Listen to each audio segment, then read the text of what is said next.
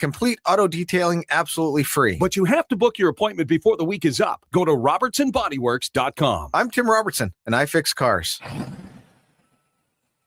That's our concrete products. Concrete septic tanks, blocks, precast water tanks. Jersey barriers, situation there. Good cross. Chance for the farmers, contractors, homeowners. Sign your next project at BashawConcrete.com. Family owned, over 60 years old. Bashaw Concrete Products. Once again, start here. BashawConcrete.com.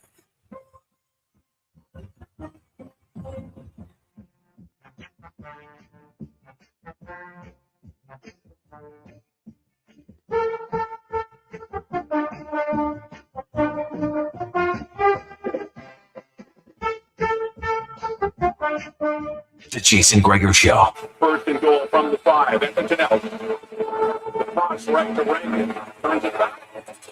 And works his way into the end zone for the Edmonton touchdown. Just like that for the green and gold. On Sports 1440. 56 seconds. Touchdown. TJ Luther has it.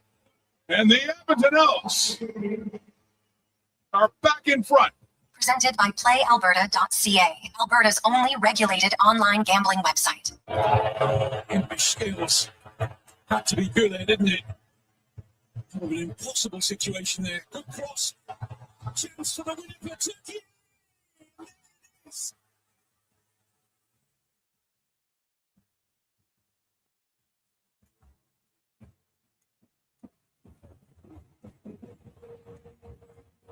What a fantastic, positive Friday. Good afternoon. How are you? Welcome to the Jason Gregor Show. Sports 1440, sports1440.ca, YouTube, Facebook, X, Instagram, Twitch. Thanks as always for listening, watching the show. It's always brought to you by PlayAlberta.ca, where tonight, Lotto Max, $40 million and 40 prizes of $100,000. Get your tickets at PlayAlberta.ca. We got lots and lots to discuss. Hockey, NHL Draft tonight. Elks 3-0, baby. Break up the Elks. They're on fire.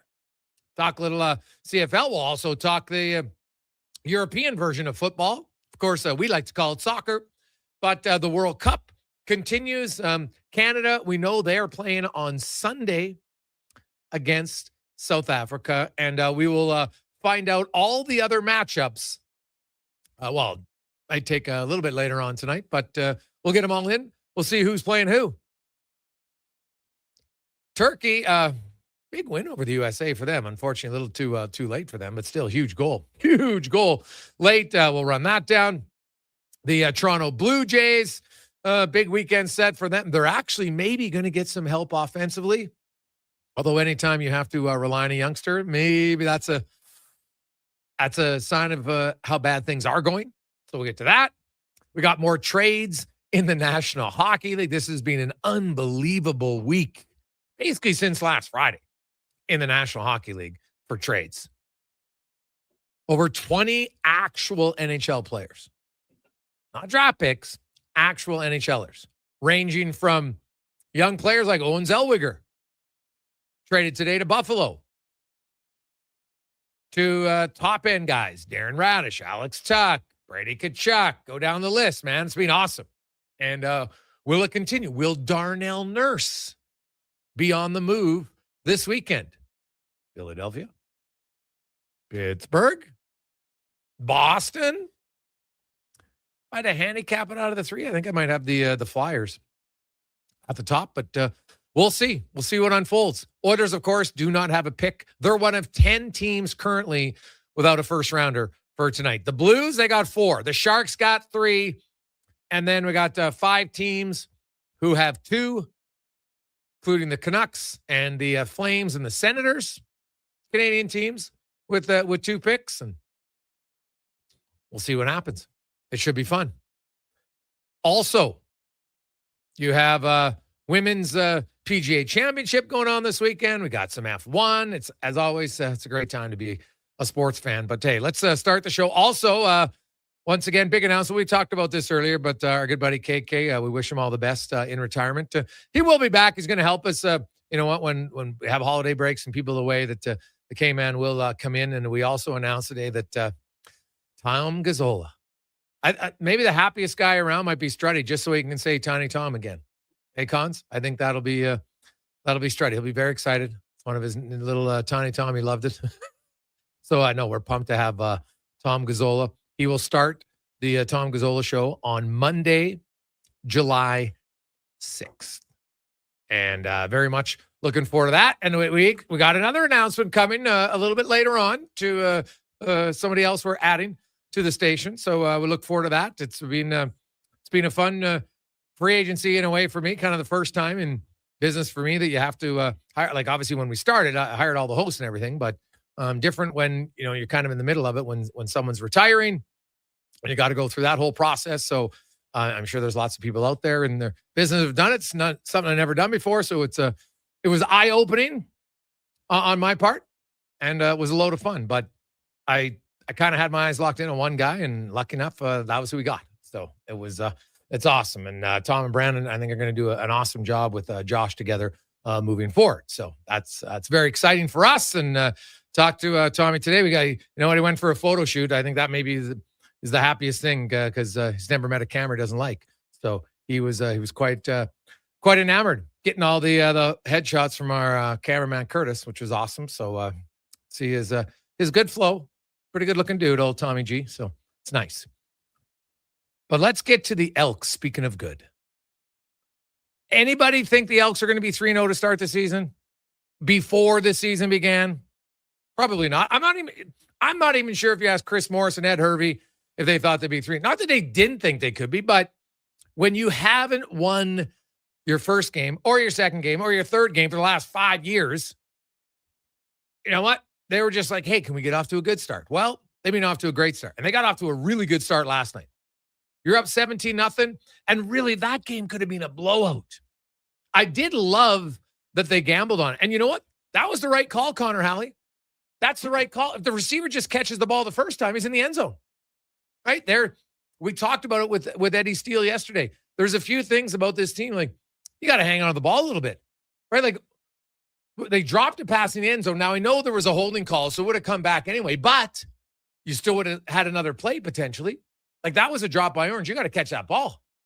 And even in the end zone on the third down, Cons. Like, as a quarterback, I'm not sure you can throw the ball into a tighter window in that moment.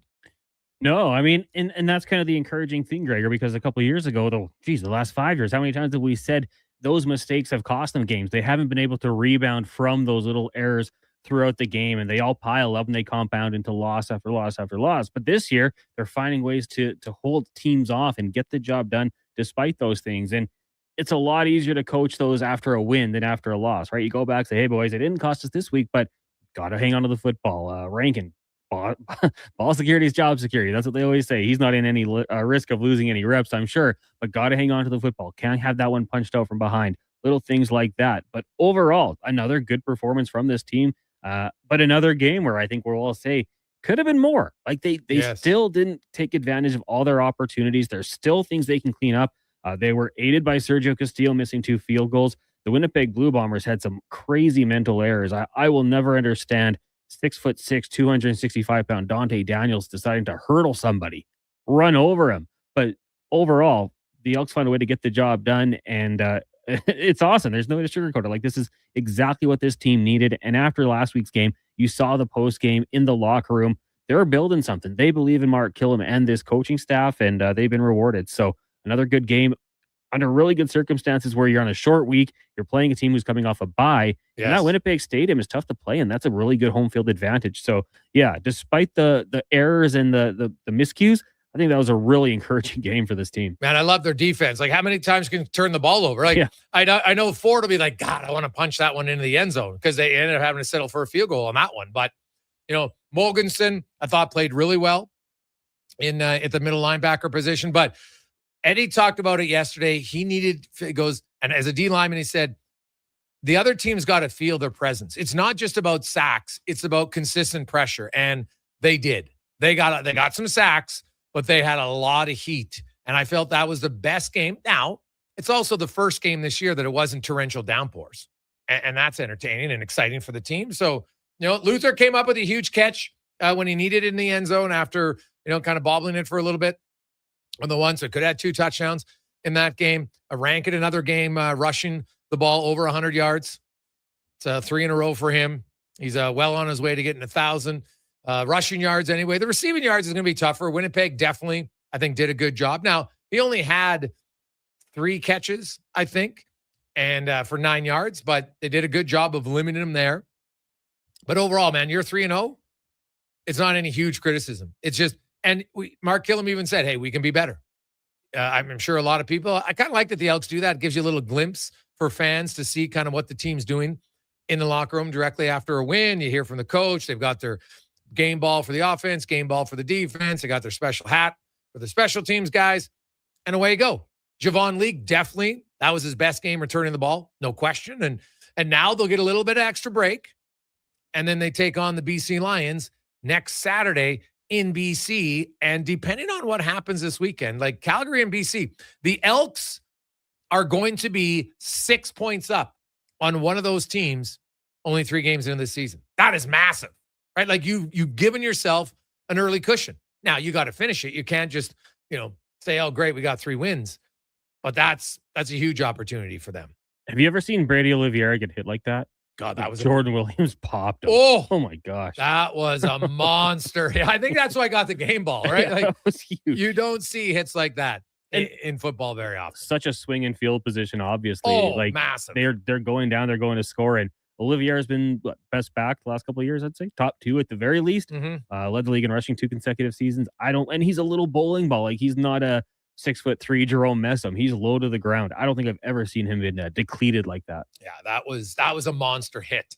And because it's true, because we were at the event for KK last night, and Edmonton, Winnipeg was driving. I'm like, oh, geez, they might score here. And then I look around. I'm like, what? How did Edmonton get the ball? And so then you watch the replay, and I was like, wow, that is a hit. And you know what? It's good. So there we go. 833-401-1440. 833-401-1440. The Elks are 3-0. Suddenly people blaming the name are real quiet from Jerry L. Yeah, well, you know what? I understood why we don't like change. And I could see the argument that they didn't need the name change. I totally understood, because you had lots of Inuit people that really liked the name. But the name wasn't, I know some people believe in karma, sure. But they're good now. It just shows you what happens when you start to get some competent leadership at the top of any organization. You bring in Chris Morris, calms down a lot of things. He had to put out a lot of fires in the business community. He's come out as being very honest and direct. Bring in Ed Hervey. And you look at the Elks organization from 2006 up until when Hervey was GM, then the 4 years he was GM. Those are the best 4 years of the last 2 decades for this team.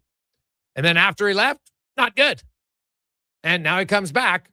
And what did he improve most in the offseason? The offensive line. It's way better.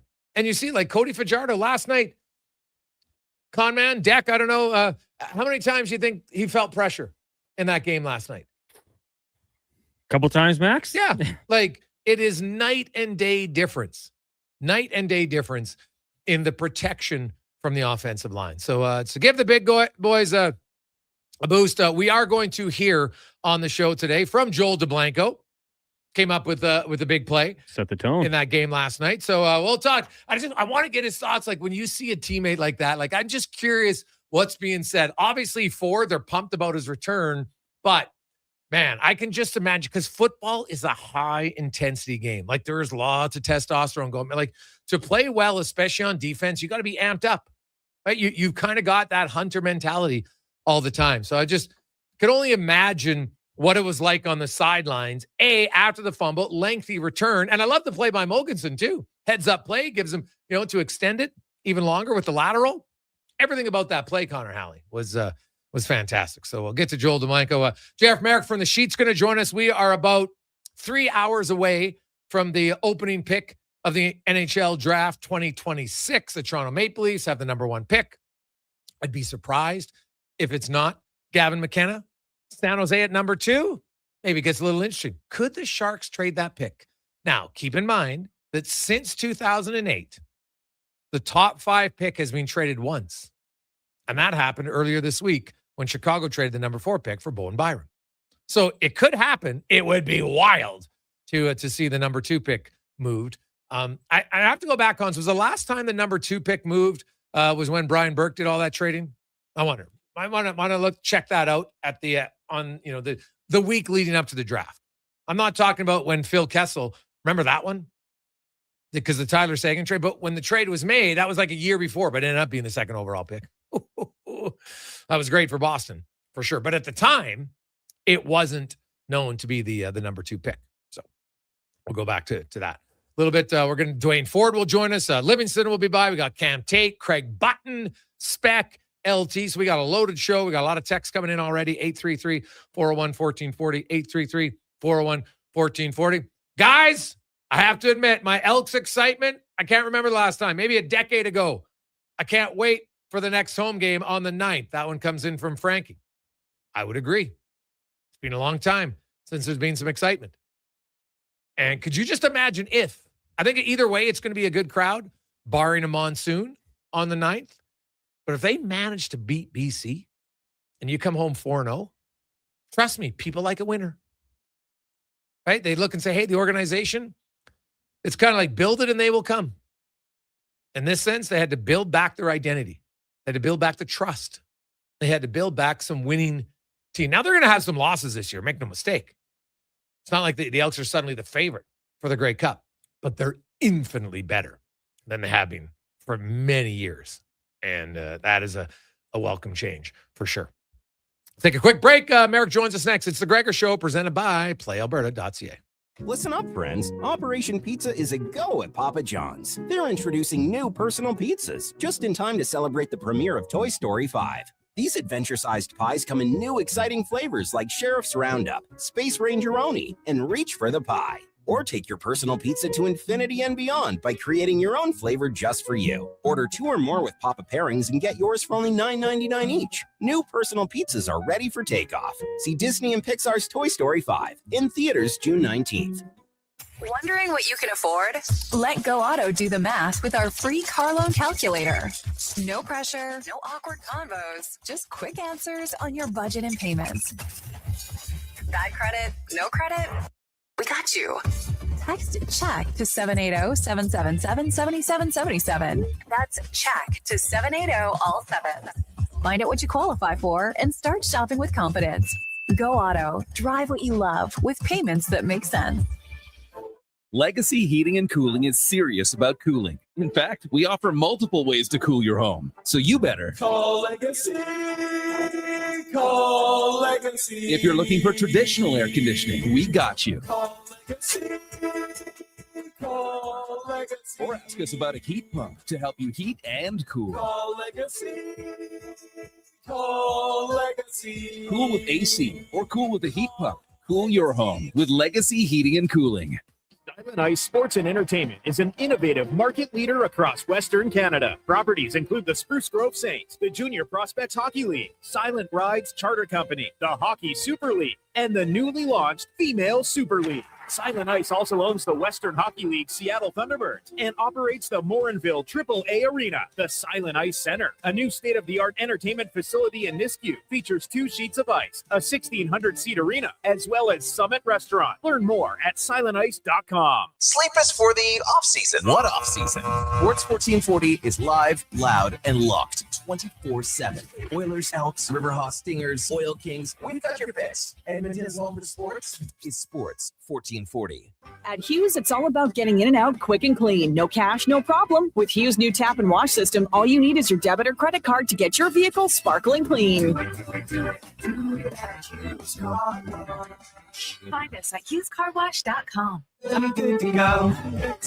With Mortgages to Go, you'll be good to go. Mortgagestogo.ca says yes when the banks say no. That's why Alberta has trusted Mortgages to Go for over 23 years. If you need cash and have equity in your home, you're approved instantly, guaranteed. Call 1-888-888-5998. That's 1-888-888-5998. With Mortgages to Go, you'll say, good to go. Say hello to your new favorite drinks. Introducing new McCafe Refreshers. Icy cool, undeniably refreshing, and available in 3 flavors. Strawberry watermelon, mango pineapple, and blackberry passion fruit. Only at McDonald's. Boxing Day is back at the Brick. Find amazing deals all weekend long. Like save $1,000 off a genuine leather reclining sofa. Save up to 40% off select mattresses. Plus, get a 10% instant credit to use towards sleep accessories. And find the lowest prices of the year on select beds, dining tables, and chairs. Don't miss the return of Boxing Day this Saturday and Sunday only at the Brick. Exclusions apply. See in store for details. The Brick, saving you more. Running a business is tough. Finding new customers shouldn't be. Stop chasing leads. Let them come to you with Stingray, offering you access to more digital, outdoor, and traditional advertising platforms, including radio, connected TV, search and social, programmatic, digital advertising, and digital out-of-home. So while you're closing the next deal, Stingray is working for you to deliver more leads, more customers, more sales. It's that easy. Get started now at stingraymediasolutions.com and always be closing.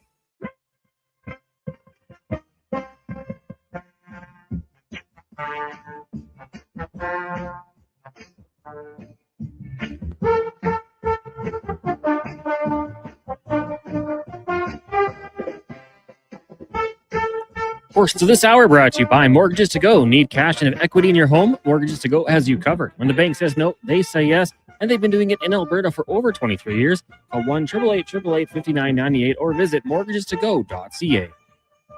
The Jason Gregor Show, the best of Edmonton sports talk and beyond. This is Sports 1440. Presented by PlayAlberta.ca, Alberta's only regulated online gambling website.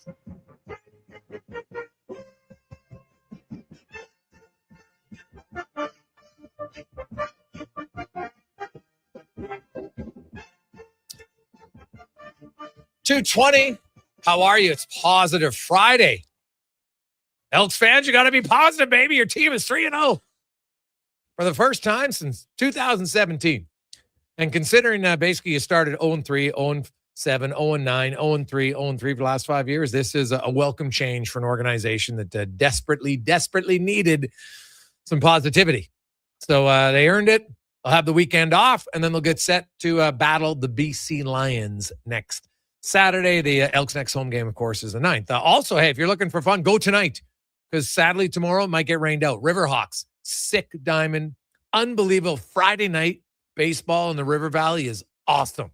So hopefully take some time, check out the Riverhawks tonight. Also, the NHL Draft. And man, if this week is anything, what is going to happen at the draft weekend leading up to free agency? How many more trades can we have? Hopefully a few. We'll see. Do we get a top 10 pick traded tonight? We've already had one. Well, actually, I have 9 traded multiple times and number 4. So we'll see. To discuss all of that and more, we go around the NHL, brought to you by McDonald's. And hey, you're having some you got the kids this weekend. You know what? You're like, I don't know what to do. Reward them. Get the app, McDonald's. $1 cones. Order it, pick it up, boom. Show up with cones, automatically a good mom, good dad. It's a no-brainer. Still good. Only at McDonald's. Says we are joined by the host of The Sheet and also my co-host on the PFO Rundown, Jeff. Merrick joins us. Jeff, my man, how you doing? Hey, buddy, how are you? I'm in our downtown Toronto studios. What do you think? Oh, I was just going to say, I like nice, the eh? It's classy. I know.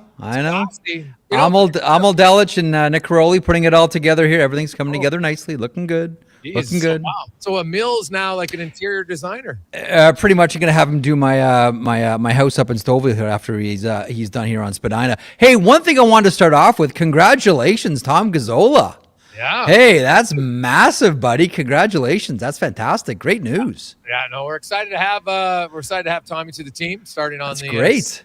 Of July. Should be loads of fun, and we have another announcement coming up in a few weeks. We'll have another edition as well. That'll be good. Yeah. Nice. Congratulations. There's been lots of additions and subtractions here this week. Jeff, you've covered the league a long time. I've covered the league. I think we're both over 25 years covering the league now. And I don't ever remember this many trades a week leading up to the draft ever. And just draft picks, actual NHL players from top line forwards, top pair defensemen. We've seen everything. It's been unreal. And it's not going to end, right? Like we still have like what's going to happen to Larkin? What's going to happen with Zach Werenski? What's going to happen with Jason Robertson? Like it's not like we're just dealing with like bottom pairing guys or, up and down AHL, NHL players here where they kind of move in the third or fourth round and a couple of teams switch spots.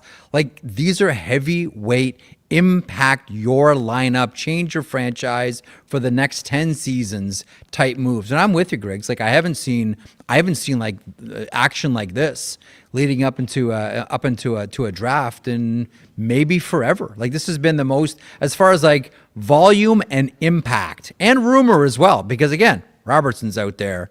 I don't think we've ever seen anything like this. Nothing like this. What do you make of Jason Robertson? Because, like, I know, and they're all, geez, it's the millionaire tax. It's no longer. But first of all, that hasn't happened to be approved. Like, I know they put it in, but people think they're going to argue it. But either way, it's not coming until 2028. Yes. And even if it was instilled, it's still equivalent to $13.5 million on the tax compared to what it would be in Florida or Vegas or anywhere else. But I was looking up all the other places, man. Like, there's lots of places that have 9% tax or higher.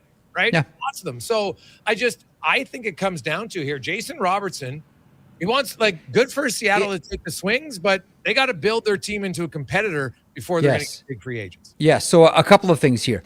I don't think that this is an indication of a trend. First of all, we might get there, but Jason Robertson isn't part of any trend of players refusing to go to Seattle. Like, look, he wasn't going to extend in St. Louis. They made a massive offer. I believe it was 3 firsts, 15, 16, and 29. That's massive. Not interested. There is at least one other team that made a similar, if not identical offer to what the Seattle Kraken made to Jason Robertson. And that was a no-fly zone either. So it's not as if he's specifically, Jason Robertson here, it's not as if he's specifically saying no to Seattle. Right now he's saying no to everybody. And Griggs, like whenever I'm asked like, okay, well, where does he want to go? Where does he want to go? I keep saying the same thing. He wants to go to Dallas. Yeah. He wants to stay where he's at, but he wants to do it on his terms and at his number. His number is 14. The Dallas Stars number is 12. Sure, you can mess with bonuses to try to make it more palatable for Jason Robertson, but it seems as if right now both sides, Griggs, have really dug in their heels. Like there were a lot, I'll tell you, there were a lot of people around the Dallas Stars last night that went to bed angry. I believe the owner was one of them, and I can imagine there's a level of frustration with Jim Nill as well. So today the sun came up, and so far it's been quiet. So we'll see what happens as we get closer and closer to the draft. The Seattle Kraken will select 7th overall. I'm one of those people, Greg, that doesn't think that we're going to see Jason Botterill get up there and make any type of announcement. Okay, interesting. I was going to ask you, on Robertson, what do you think the odds are that he doesn't go to Dallas? And does he get a Rantanen deal or higher? Both sides are dug in. Like no one's budging. Like initially, the Dallas Stars didn't want to come close to the Rantanen deal.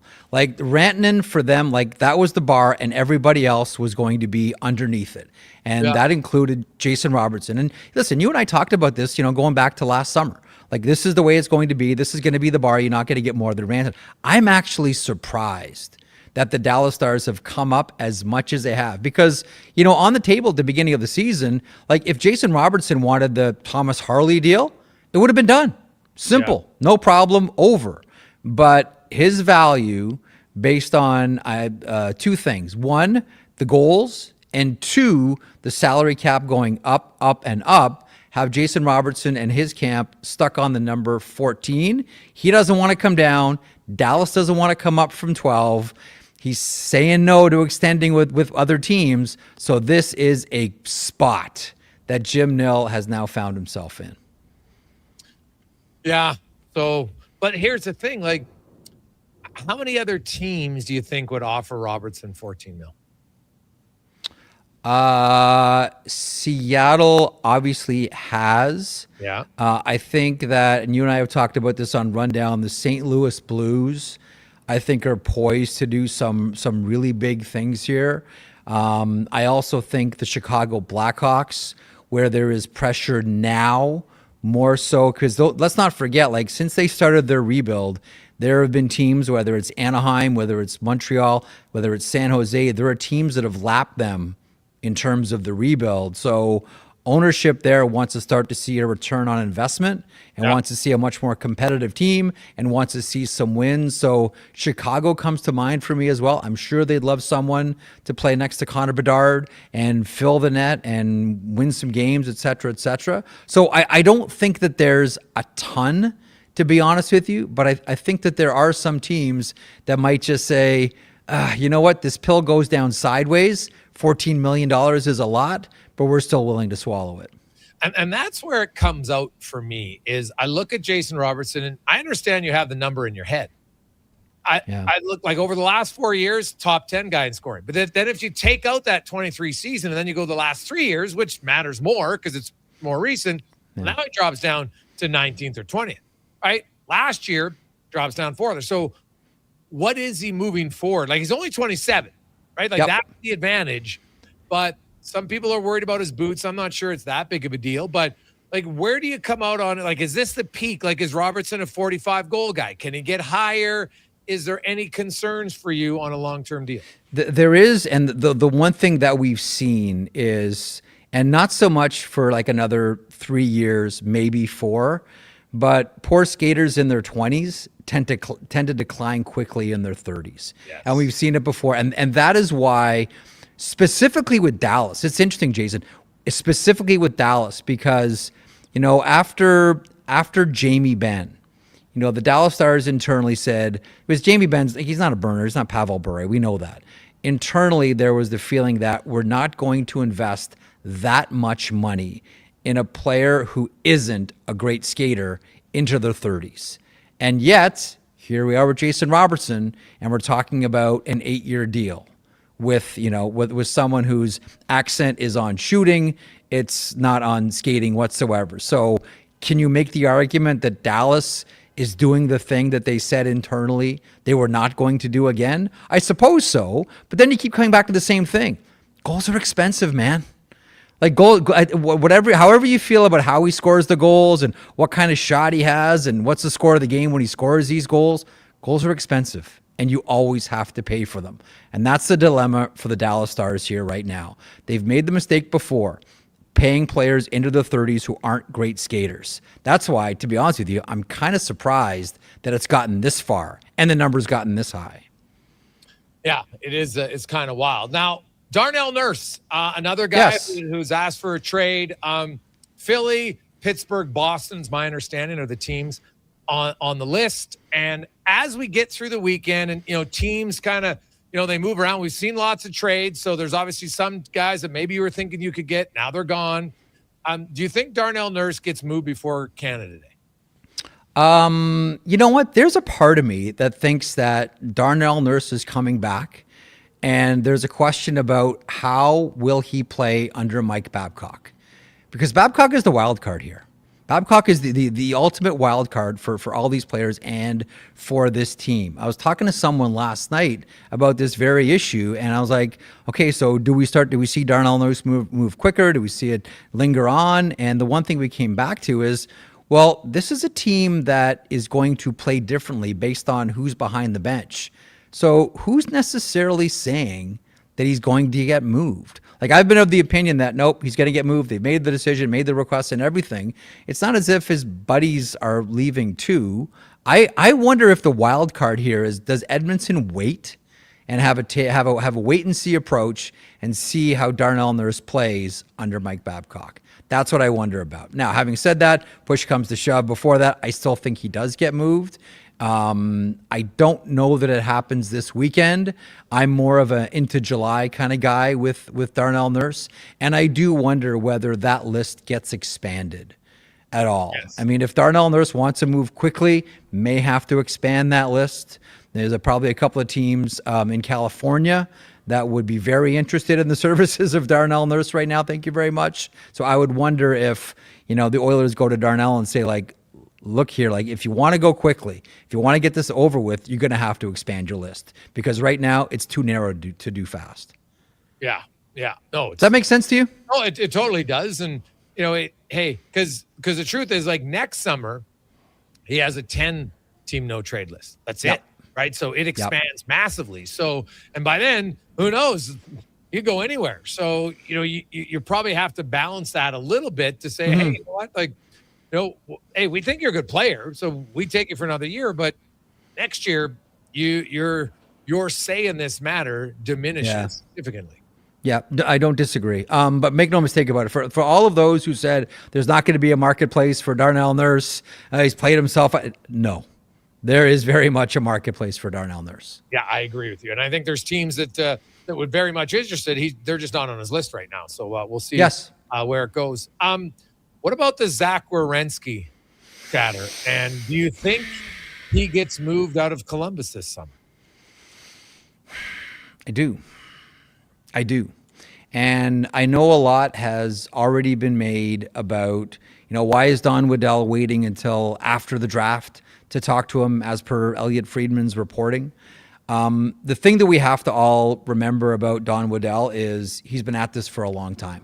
The general manager of the Columbus Blue Jackets has been doing this for a long, long time, going back to, when he was winning cups as an assistant with the Detroit Red Wings.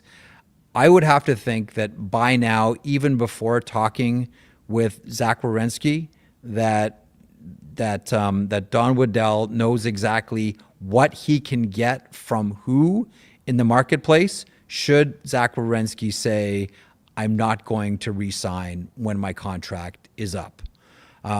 We've seen it consistently from a lot of players, the Dylan Larkin trade requests, Brady Tkachuk, et cetera. We'll see it from Connor Halley. And the ask there, by the way, I'm told this afternoon, is massive right now. And it should be. Yes. And absolutely it should be. But, what's my sort of gut feeling on does Werenski stay or does Werenski go? Based on what we've seen from a lot of his teammates with the United States gold medal team at the Olympics, push to shove. It's been a challenge, a real challenge in Columbus. Columbus is going to have to take a defenseman back, at least one defenseman back in any trade. But I think that Columbus is probably bracing themselves for a trade with Zach Werenski. Yeah, man, that'd be a massive difference maker for a team to get him. Holy cow. Yeah, well, listen, the market will be massive. I'm gonna guess that you're Don Waddell here, and you look at your division, and it's probably jump ball, right? Like outside of the Carolina Hurricanes, that division is jump ball. You get a player or players for Werenski, all of a sudden, as long as you don't trade Werenski within the division, unlike what Ottawa did with Brady Tkachuk, and now here's another team competing for a playoff spot. So I'm guessing if they move off of Werenski, I'm going to guess that he goes to the Western Conference. Jeff Merrick joins us, host of The Sheet on Daily Faceoff, as well as my co-host on the DFL Rundown podcast. You mentioned Seattle. You think they're going to move. What do you think the Sharks are going to do? Because, Jeff, I'll be honest, I was a little surprised by the Eklund trade that you trade a former 7th-round pick who's now proven to be at least a top 6 forward, 50 points in 2 years in a row, and you basically get younger to go to the number 9 pick. Like, to me, I felt like this had to be another move coming with that 9th pick. What do you make of San Jose? I think San Jose's in play for just about anything. I don't think that they're married to the 2nd overall pick. I don't think they're married to any of their picks right now.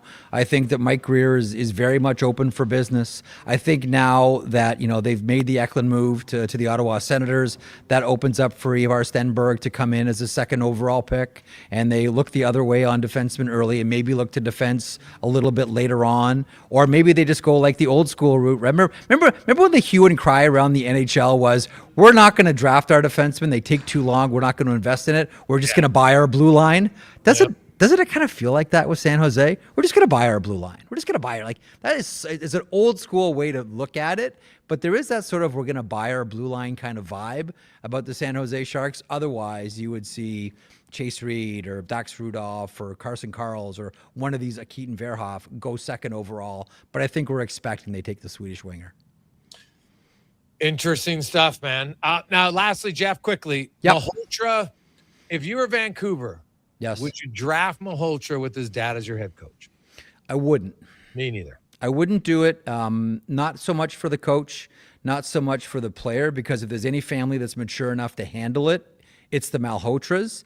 but it's about the other players on the team. And you know how players talk about the coach behind the coach's back. And you need to be able to you have to be comfortable to blow off some steam and just like go out for a beer with your buddies, like guys in the team, and just like have a rip fest at the coach. It is standard. It's harmless. It happens all the time on every single team. You can't do that when the coach's son is playing on the team or is out with you. It sucks because I think that would be a tremendous landing spot for Caleb Malhotra, but I think he goes to Buffalo at 4. And I think Chase Reed goes to Vancouver at 3. All right.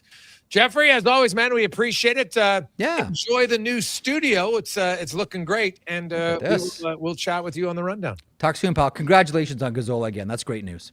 Thanks. That's Jeff Merrick from Daily Faceoff and The Sheet. So I'll ask you the list. Like, I'll say this. Like, I know the Oilers haven't been involved in a trade yet this week. And so Oilers fans are kind of like, hey, what are we waiting for? And that's fair. I get it. You kind of feel like, hey, it's like that meme that went viral this week. The dog, he's sitting there and he looks over and he sees this other dog chowing down on the wiener. And he's just like stone cold, like, what is happening? I'd really like one of those myself. And so Oilers fans are like, hey, I'm seeing everybody trade. Let's make a trade. I get it. Now, the Oilers did make 2 big acquisitions this week in Dickinson and Murphy. That's pretty good. And, I think the Darnell Nurse trade, I know in an ideal world, they'd like to get it done by July 1st. But the caveat is, on July 1st, Darnell Nurse, there is a bonus that is owed to him, $6 million bonus. Now, I know that if you're the Edmonton Oilers, you don't want to pay that bonus and then trade the guy. Right? Like usually when you pay the bonus, you're like, yeah, okay, I'm paying the bonus, but I'm getting the production throughout the season. Right? It's a little different. He has a $6 million bonus every July 1st for the next 4 years. His base salary is $2 million this year, then it's 1.2 in each of the final 3 seasons. So when you look at it from a pure money perspective, well, Darnell Nurse would have 4 years at 9.25, which is essentially, a total of $37 million in cap space. His money owed, if he was traded after July 1st, the money owed would be $23.6 million. And, that could change it for some teams. It's a pretty big, pill to swallow. But it also, if you wait and you say to the team, hey, yeah, you're getting his cap space, but you're only paying him $2 million this year. It's a pretty good deal. So it might actually allow you to get a better return if you're willing to eat that. You might not have to retain any money in cap space because you actually paid the $6 million signing bonus on July 1st. So keep that in mind when you think about a trade for Darnell Nurse. Quick break. We'll return. It's the Gregor Show presented by PlayAlberta.ca. Joel DeBlanco from the undefeated Elks joins us next. Scott McGilvery here, HGTV host and renovation expert. The one upgrade I know homeowners will love: better, fresher Culligan water straight from the tap. Culligan's Aquessential reverse osmosis filtration system takes your water to the next level. With up to 7 stages of filtration and 14 filter options, they're certified to reduce over 90 contaminants. Your tap water is about to get a major upgrade. Safer water that tastes great. Get started with a free in-home water test at Culligan.com. Culligan, water you love. Listen up, friends. Operation Pizza is a go at Papa John's. They're introducing new personal pizzas just in time to celebrate the premiere of Toy Story 5. These adventure-sized pies come in new exciting flavors like Sheriff's Roundup, Space Ranger-oni, and Reach for the Pie. Or take your personal pizza to infinity and beyond by creating your own flavor just for you. Order 2 or more with Papa pairings and get yours for only $9.99 each. New personal pizzas are ready for takeoff. See Disney and Pixar's Toy Story 5 in theaters June 19th. With Play Alberta, backing the home team goes beyond the bets. That's because your picks have provincial impact. Play Alberta is the only app in the province that puts all revenue directly back into supporting programs and services that Albertans rely on every day. By investing in the General Revenue Fund, every play, bet, and buy made on Play Alberta helps make a difference across the province. Visit playalberta.ca/Gregor to learn more. That's playalberta.ca/Gregor. Must be 18 plus to play. If you gamble, use your game sense. At Fountain Tire, success is a team effort. They're committed to their team members and their customers. And that means treating your vehicle like it's their own and finding solutions that suit your needs. Because whatever the road brings ahead, they're on it with you. Visit fountaintire.com today. Are you a skilled laborer? All Star Construction wants to talk to you. A heavy equipment operator with track hoe or backhoe experience? All Star Construction wants to talk to you, too. With work in and around Edmonton for local land developers, All Star Construction offers year-round employment. Whether it's power, gas, or telecom, developers rely on All Star Construction to get the job done. So if you're a skilled laborer or a heavy equipment operator with track hoe or backhoe experience searching for work, search All Star Construction on Indeed. Hey, hon, I'm getting expressions and images to frame my hockey card collection in the man cave. Perfect. I'll come with you and bring our wedding photos. For sports memorabilia and family treasures, think Expressions and Images, your local custom framer since 91. You name it, we frame it. There's still time to book your tournament at the Ranch Golf and Country Club. As one of Alberta's top tourney courses, the Ranch makes hosting fun and easy for any group or business. No matter how unique or unusual, they'll accommodate your vision for an event no one will soon forget. Start planning your tournament today at their beautifully landscaped course on the outskirts of West Edmonton. On-site event coordinators are here to help, but hurry, availability is limited and booking fast. Visit theranchgolf.com. Our new McCafe crafted sodas just drinks or something more, like Sprite Berry Bliss, Creamy Strawberry Coke, and Orange Dream, all swirled with fizzy flavor and topped with silky cold foam. Only at McDonald's. At participating McDonald's restaurants in Canada.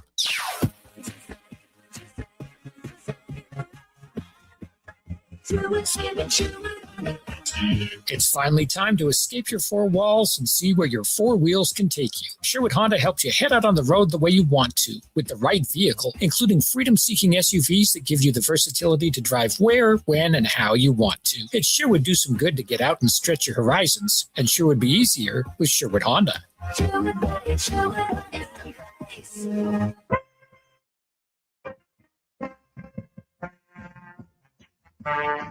Portions of this hour brought to you by the Druid Irish Pub, Edmonton's favorite soccer home. The Druid Irish Pub is back in the Ice District across from Rogers Place. Watch all the games with 650 Heineken only at the Druid Irish Pub. The Jason Gregor Show, the best of Edmonton sports talk and beyond. This is Sports 1440. Presented by PlayAlberta.ca, Alberta's only regulated online gambling website.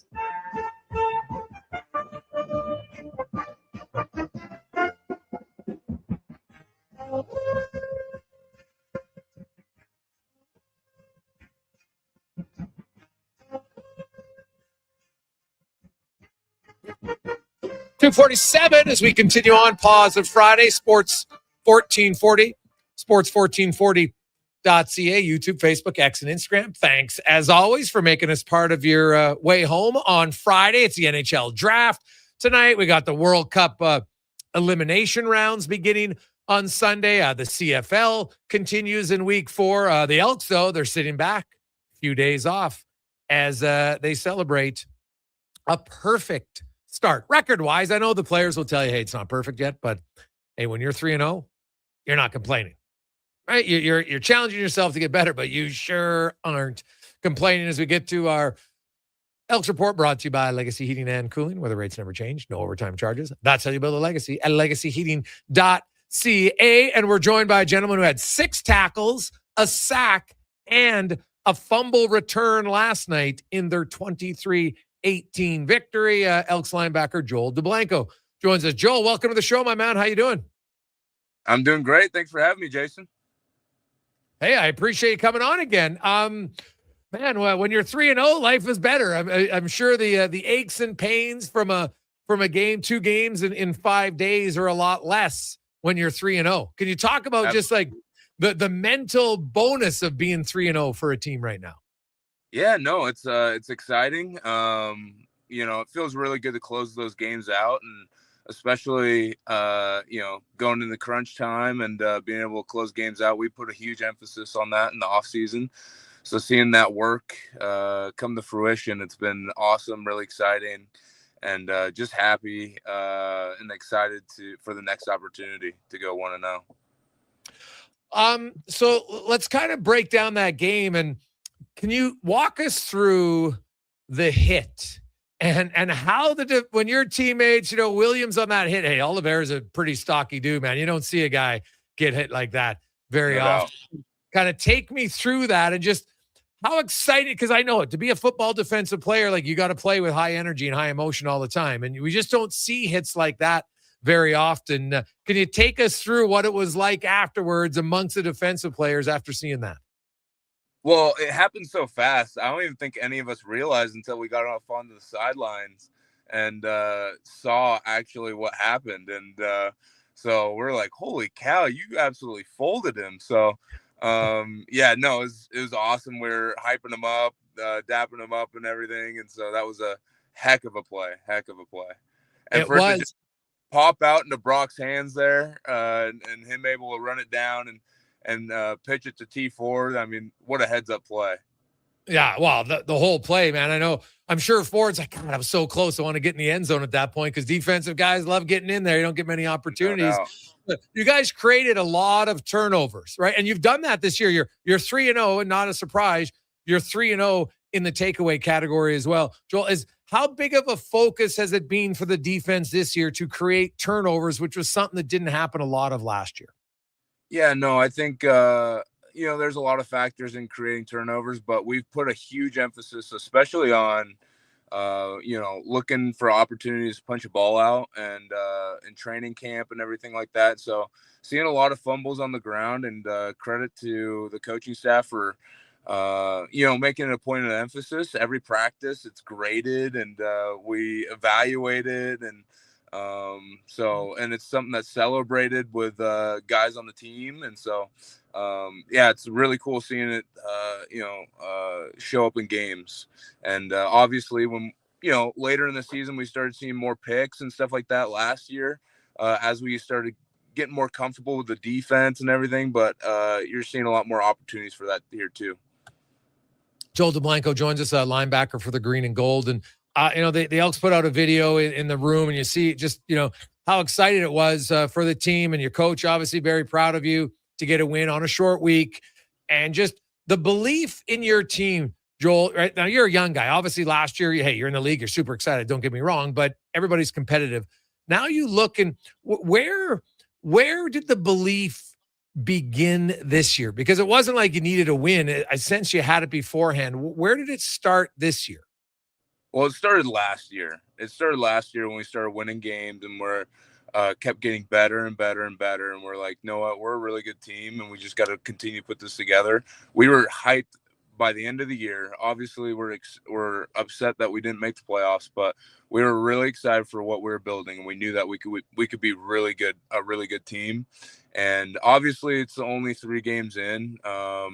We have a lot of season left to play. We're not going to get too high on ourselves. But we're playing good ball. We can get a lot better. We leave a lot of, there's obviously plays that are left out there, and we can continue to get better. But, like I said before, just our ability to close games out, that's what we take pride in. And that's what we've worked so hard for. So I'd say that belief started last season. And, having the same guys and working with, similar people on the defensive side of the ball, adding some weapons. For us, we're able to play fast because we know each other, and we're comfortable playing with each other. We communicate really well. And so, we just have continued this from last year, and we know we can win. It's just a matter of closing games out and playing good, sound, complementary football. The continuity matters in pro sports for certain. The secondary, all returns, linebacking core, all 4 of you, and you needed all 4, unfortunately, with Nick getting injured again. And Brock comes in and obviously makes a huge play in his first game. And the D-line, you've gotten a lot more pressure. Malik Carney, I had him on earlier, and he was telling me he's quite a chef. Like, he loves cooking. Do you know that he's a big cook, and has he invited you over yet for one of his meals? I don't know if we've gotten to the chef conversation, but I'm gonna be poking and prodding at him to get an invite. Sometimes it's a little weird to ask, like, hey, can I come over? You want to cook me a meal? But I have no shame in it. I think that's the way to go. Well, I can tell you, when I asked him what of his hobbies was, Like, he got more excited talking about food and the Food Network than I think he might have talked about Saks. No joke. Like, he's been cooking since he's a young guy, and he's got some go-to meals that he really likes. And he's mentioned it. Yeah, I've had a few guys now, but I know that football guys like to eat. And when you have a guy who likes to cook, it seems like it's a perfect, that's like a perfect teammate bonding situation. Absolutely. And that's funny because everybody's got those topics, right? Like, mine is like hunting, right? Like, I probably will light up talking about hunting more than talking about football. And I just love it, right? And so that's funny that Scoops is cooking. So I'm gonna have to ask him about it.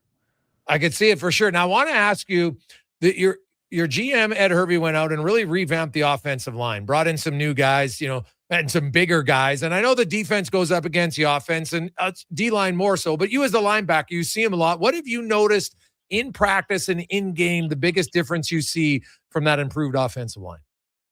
Those guys are really good. It's hard to kind of, they have made us better, and especially during training camp and everything like that. And there's moments where we would see some stuff that the O-line's doing, and the response from our coaches and the players would be like, these guys are really good. And they're doing some special stuff. So it just raised the level of play for us. And, we had a good group last year, but, if you ever came to practice, it'd be a little bit more one-sided with the defense getting after it a little bit more. And it's not necessarily like that now. So it makes things more interesting for us and a little more competitive. Though I like just completely dominating the offense in practice, and it still happens at times. But yeah. Joel, what do you do on your days off now? Well, I'm on baby duty now. Just getting an opportunity with the family, spend time with the little guy. It's weird going on away trips, and so this little extra time we're going around and, getting some food and just spending time with one another, getting stuff done around the house. So just, yeah. How old's your little guy? He just turned 4 months a little bit ago. So, that's a great age, man. He just has the nap on dad when you're sitting in the chair. That's an unbelievable feeling. I love that. So it goes fast. Enjoy those moments as a dad. And those are even better when you're winning, I'm sure. So, congratulations on 3-0. Enjoy it and enjoy the weekend. Joel, thanks for joining us. Thank you very much. Thanks for having me. Go Elks. God bless you guys. You betcha. There's Joel DeBlanco. Had himself a great game yesterday, man. Well, the whole defense. You heard it and you saw it. And Eddie Steele mentioned it, like they needed to make more of an impact and be felt. And they did. Forced fumbles, big hits, sacks. It was easily, I thought, Connor, their best defense. And they've had good defensive games, but that was easily their most notable, impactful defensive game. Yeah, I thought so. Getting the stops when they need to, game-changing plays by their big-name players. Like towards the end of the game, Malik Carney had a huge rush. Obviously, it didn't go result in a sack, but just kind of stepping up when you need to. And I thought they looked great. And I tell you, DeBlanco, you can just see the growth in his game, Gregor. Like you could see it last year. He was fast, but maybe just a step behind, right? But he's a rangy linebacker. He's moving around up there, and he looks huge. That's the guy you sent off the bus first. So, yeah, it's cool to see, and I expect big things from him going out through the rest of the season and the rest of his CFL career because the progression's been fantastic. Yeah, Jason Gregor, Connor Halley with you, Sports 1440, sports1440.ca. Coming up, we got lots more hockey talk. Of course, the draft tonight. Now, the Edmonton Oilers probably going to be quiet. They don't have a first round. They're one of 10 teams who don't have a first round pick. Lots of eyes are on St. Louis. They have 4. San Jose Sharks have 3, including 2 in the top 10. Then you got Vancouver has 2, Calgary has 2, Ottawa has 2, Buffalo has 2, and who am I missing? One other team has 2 picks. Anyway, I know that there's 5 teams combined to have 17 of the 32 picks currently in the first round. So those teams will definitely have a say in what is going to happen tonight, which is awesome. So take a quick break. Let's get to the Con Man and a Sports 1440 update brought to you by Fountain Tire. Before you get on the road, make sure you get your tires ready. Last thing you want is a flat. FountainTire.com.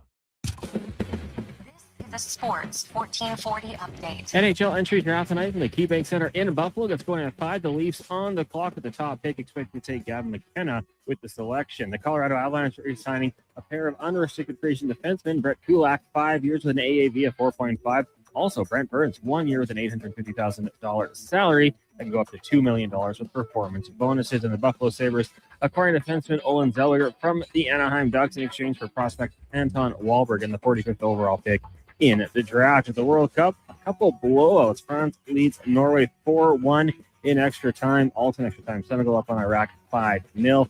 Later on tonight, you've got Cabo Verde taking on Saudi Arabia at 6. Uruguay and Spain. Egypt takes on Iran at 9. Also, Belgium up against New Zealand. In the CFL, Week 4 rolls on tonight. Toronto and Saskatchewan. Kickoff set for 7. In the majors, Jays taking on the Rangers. First pitch, 5:07. We'll join that game in progress here on Sports 1440. Also, you've got Port Angelo in town to take on the Edmonton Riverhawks. That'll start just after 7. Coming up in hour 2 of the Jason Gregor Show, we'll be joined by Wanye Gretz of Oilers Nation. We'll look at the CFL with Dwayne Ford from TSN and speed things up in the Cantor Race Report with Colin Livingston. I'm Connor Halley. This has been a Sports 1440 update. Sports 1440, a Stingray radio station broadcasting on Treaty 6 territory. Download the free iHeartRadio app and listen to CKJR wherever you go. Listen up, friends. Operation Pizza is a go at Papa John's. They're introducing new personal pizzas just in time to celebrate the premiere of Toy Story 5. These adventure-sized pies come in new exciting flavors like Sheriff's Roundup, Space Rangeroni, and Reach for the Pie. Or take your personal pizza to infinity and beyond by creating your own flavor just for you. Order 2 or more with Papa Pairings and get yours for only $9.99 each. New personal pizzas are ready for takeoff. See Disney and Pixar's Toy Story 5 in theaters June 19th. Got a car you're ready to part with? Find out what it's worth. Fast, easy, and totally free at Go Auto. We're talking top dollar trade-ins, whether it's a little worn or still rocking that new car smell. Just a few clicks, and boom, you've got your value.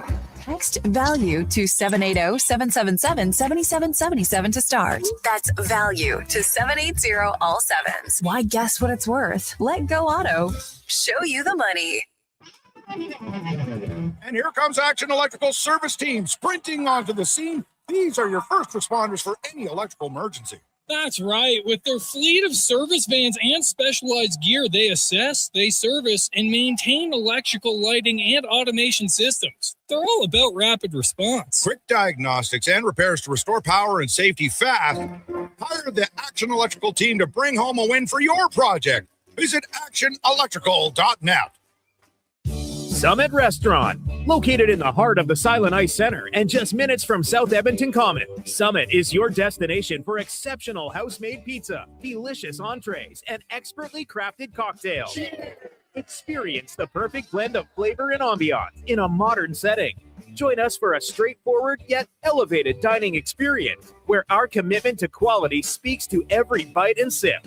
Make Summit Restaurant your next night on the town. Expand your brand with Fusion Promo Marketing. Fusion is your trusted partner for all things branded merch and apparel. Thousands of products perfect for businesses, sports teams, and corporate events. Fusion with a Z. Promomarketing.ca. Everything is going to be okay. If your debt has you feeling like you're in a free fall, you have options. I'm Dan McDicken, a licensed insolvency trustee with Faber. Becoming debt-free is possible, and a personal bankruptcy or consumer proposal will get you there. Schedule your free Faber Focus session at faber.ca today. You'll learn how a consumer proposal allows you to eliminate your debt by paying a percentage of the amount owed without interest. At Faber, we'll tackle your debt. Novo Blinds is your home ice advantage for window coverings. Edmonton's own custom manufacturer with over 300 5-star reviews from homeowners, builders, and commercial contractors. Book a free in-home consultation at novoblinds.ca. Wendy's 99-cent Frosty is back, and Frosty farmers couldn't be happier. Made with Canadian dairy, they grow up cool, creamy, and mighty thick. It's farm to Frosty. Get a small 99-cent Frosty until August 2nd. At participating Wendy's, taxes extra. Luke from Catch of the Week here. If you've heard me singing on the radio, you know I'm crazy about Canada. So of course, we're going all out for Canada Day. Come shop super fresh seafood selections for your Canada Day celebration. and get a True North Strong and free Old Cooked lobster. Don't miss out. Get your free lobster with purchase today. Conditions apply. See Catch of the Week for details. Just off the Henday, 5 minutes from Sherwood Park. Details and directions at catchoftheweekedmonton.com.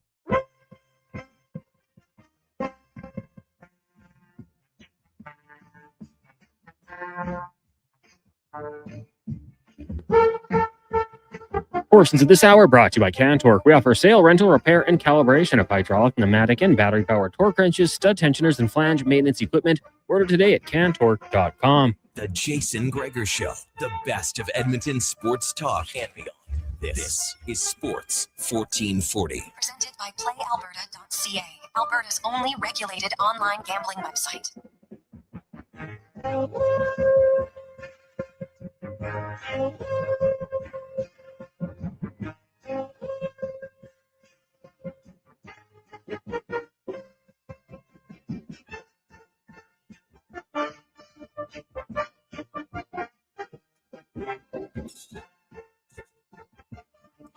Positive Friday. How are you doing? Jason Gregor, Connor Halley, Declan Kruger, Sports 1440, sports1440.ca, YouTube, Facebook, X, and Instagram. Hope you're having an awesome Friday. Of course, they get set to wrap up the World Cup.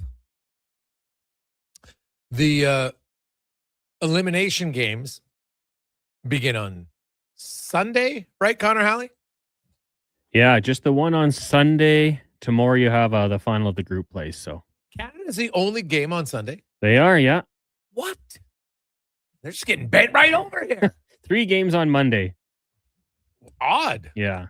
So odd. That's yeah, why wouldn't they? I'm curious. Not only I still don't understand it. I've yet to hear anybody give me a rational reason why Canada, with games being played in Canada, isn't playing a game in Canada in the playoff round when they're the higher seed.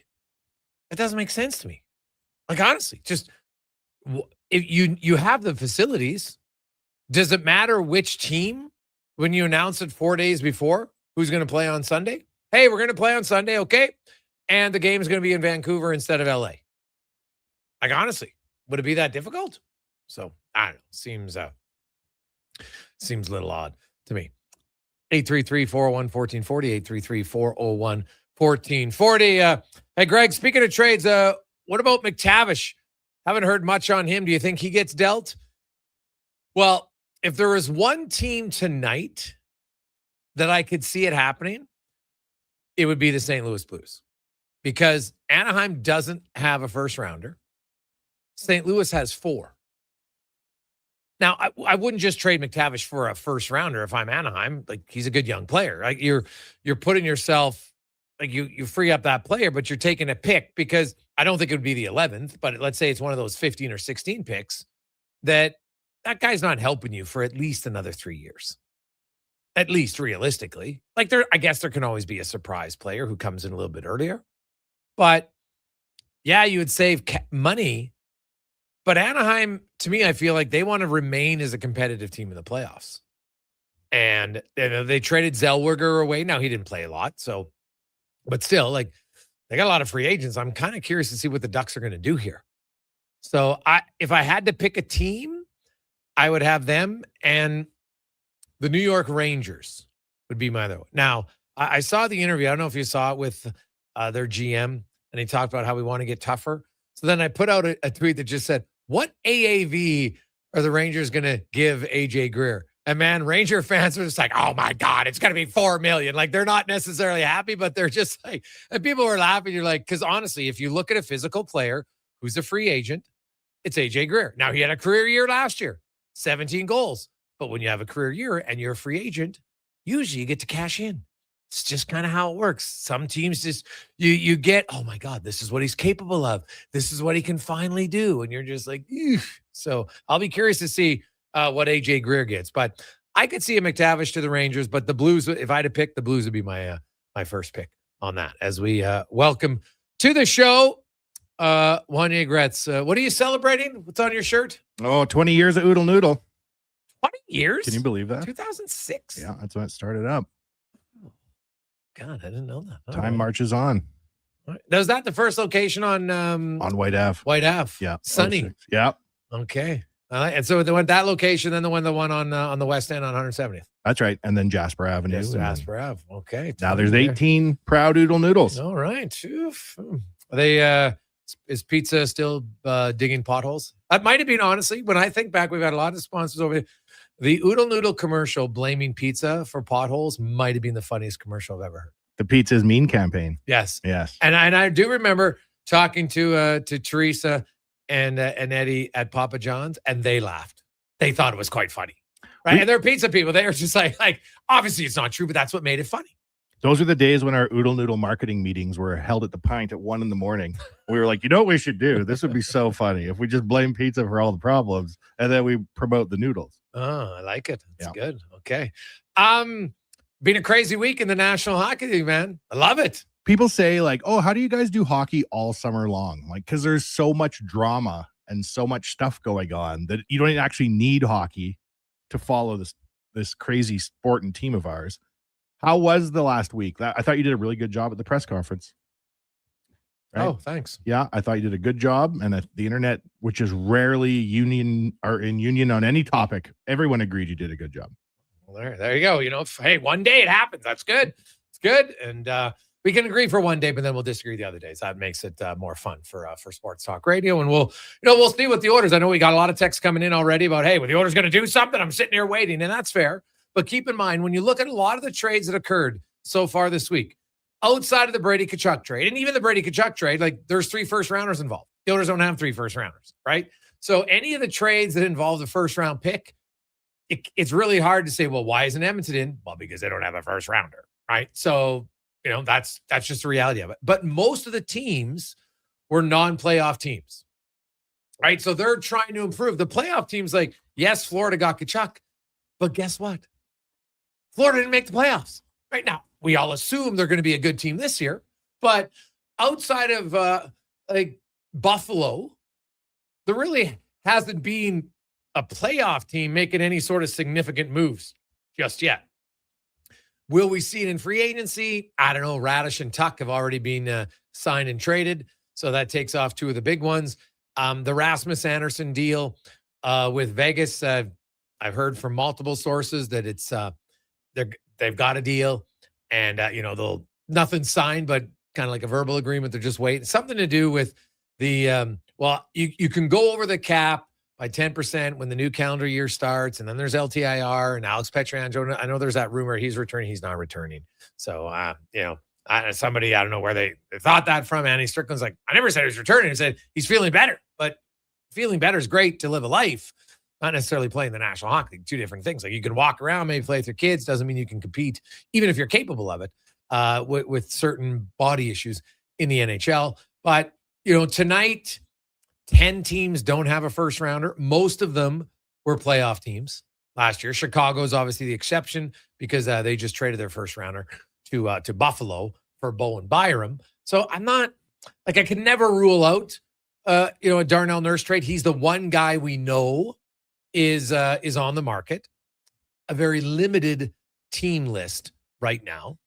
And I don't see a team trading a first for Nurse just yet. Maybe, but if you're Edmonton, yeah, you take the first, but you've got to probably get some salary back, I would think, in a trade.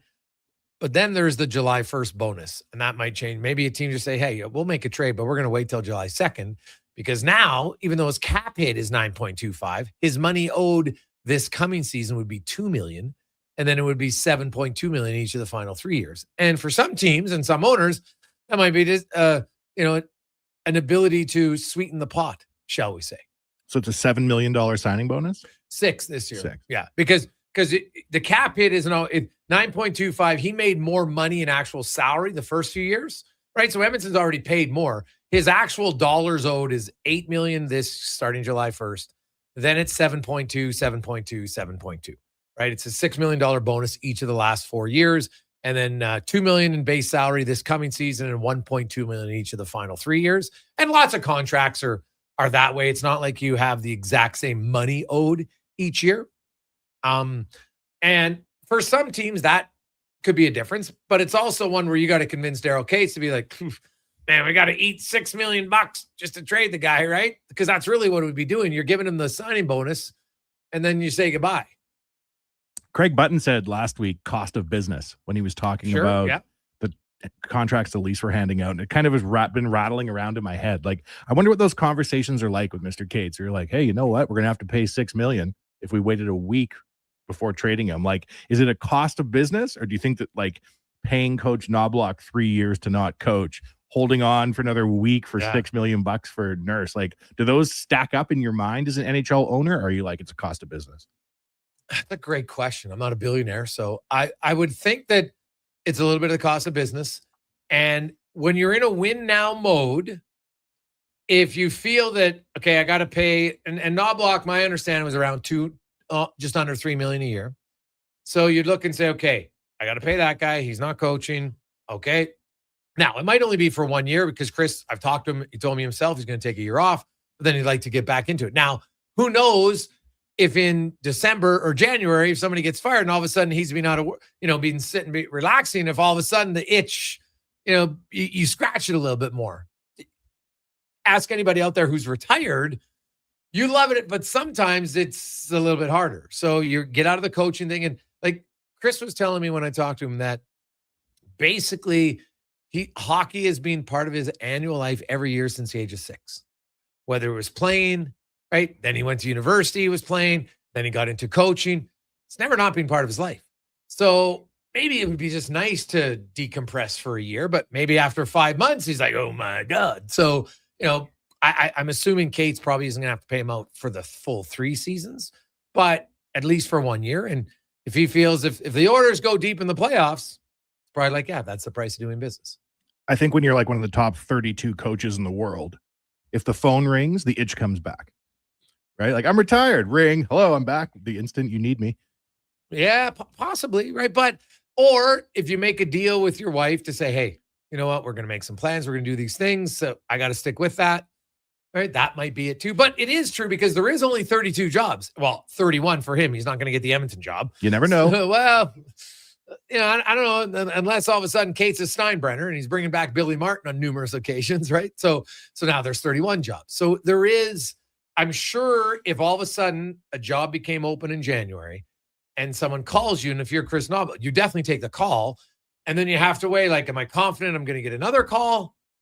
Where are you at? Right? Like, thankfully for him, he's in the situation that he knows he's got guaranteed money for 3 years. So that probably gives you a little bit less risk. But at the same time, if you love coaching, I would assume eventually, like, I got to get back coaching. And he's not an old guy by any stretch, right? And Knobloch being a very calm guy, he's probably wonderful around the house, but you never know. Maybe after 5 months of being retired, getting back to your job saves your marriage. Maybe your wife's like, hey, you know what, Mr. Retirement, I think you'd be great behind an NHL bench. May save the day, Gregor. Maybe. We'll see. 833-401-1440, 833-401-1440. We got a few texts coming in. Hey, guys. First of all, great hire in getting Tom. Pumped for that. I've always been a big fan of his. Appreciate that, Nick. And second of all, do you think the Oilers would have a surprise trade? Everybody's talking about Darnell Nurse. What about someone else? Well, let's look at the roster. Like, there's certain guys, McDavid, Bouchard, Hyman, Draisaitl, no. Like Ekholm, I wouldn't think so. Jake Wallman has a no movement clause that kicks in on July 1st. So I guess there's a chance there. Like guys like Stastny, sure. I wouldn't rule out some players, right? Like, hey, somebody comes calling you, you're going to listen on almost any player, well, excluding a few, of course, on this team right now. But like, do I see another trade? I'd say low chance, not impossible, but I'd say fairly low because I don't think they're going to trade Colton Dach. And I think they like him. Young guy. They just signed Murphy and Dickinson, so no. Ekholm and Bouchard, no. So that would leave Ty Emberson. Ty Emberson's pretty good value for what he brings you, right? Third pairing guy. He had good numbers 5-on-5 last year for your team. On a team that wasn't great 5-on-5, Ty Emerson's numbers were pretty good 5-on-5. So, and like last year was his first full season on one team, start to finish. I do think there's something about getting a little bit more comfortable in the league as a defenseman because of that. So, yeah, like, Szymanski. Ike Howard, I guess, maybe would be a guy, only because it's not proven yet, but I'll be one. I would like to see what Howard can do. When you score 24, when you're a half a goal per game guy in the American League, I think some people don't recognize how rare that is for a young player. That league is hard for 20 and 21-year-olds. It's tough. And for him and not to mention, he scored at that pace despite being up and down a few times in the NHL. And so you get up to the NHL, it's exciting, then you come down. Are you a little disappointed? Are you excited? Depends how each guy's going to react differently. So I'm a little bullish on, I'd like to see Howard first on an organization that doesn't have a lot of natural shooters on the wing. Any player's tradable. But there's part of me that looks and says, hey, this could be a pretty good value player for us for the next few seasons. Maybe we should give him a shot first. So that's where I'd come out on that. I love it. Quick break. When we return, we got Dwayne Ford joining us. We got Craig Button coming up later, Speck, Al Mitchell, and a lot of texts on trade possibilities. We got a lot of people saying, hey, Anaheim, San Jose for Nurse. Right now, neither one of those teams are on his trade list. So I want to point that out. Right now, it's Pittsburgh, Philly, Boston. Now, that can change, but as of right now today, that's what his list is. Does he expand his list? Maybe. Do those teams try to, I don't know, would you give him, if you're Stan Bowman and one of those teams is interested, would you give him permission to talk to Darnell Nurse? Maybe to say, hey, man, let's have a conversation with you and find out. Maybe they wouldn't. It all depends. That varies from player to player, to situation to situation. And I would think if you're the Oilers, now that's also in a division. Maybe Darnell Nurse doesn't want to play against his buddies 4 times a year. It's possible, right? Maybe his wife, my understanding is she's from out east, so maybe a little bit closer to home. I understand it. So there's lots of factors that go into it. But right now, Darnell Nurse's trade list is those 3 teams in the East, is my understanding. So quick break. We'll return to Gregor Show, presented by PlayAlberta.ca. Legacy Heating and Cooling is serious about cooling. In fact, we offer multiple ways to cool your home. So you better call Legacy. Call Legacy. If you're looking for traditional air conditioning, we got you. Call Legacy. Call Legacy. Or ask us about a heat pump to help you heat and cool. Call Legacy. Call Legacy. Cool with AC or cool with a heat pump. Cool your home with Legacy Heating and Cooling. Albertans love to debate the best way to enjoy summer sports. No. Playing on the field is the best, man. No way. Watching from the sidelines, way more relaxing. You're both crazy. Checking out the game from the Bro Zone is where it's at. But there's one thing every sports fan agrees on. Wilhauk Beef Jerky. Wherever you catch the action, load up on Alberta's best beef jerky. Wilhauk Beef Jerky. Because you can't have summer fun with salad. Only available in Leduc. Cantork has turned 25. That's right, 25 years of building tools so good, they practically torque themselves. Hard work and innovation equals problem solved. See our latest designs at cantork.com. You don't just need property services, you need problems handled. HireGood provides cleanup, debris removal, site monitoring, and safety attendance across Edmonton. We reduce issues on your property, keep spaces safe, and take pressure off your team. We resolve real problems for businesses while creating real impact, because our team is built on second chances, and they show up every day ready to prove it. Visit hiregood.ca or call and mention Jason Gregor for a first-time discount. HireGood. Stable jobs create stable lives.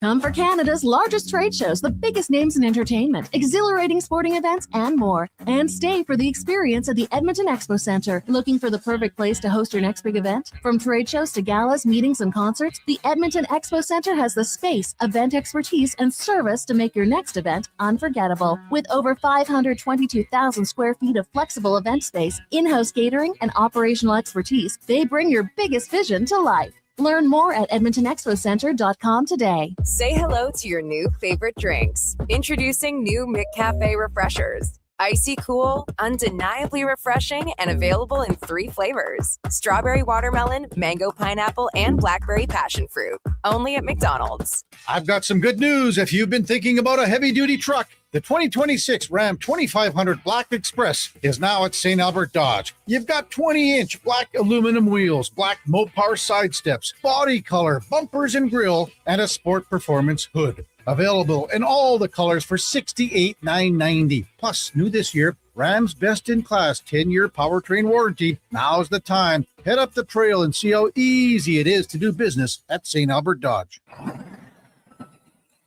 Bashaw Concrete Products. From concrete and septic tanks to blocks, precast water pads, jersey barriers, and aggregates. Farmers, contractors, homeowners. Plan your next project at BashawConcrete.com. Family owned, over 60 years pouring. Bashaw Concrete Products. Once again, start here. BashawConcrete.com. You've got better things to do than wait for an oil change. Jiffy Lube gets you in and out fast. No appointment necessary. All you have to do is roll into a location near you, and we'll take care of the rest. Every full synthetic oil change at Jiffy Lube is warranty approved and comes with a 20-point visual inspection, making sure you get back on the road safely. Find your neighborhood Jiffy Lube today. Visit jiffylubeservice.ca. Legacy Heating and Cooling is serious about cooling. In fact, we offer multiple ways to cool your home. So you better call Legacy. Call Legacy. If you're looking for traditional air conditioning, we got you. Call Legacy. Call Legacy. Or ask us about a heat pump to help you heat and cool. Call Legacy. Call Legacy. Cool with AC or cool with a heat pump. Cool your home with Legacy Heating and Cooling. Shoulder pain. It can make even the simplest things like reaching up, lifting a bag, brushing your teeth, or sleeping frustrating. Rotator cuff strains, impingement, arthritis, they're some of the most common issues we treat every day. I'm Grant Fedoruk, and at Leading Edge Physio, our team brings postgraduate training, evidence-based technology, and just the right amount of humor and humility to help you feel better. Because we never forget the most important part, the gratitude we feel for every patient who allows us the opportunity to care for them. Because life shouldn't hurt. When it does, leadingedgephysio.com.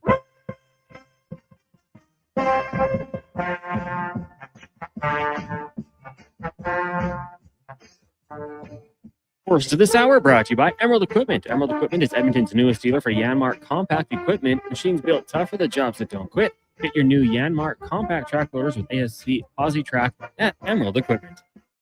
The Jason Gregor Show, the best of Edmonton sports talk and beyond. This is Sports 1440. Presented by PlayAlberta.ca, Alberta's only regulated online gambling website. 327. Just got a note from Hart from Puckpedia.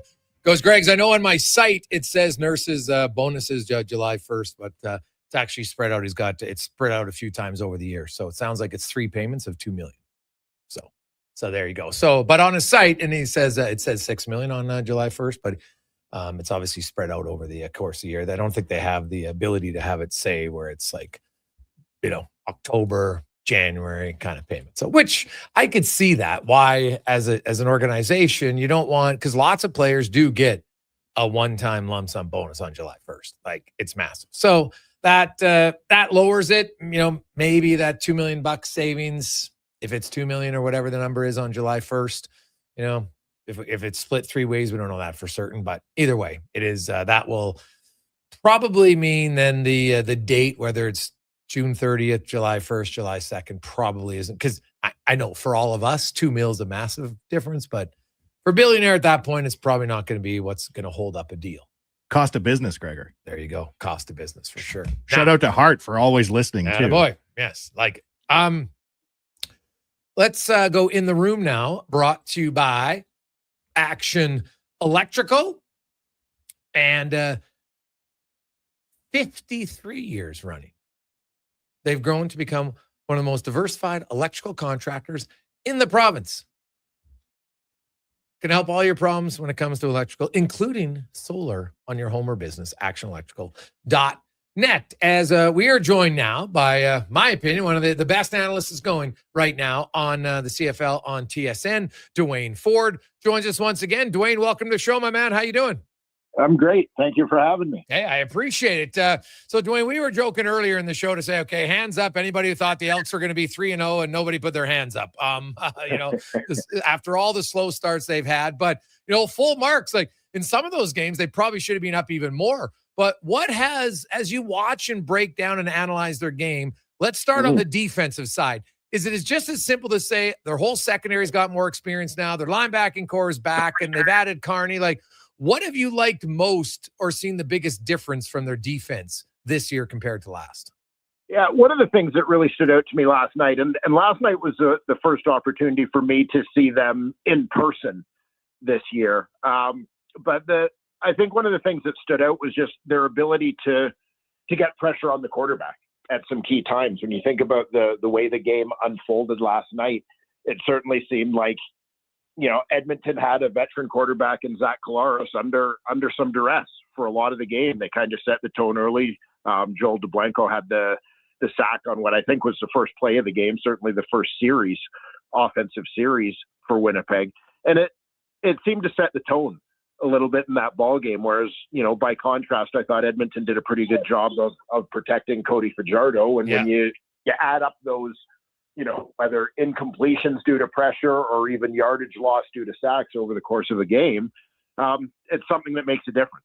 And so just I would say the consistency of that was the thing that stood out. But, you make a very valid point of just having a little bit more experience for what was a pretty young team on defense last year, struck a little bit by injuries. But yeah, the fact that all of those guys, like even a guy like Brock Mogensen coming in to replace Nick Anderson yesterday, like Mogensen is a guy who played a lot last year, and got solid CFL experience last year. So you're always going to have a drop off when you talk about a Nick Anderson being out of the lineup, but you're replacing him with a legitimate CFL starter and a guy who's got some experience in the league, as opposed to a guy who is still figuring out the Canadian game. Yeah.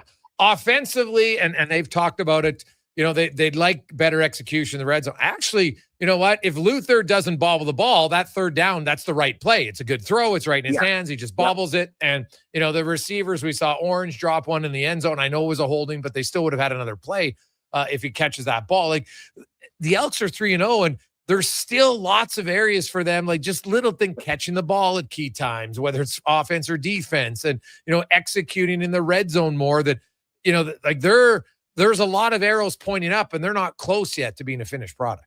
Yeah, absolutely. I mean, there are corrections to be made. A team that is still growing, for as much as they're fairly experienced at some spots. As we mentioned, the offensive line, they've got some veteran guys there. Obviously, Cody Fajardo at quarterback, and his experience and specific experiences throughout his career, I think, are pretty key to what's been going on in Edmonton so far. But yeah, as a whole, I mean, this is a team that has certainly not reached its peak or its potential yet, based on what we've seen through the first three games. And I think that's, got to be exciting for fans in Edmonton who are hoping all of this has been worth the wait of the last few years. Oh God, yeah, it's been painful for Elks fans for sure. What's interesting is Calgary and BC are both 0-2.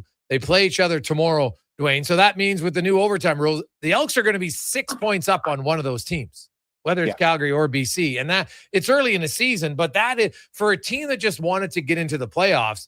It's early, but they've given themselves, some good breathing room. And now if you can finish off the season, you look and say, hey, maybe the next goal is to get a home playoff date. Yeah, for sure. It's, it's interesting. And, not to go off on a tangent about the impending new playoff system, but it's kind of bizarre to think, right, of, in the future where basically one team is going to be eliminated from the playoffs. You're going to have these teams that, if they get off to 0-3 starts, it's going to be horrifying, right, for the rest of the year, that you're the team that's chasing and could be the only guys on the outside looking in. And certainly you think about the value of a 3-0 start. Like, I mean, that puts you in a pretty good spot in a league where 6 out of 9 teams make the playoffs. But just imagine when 8 out of 9 make the playoffs and you start 3-0 and one of your rivals is starting 0-3. It's huge. But yeah, I mean, certainly for this year, the way the schedule has worked out, Edmonton getting off to a good start and a couple of division rivals having that, putting themselves in a little bit of a hole out of the gate. Big for Edmonton. You think that an 18-game season is a long time. In some ways it is. But with the level of parity that we anticipate seeing in the CFL this season, I honestly think it's going to be kind of tough to make up ground. Dwayne Ford joins us. Dwayne, what do you make of the Lions? And obviously they've been decimated by injuries to the receiving core, but what else do you see? Or is it just say, man, it's almost impossible if you lose your 4 starting receivers to win? Well, I think the 4 receivers thing really stands out when you look at the Hamilton game, right? And when we talk about the idea of complementary football, and Hamilton is a team that kind of looks like any game against Hamilton, regardless of who you are, you better be ready for a track meet, right? Because Bo Levi Mitchell, to me, is playing, talking about a guy with, Grey Cup rings and MOP trophies and arguably playing the best football of his career at this point. Terrific group of receivers around him. And so they're making big plays, like the explosive plays are a significant thing with them. And to help your defense against them, you kind of need your offense to answer the challenge and answer the bell in that regard and make some big plays of their own and, put drives together and keep their offense off the field, quite frankly. And, BC missing 4 receivers and 4 starters in that game last week. And then they had another receiver go down early in the game. That's a pretty tough uphill battle given the opponent. But then the other piece of that is obviously their defense needs to get some stops, right? And they have struggled a little bit to do that in the early going. I think they've got some people still kind of figuring out their roles there, and they're a little bit nicked up on that side of the ball as well. But, I think if you're BC or if you're Calgary, you're kind of thankful that the other guys have had as rotten a start as you have in terms of record. Dwayne Ford joins us, analyst for the CFL on TSN. And you look at Rankin's start to the season, Dwayne, as a guy who used to carry the rock yourself, I'm sure you can appreciate his ability. And, 3 consecutive games, 100 plus yards rushing. And you still, after every game, you look and say, man, this guy, everybody knows what's coming, and they still find ways to get him the ball. If you're a defense, how would you game plan different if you could against Rankin? Or is it almost impossible when you got an O-line playing as well as Edmonton's? Yeah, I think they're a tough matchup, right? It's a big veteran offensive line, which accounts for a lot. But, Justin Rankin is, he's a versatile weapon, right? The thing is, he's not a one-trick pony, like a guy who is strictly a speed guy that, is only going to get big plays if he gets to the outside, that if you can just keep him between the tackles, keep contained, you're going to shut him down.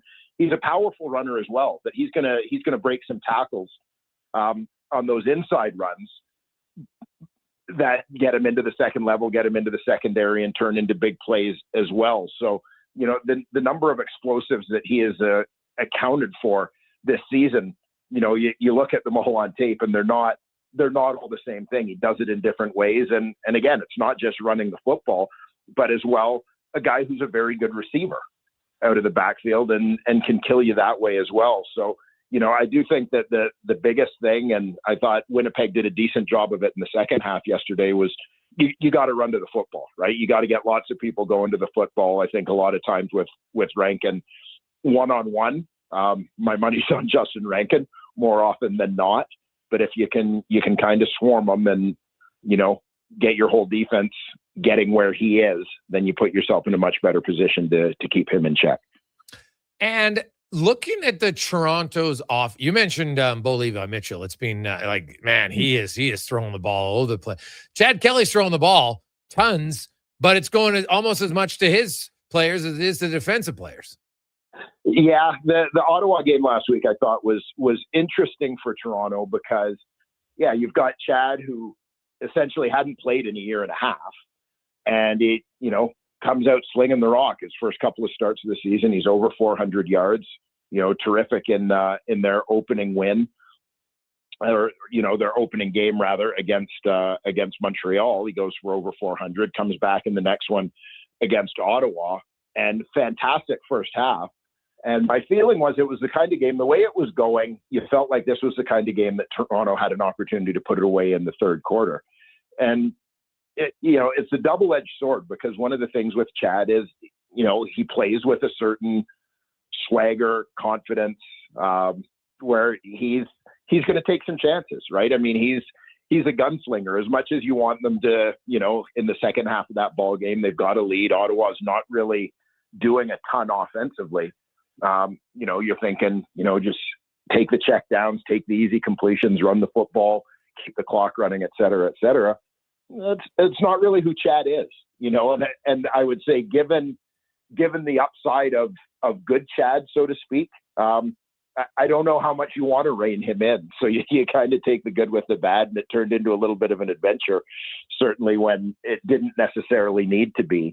But yeah, I mean, 400 yards, it was an impressive 400 yards. And I guess sometimes if you're going to be a team that leans on the big play the way they do, maybe a little bit more than most, sometimes you got to accept the occasional turnover.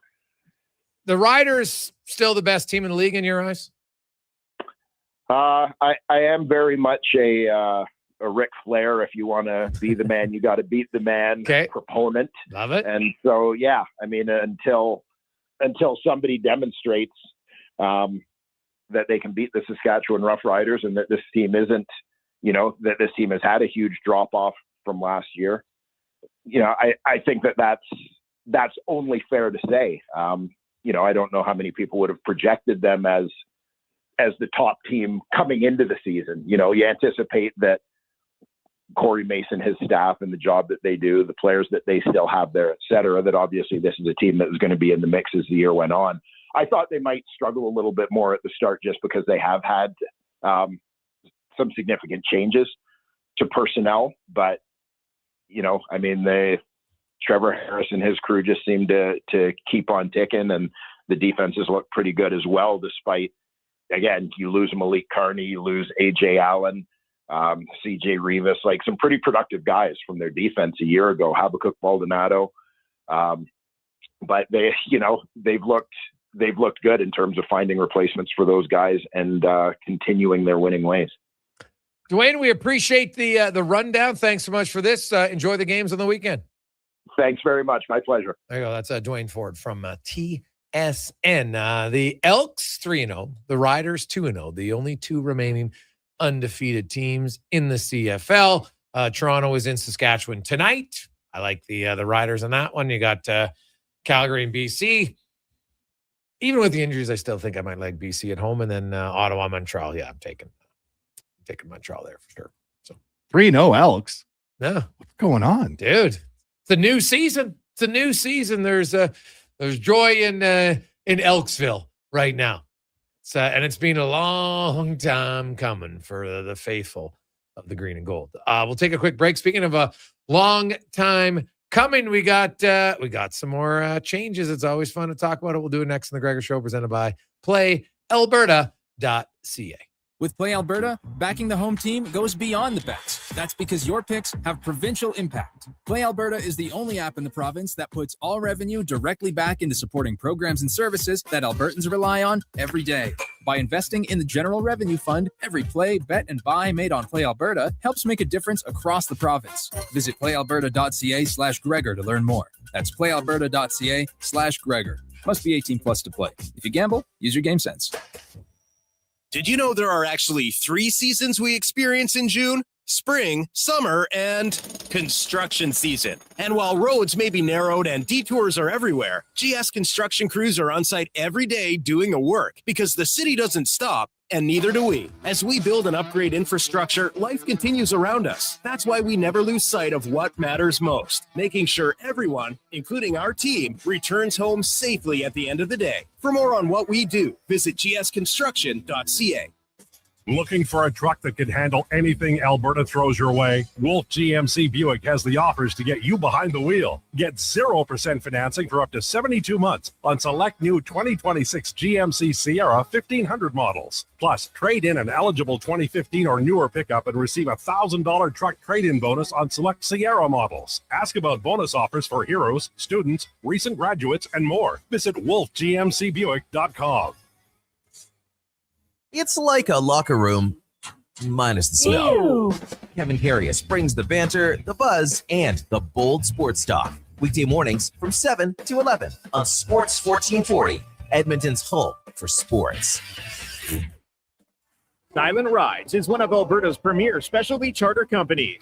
With our luxury motor coaches, we provide our customers with the safest and most reliable ground transportation services. Our seatbelt equipped, top-of-the-line motor coaches have become the preferred carrier for many local sports teams, tours, corporate outings, and other various travel needs across Western Canada. For more information and to request a quote, contact sales at 877-748-0991 or visit silentrides.ca. Don't let equipment failure stop you cold. At AWS Welding in Nisku, our factory-trained service techs are on hand for all welding equipment repairs. We're a fully warranted center for Miller, Lincoln, and ESAB. And we service all makes and models. Proper, regular service extends the life of your gear and keeps it running at peak capacity. Don't wait for a breakdown. Book your service appointment today at 780-979-0470. AWS Welding. We make it happen. Wendy's 99-cent Frosty is back, and Frosty farmers couldn't be happier. Made with Canadian dairy, they grow up cool, creamy, and mighty thick. It's farm to Frosty. Get a small 99-cent Frosty until August 2nd. At participating Wendy's, taxes extra. It might have been scraped by the snowblower, dented while door crashing, or crunched at the company Christmas party. At some point over the winter, your car was damaged, and it's been hiding under a coat of winter grime. Then come and see Robertson Body Works. We can take care of the damage and the dirt. This week only, call and book a repair and get a complete auto detailing absolutely free. But you have to book your appointment before the week is up. Go to robertsonbodyworks.com. I'm Tim Robertson, and I fix cars. Whether you're a craft beer connoisseur or more of a wine aficionado, there's always something new to discover at Sherbrooke Liquor, a unique, family-owned, independent liquor store. The selection, incredible. The non-alcohol section is also very impressive. Sherbrooke Liquor, expert, knowledgeable staff with a passion for unique finds. More than just a liquor store, we're a community. Alberta's best, the one and only Sherbrooke Liquor. Wine, spirits, and oodles of beer. Visit SherbrookeLiquor.com.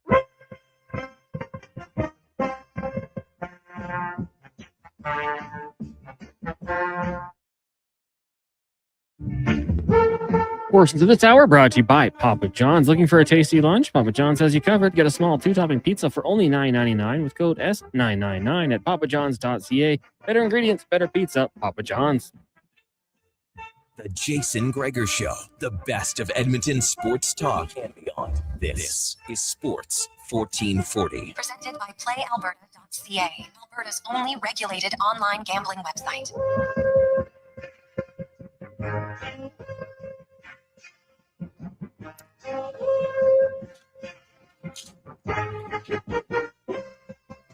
.347, we continue on. Positive Friday. Jason Gregor, Wanye Gretz, Connor Halley. With you, Gregor Show is always brought to you by PlayAlberta.ca. Lotto Max tonight, $40 million and 4 prizes of $100K. So, get your tickets, PlayAlberta.ca. Time now to go racing in the CanTorque Racing Report, brought to you by CanTorque. Made in Canada, made for Canada, where extreme isn't theoretical. Find your solution at CanTorque.com as Colin Livingston joins us from across the country. And I think he's got a special guest with him as well. CL, how you doing? Well, aside from somebody phoning my room here just as we go live, I'm doing okay. Great to be back in Nova Scotia. It's been a few years since we got to race out here, and the weather's holding for the time being. It doesn't look so good for the weekend, but that's part of what we signed up for. Well, rumor has it that they were calling you to fine you for that shirt, but I'm not sure if that's true or not. We'll see. But Alex Tagliani, I see on the line. Tags, how you doing, man? How are you guys? Hey, we're doing really well. I want to get guys both your thoughts. Obviously, you have different roles. One's a driver, one's the spotter tags, and you've been racing for such a long. But you've also kind of got into kind of the evolution of a little bit more of like a business standpoint and having other guys. How's that transformation going? Like I always know in racing you kind of got to be athlete but quasi owner at the same time. How is it easier or harder as you get older? Funny that you asked this question because not long ago I was thinking to myself, like now that I have a little side business going on, I said I wanted just to be able to focus on racing and just have like few season just about racing, like as long as I can go. And somehow I always find ways to put myself in a situation where the business and the projects end up always getting in the way. So I think it's going to end up having to wait maybe another year just because we started this Radical Cup car race team. And it's been taking a lot of time, effort on the side that has made me put more effort into the operation and the thing that is not about just thinking about driving. So again, it's more difficult than you think. But at the end of the day, I think this is going to be a fun project when everything is launched and going, running well. But it's just going to take a little bit of patience. So, I'm glad that we're able to still work together, Colin and I. And again, that's another thing too. It's like the other problem is, Colin is on my radio. He's doing spotting for the Radical car, spotting for the NASCAR car. On road course, I'm doing both. So, we're basically both running around like crazy. And we share radios with a lot of the other guys. Okay. And then some guys are sharing cars. So basically, just by curiosity, one of the guy jumped on my channel and was listening to the conversation while he was not driving his car. And he goes, well, is there a possibility that we could put Colin on our radio as well? I'm thinking, how are we going to do that? So Colin's going to end up spotting NASCAR, then he's going to spot Radical, and then he's going to go, one car goes by, and then he goes channel 1, and then before the other car comes by, he goes channel 2, and then that's going to be a first for a spotter, spotting 2 different cars in the same race. So I think next round, we're gonna try that. We're gonna load him up like never before. So at least when the race weekend is over, the driver is tired from having raced twice, and the spotter is gonna be tired because he will have had 3 drivers in his ear. So we'll try to have some fun to basically take away from the stress of all being involved in business and racing. Alex Salgani and Colin Livingston joins us. CL, that's a lot of work, man. Like, how do you practice for something like that? Well, I mean, first of all, there is no real practice. Time to time, I'll go back and watch other races and just kind of listen to some of the chatter. But I thought Tommy joining the station was a bit of a bombshell announcement. But now I find out as we're live here that I'm going to be doing double duty in the same race. I mean, a lot of weekends.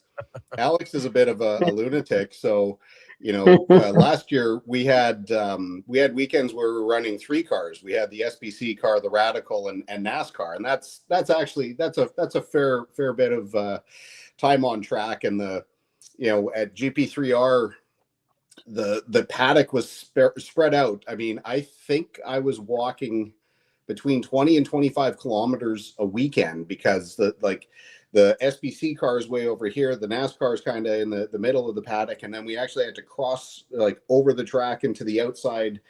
But 2 cars in the same event. I mean, the only rule I'm going to have is that Alex has to stay away from the other car, because if we have to, if they're within if they're within about 5 seconds of each other, it's going to be a bit of a mess. But we'll figure it out. Yeah, we'll try practice first, and then I'll keep him for myself on the race.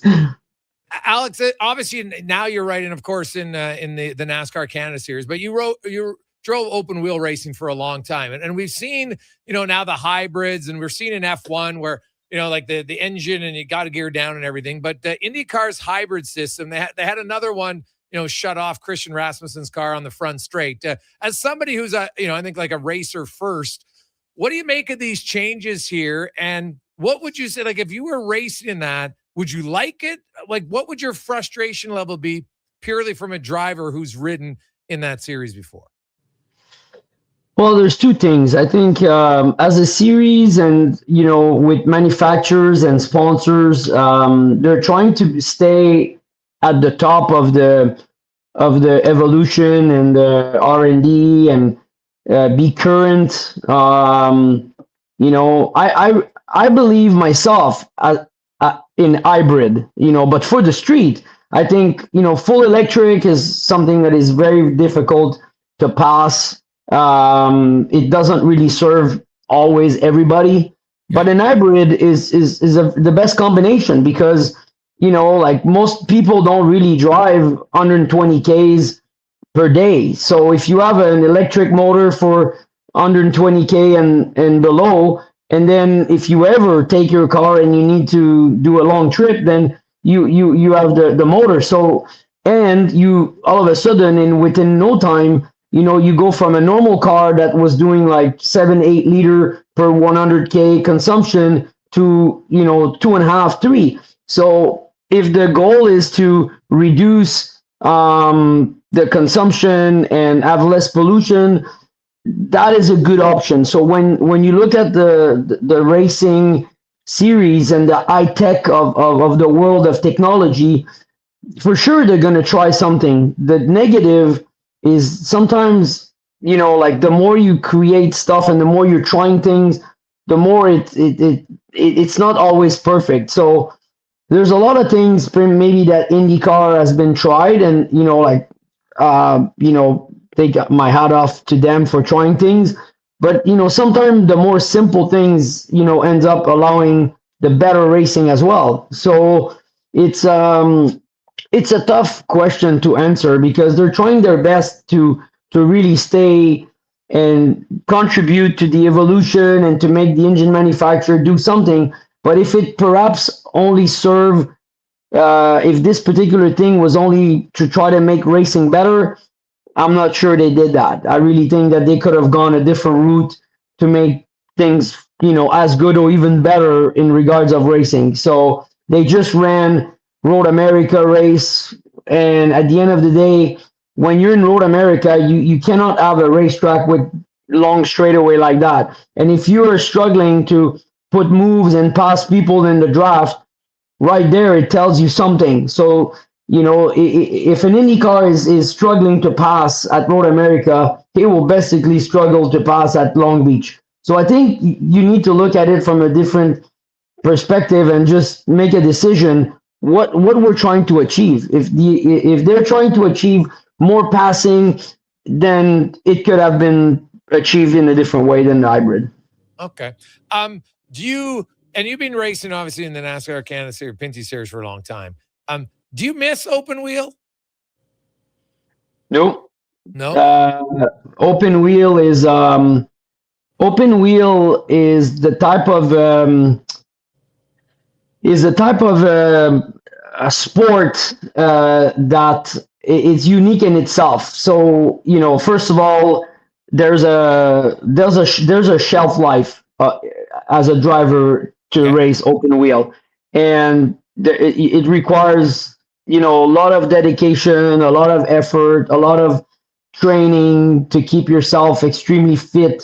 The cars are tough to drive, so the fitness is at the the top of the importance in the whole puzzle, and there's a higher risk as well. So at some point, like you're pushing yourself, the stress level, the risk, the everything goes so far. And then at some point when you get to have done what you think you wanted to achieve in the lifetime that you had dedicated to open wheel, when it's time to walk away from open wheel, and you do other type of racing, you're kind of happy, like. So for me, I'm happy that I walk away with all my my body in one piece. I'm happy that I achieved what I wanted to achieve. Yeah, there's things that I probably left unachieved, but sometimes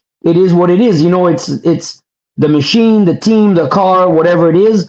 But I left everything on the table in every team that I drove, and I'm happy. But I'm also happy that I'm able to keep driving in other things that don't have the same type of demand, effort, stress, and risks. Yeah, well, I definitely see your point in that it's not as risky in the car. There's obviously still risks in any racing for sure, but on the open wheel, you're definitely more vulnerable if there's crashes or something like that. We've seen that for sure. Quickly, you guys mentioned the weather this weekend doesn't necessarily look great. Racing in the rain, from a driver's perspective, I know we talked to Colin a few weeks ago. It was raining so much, like you could, as a spotter, you can barely see things. So, how much you have tons of racing experience, Alex? So maybe it's a little bit easier for you. But when you go in the rain and it becomes heavy, like you guys basically though can't race in anything, right? Because of the grip on your tires. Like if it's even a little bit wet, you just simply can't do it, right? Well, on road course we do, but on oval, like this weekend, since we are in Riverside, then no. I mean, oval racing, we don't race in the wet. It's very simple to explain. Even if you put rain tires on a road course, at some point the spray is gonna go down, because when you decelerate from a long straightaway in a braking zone, obviously the spray gets less, and you can see, like it goes very thick, and the visibility is very bad when you're, in the straightaway. But then when everybody's on the brakes, all of a sudden you have visibility. On an oval, because it's constant speed, you would be in a spray all the time, and the visibility would be very bad or none. So it would be very dangerous to drive. So we don't. So that's why Colin was mentioning that, it's kind of a iffy weekend. We don't know what's going to happen. There's going to be delays, and we can only run, like if the track is dry. But I hope we're gonna run, because this track owes us one. We were here, I don't know what year, but we were, I think first we were leading the race, and we were lapping P4 in the time, and there was a crash in front of us between the P4 and the P5 car, and took us out from the lead. And that was a year where we kind of dominated pretty much every oval. Like Edmonton that year, I think we won with a lap on everybody. So yeah, this track owes us one, and hopefully we can race. Awesome. Call one last one for you. Looking ahead, of course, because we have the Edmonton International Raceway in Wetaskiwin, July 25th is the race for that. I think it's called the Napa 300, if I'm not mistaken. But from a spotter perspective, let's hope that you guys race. But you're racing on two different tracks, right? You're at the Riverside Speedway tonight, and then next weekend you're back at the Autodrome. How, from a spotter perspective, is there a course that's just naturally easier for you to do your job? Like whether you're closer to it, or you got better sight lines? Is it that noticeable? Yeah, I mean, obviously ovals are kind of perfect for us because we can see everything. The last weekend we did at Chaudière. It gets a little bit strange because the fans, they love to drink, and they don't really care. Like, we have a fenced off area at the top of the grandstands, and the people will like crawl over the railings as we're trying to do our job because they want to get another beer. That's a unique one there. Wetaskiwin is fantastic. They built up Ron and Loretta Thiering, built up the luxury suites out of Sea Cans. So where we stand, I mean, we can pretty much see into Wetaskiwin, the town. I mean, it's perfect. And obviously Wetaskiwin's a short oval at a quarter mile. Riverside here, again, another perfect place for us to work because the banking in the corners. And for people who don't know, banking wasn't invented to give cars more grip. NASCAR figured out that when you have two cars side by side, you can't see the outside car. But if you put them up on banking, then you can actually see the cars. So it obviously it leads to great racing. But yeah, I mean the frustrating thing is like when we're at Mosport, a couple of weeks we're going to be racing at Calabogie outside of Ottawa. There's so many trees, and we're required to run analog radios where some series run digital. That I mean we could do a whole show on how frustrating it could be for Alex when, he's going through turn 5A and 5B at Mosport and we're trying to get him on the radio that he'll very decisively tell us to stay off the radios until we get, to a certain point on the racetrack, just because it's just garbage. So like garbage sound on the radio. But yeah, I mean, ovals, obviously, we got no issue with radio communication. We're never more than a few hundred feet away from the car. But yeah, the road courses can be a little bit tricky. Well, hey, Jason, I have an idea for you. I think you should go and you should start a little contest for the upcoming Edmonton race that a fan would have the chance to basically be on the radio during the race on our channel and watch the race as he listens. And I'm telling you, that person that wins that, on the Jason Gregor Show would be impressed because your eyes will see actions everywhere and things happen fast. But on the radio, and that's why drivers are very picky with who they want to have as a spotter on the car, is because that's what the spectators see is what the drivers see. Cars everywhere, inside, outside, in the bumper, in front. So you need to look at everything.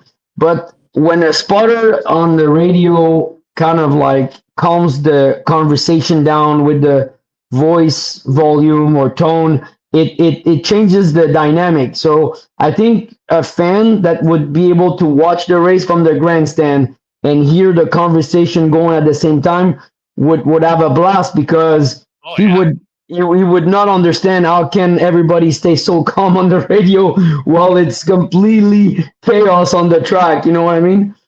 Well, buddy, if you guys can set that up, let's do it. I'm all for that. That'd be an awesome experience for one of our fans. I love it. That's great. Let's do it. Okay, awesome. That's fantastic, fellas. I love it. Hey, that's a great way to end Positive Friday edition of the Racing Report, brought to you by Candork. Tags and Colin, thanks so much. We'll see you guys in a few weeks, and good luck. Hope we get to race this weekend. Take care. Thanks, man. Awesome. Oh, that's fantastic. Whew. Anytime in sports where you can feel like you're closer to the action, but to have the headset on and be able to listen to what they're communicating, because we watched it, like, I'm kind of jealous. I'd like to do that. So any of our motorheads, we'll give that away in July leading up to the race, which happens on the 25th. So should be good. I love it. It's a heck of a turn of events there. That is nice little offer from Tags. Good guy, man. That's fantastic. So there you go. A little Positive Friday news for all of our motorheads. We'll take a quick break.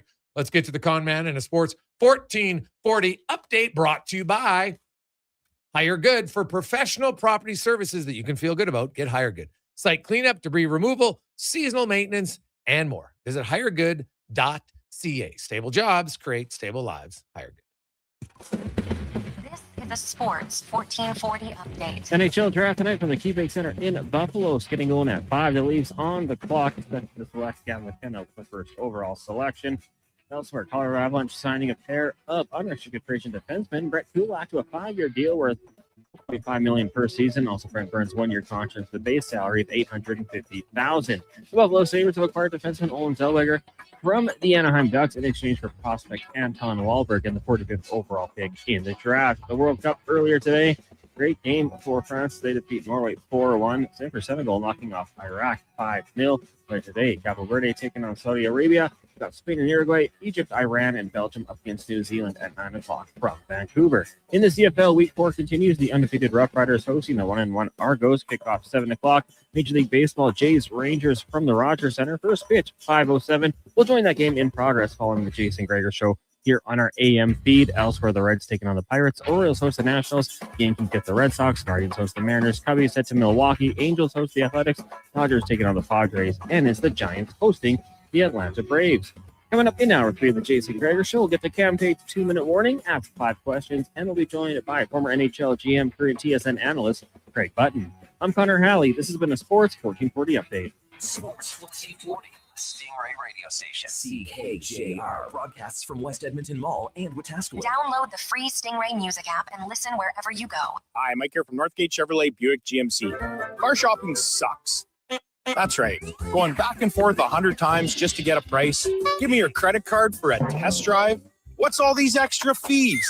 That sounds ridiculous. At Northgate, we do things a little differently. Good deals on new, pre-owned vehicles, good people, and a great selection. Stop in and see us today. 13215 97th Street, or visit us online at northgategm.com. You're in Northgate country. Hey, sports fans, we've got a clear choice for you. At Crystal Glass, we provide customers with the perfect glass for any job. From home to auto and even commercial, installation or repairs, we're your team. Call 310-GLASS or visit crystalglass.ca. Crystal Glass. Our new McCafe crafted sodas just drinks or something more. Like Sprite Berry Bliss, Creamy Strawberry Coke, and Orange Dream. All swirled with fizzy flavor and topped with silky cold foam. Only at McDonald's. At participating McDonald's restaurants in Canada. Jason Gregor isn't just a sports guy. He's a community builder with over $3 million raised for local charities. And his Gregor Foundation, he's making a difference on and off the air. Check out Gregor weekday afternoons on Sports 1440. Okay, new strategy. I'll just live in the freezer till October. It's spacious in here. It's spacious. There's a better way to survive the coming AC season. Pro Solutions is your one-call solves-it-all expert for AC repairs, tune-ups, and new installations. We offer convenient financing options and fast appointments so you can enjoy your entire home, not just the freezer. Now I can leave the frozen peas where they belong. Book now at ProSolutionsInc.ca. Are you a skilled laborer? All Star Construction wants to talk to you.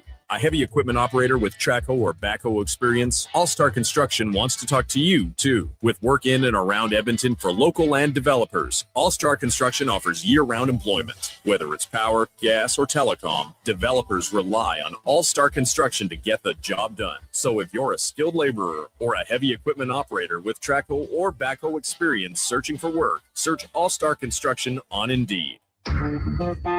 The job isn't done until the last load is hauled, and having a semi-trailer out of commission is not an option. Whether replacing or adding to your convoy, Edmonton Trailer has a huge inventory of new and used semi-trailers, trusted by the gravel, logging, oil field, fluids, and freight industries. Find a trailer right for you online or at one of their 3 locations. For sales, service, parts, rental, and finance, when you're in it for the long haul, Edmonton Trailer.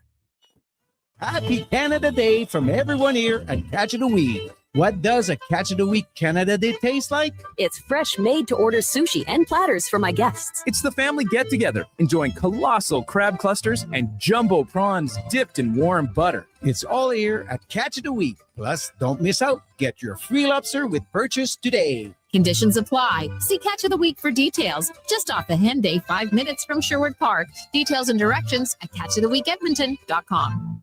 For decades, the pioneer spirit of Alberta has been exemplified in the chuckwagon racing legacy of the Dorchester family. And today, you can experience it every time you hit the links. Dorchester Ranch Golf Course is in top mid-season form. Enjoy the longer days on this historic 18-hole course near Pigeon Lake. Stunning views, reasonably priced, and only 40 minutes from Edmonton on newly paved roads. Play the course built with pioneer spirit and family pride. Dorchester Ranch Golf Course. Book your tee time today at dorchestergolf.ca.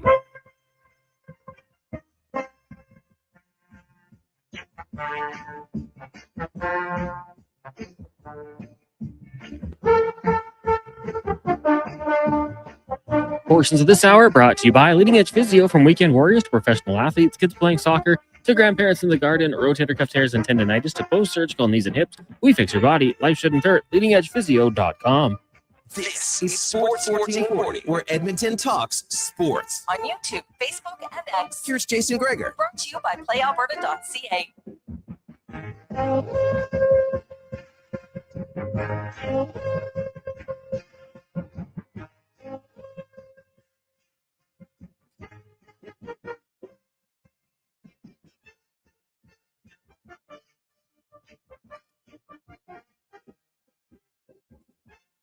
Welcome back, Jason Gregor, Connor Halley, Sports 1440, sports1440.ca.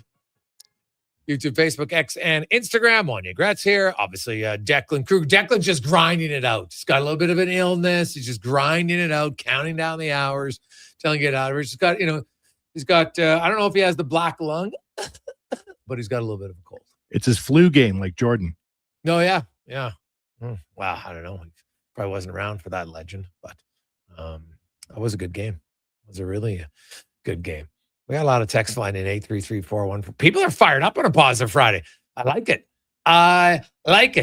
Hey, guys, curious your thoughts on Oilers, realistically. When you come back on Monday, will the Oilers have made any moves of significance other than making their draft picks? From Dan. Ooh, good question. So, tonight, Saturday, Sunday. Moves of significance. Well, any move that involves somebody adding to the roster, to me, was significant. Now, obviously, doesn't have to be a superstar, but I'm going to say yes, because I think now that could include a signing. I think the Oilers will make a move this weekend. It might not be a massive one, but I don't think it's just we have to sign a goalie and we have to facilitate a Darnell Nurse trade. That's not their only things they're looking at this weekend. I do know there's a few right shot, pending UFA, center iceman. I know the organization isn't sold that it's a must-have to get a right shot. It would be a nice to have right shot. I don't think they believe it's a must-have that they would break the bank on a guy who's going to be your fourth-line center. So I totally agree with that philosophy, but I do think it's something that they lack. I think having a right shot center would be nice. It's not a must-have, but when you look at small percentages, what did Connor McDavid say in his interview with Speck? That extra 1%. Well, it's all little things. So if you can have a right shot guy who's going to be on his strong side more often, that's just going to give you a better opportunity. You're late in the game. Now we got Draisaitl in one face-off. If it's the left side, we got the other centerman out there. He can take the right side draw. It gives you a better opportunity. So I will say yes, the Oilers make a move before we're on the air Monday at 2:00. See, I lived through August 2005 when they did that joint press conference for Pronger and Pekka. Remember that day? And they were out by the museum on the lawn and they had sunglasses on and shorts. Oh, yeah. I remember it very well because that trade actually broke. I was doing the show from late back then on 1260. And we would have been Team 1260 then, not TSN. It would have been Team 1260. And the trade broke at around 11 p.m. And we were on the air till about 3. Like, Oiler fans were, first of all, you'd been coming off a year of no hockey. And for years, the Oilers have been getting rid of their top end guys because of salary cap, whatever else. Well, not salary cap, but just salary. And then to acquire Chris Pronger was like music to the ears of both. They're like, finally. And so that was just Pronger. Then the Pekka one came later. And I do vividly remember that press conference. It was the next day. It says here, I'm just looking it up. August 2nd, 2005, they announced Pronger. August 3rd, 2005, they announced Pekka. Yeah, but the press conference came a few days later, right? Yeah. But just that 24-hour period, and then watching, I was houseboating when this was before the internet, before Oilers Nation. And I was like, do we swim to shore? Like, we need to do something. Things are happening. So blockbuster trades come out of nowhere. So I always hold hope in my heart that there's a blockbuster deal that no one would ever see coming. Just waiting. Ekholm was not of the same magnitude, but no one saw that coming. Well, that was a big trade for Edmonton, no question.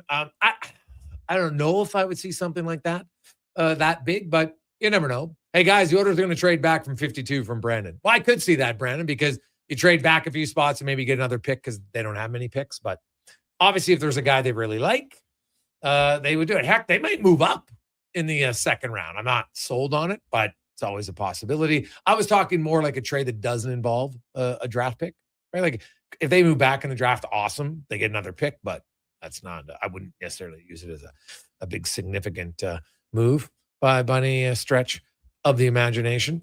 Let's get to the Positive Friday edition of the 2-Minute Warning with Cam Tate, brought to you by Legacy Heating and Cooling, where the rates never change. No overtime charges. If all of a sudden AC conks out, you need it fixed on the weekend or late at night, call Legacy. They'll come fix it. No overtime charges. That's how you build a legacy at legacyheating.ca. And Cam Tate, of course. Cam, born with cerebral palsy. Cam's in a wheelchair. Has never let him slow him down. 45 years in the industry. Unreal. And Cam's always wanted to be on radio. And now through the wonders of technology, Cam's words come to life. In the 2-Minute Warning on Positive Friday, he asks me to read it. So, con man, cue the music. These are Cam's words, my voice. Words. They're the bloodline of every sports writer ever sat down at a keyboard at 11:30 at night. Cold coffee beside them, trying to make you feel something that happened on a field 3 hours ago. Words are everything. Words are the whole game. So I pay attention to words. And about 10 years ago, I noticed something all by myself. No help from anyone, which frankly is a personal best. Professional sports coaches stopped calling their players a team. They started calling them a group. Now, you might think, same thing, right? Bunch of people, matching uniforms, someone's crying in the shower. What's the difference? Oh, there's a difference. A team, that word has weight to it. That word means the room is light. The word means brotherhood, sisterhood. You know where everybody is at 2 a.m, you don't ask why. A team is a thing that breathes together. A group is what you call 12 strangers waiting for the same elevator. A group is a work in progress. A group is management speak. A group is what you say to a reporter when you're not quite sure if these people actually like each other. I started hearing coaches say it, and I thought, somebody in that locker room is unhappy. And then last night, Winnipeg, the Edmonton Elks. Running back, Brady Oliveira fumbles the ball. The Elks get it right back in the doorstep. Brock Boguson picks it up, starts a return, and then laterals to Ty Ford. Combined 56 yards, field goal, 10-0, a lateral. Think about that for 1 second. In the middle of the chaos, a fumble, bodies everywhere. The whole play is improvised. One guy trusts another guy to flip them the ball and say, you finish this. This is not a group. A group isn't a lateral. A group covers the ball and falls down and hopes for the best. A team has been in the film room together long enough that Brock Mogensen knows Terrell Ford is going to be exactly where he needs to be. No meeting, no memo, no group text. Just there you are. The Elks are 3-0 because of plays like that. Words matter, teams matter, and right now in Edmonton, that's exactly what Elks fans have. A team. Cam Tate, 2-Minute Warning, Sports 1440. I like that description of a team to a group. Nice. Well, the Elks, if you went to their social media page, and I know Sports 1440 retweeted it, they showed the video in the room afterwards, and they're handing out the game balls, but they're talking about, hey, they're very excited, but they feel, hey, we still got lots to go. Right? They obviously haven't won anything. And there's definitely a cohesiveness. It's something that Chris Morris, from the day he took over, talked about wanting to instill. Ed Hervey, main reason he hired him, because he's instilled it before. Mark Killam. Did you see how fired up Killam is? Like Killam, he's got his fiery nature still, but he's more composed when he uses it, which happens, right? It's like people thought Jason Moss, he's never going to be a good head coach. Moss has learned serenity now. Sometimes, it works. And it's a good little point there from Tater on a Positive Friday. When we come back, Craig Button will join us. We're going to get deep into the draft because the draft gets going. Will we see some trades? What's the Sharks' strategy? I'm still curious about the Eklund trade. There's got to be another domino. Why else would you make it? I don't get it. We'll return on the Gregor Show, presented by PlayAlberta.ca. Need a new ride for road trips, errands, or just life on the go? Go Auto offers a massive selection with over 15,000 new and used vehicles to choose from. With over 70 locations across Western Canada, finding your next ride has never been easier. Whether it's a roomy SUV for the family, a sleek car for the open road, or a rugged truck for your weekend adventures, you'll find it here at a price you'll love. Explore thousands of vehicles today at goauto.ca. Well, get ready for a silly hockey fans. Your partner in power just skated onto the ice. EWEL.ca, the new e-commerce website for electrical wholesalers Edmonton, is ready for the Power Play 24/7 365. UL skates to where the puck will be in 5 years. Now that's forward thinking. Killer selection, slamming products from the best brands, and legendary service. Don't sit on the bench. Get your account today at EWEL.ca and win that project. Plug into your partner in power. Get an EWEL.ca account today.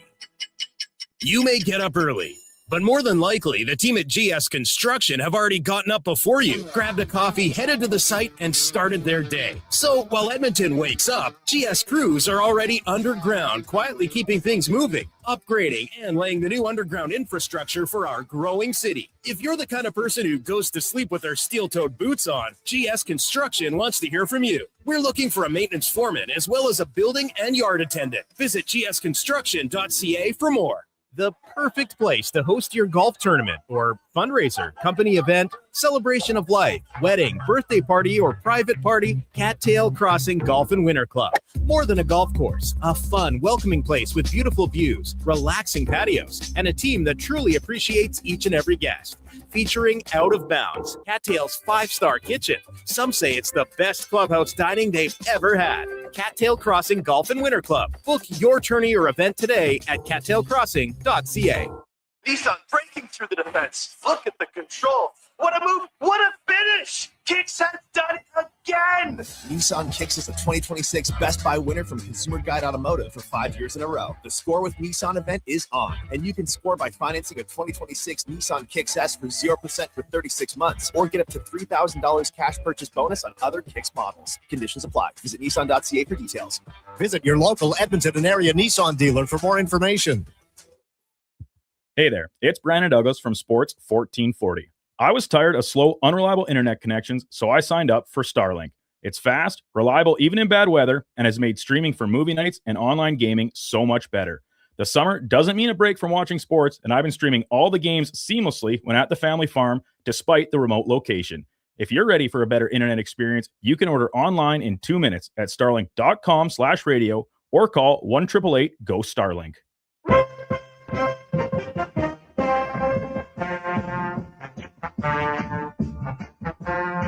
Portions of this hour brought to you by UL, helping you finish your electrical project is their goal, from pot lights to electrical panels. The gear you need is at UL.ca or in person at one of their Edmonton area locations. UL.ca, your partners in power. The Jason Gregor Show, the best of Edmonton sports talk. This is Sports 1440. Presented by PlayAlberta.ca, Alberta's only regulated online gambling website. 426. Welcome back, Gregor Show, presented by PlayAlberta.ca. The NHL entry draft coming up later on tonight will be a thrill for many of the players. Hey, the organizations, they all think they're getting a guy who's really going to help them.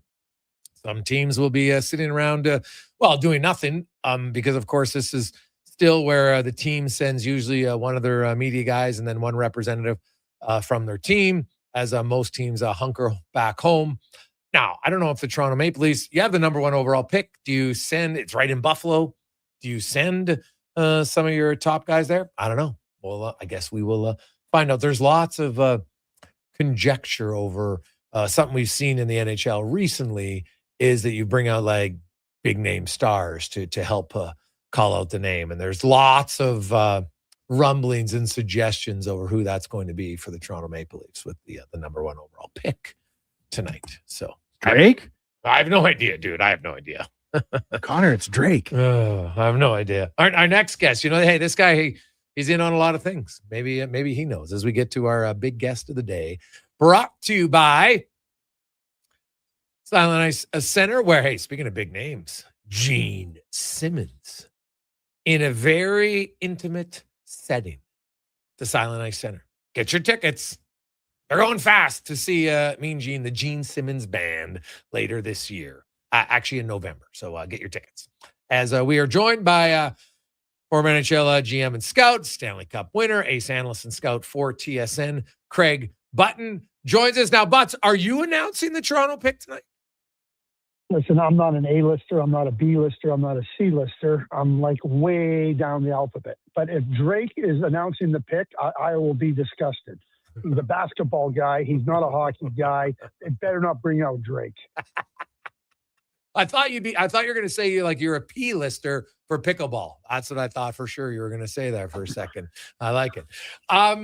Craig, lots has happened this week, man. It's unreal. I've never seen a week like this that I can remember leading up to the draft with so many legitimate trades of legitimate players.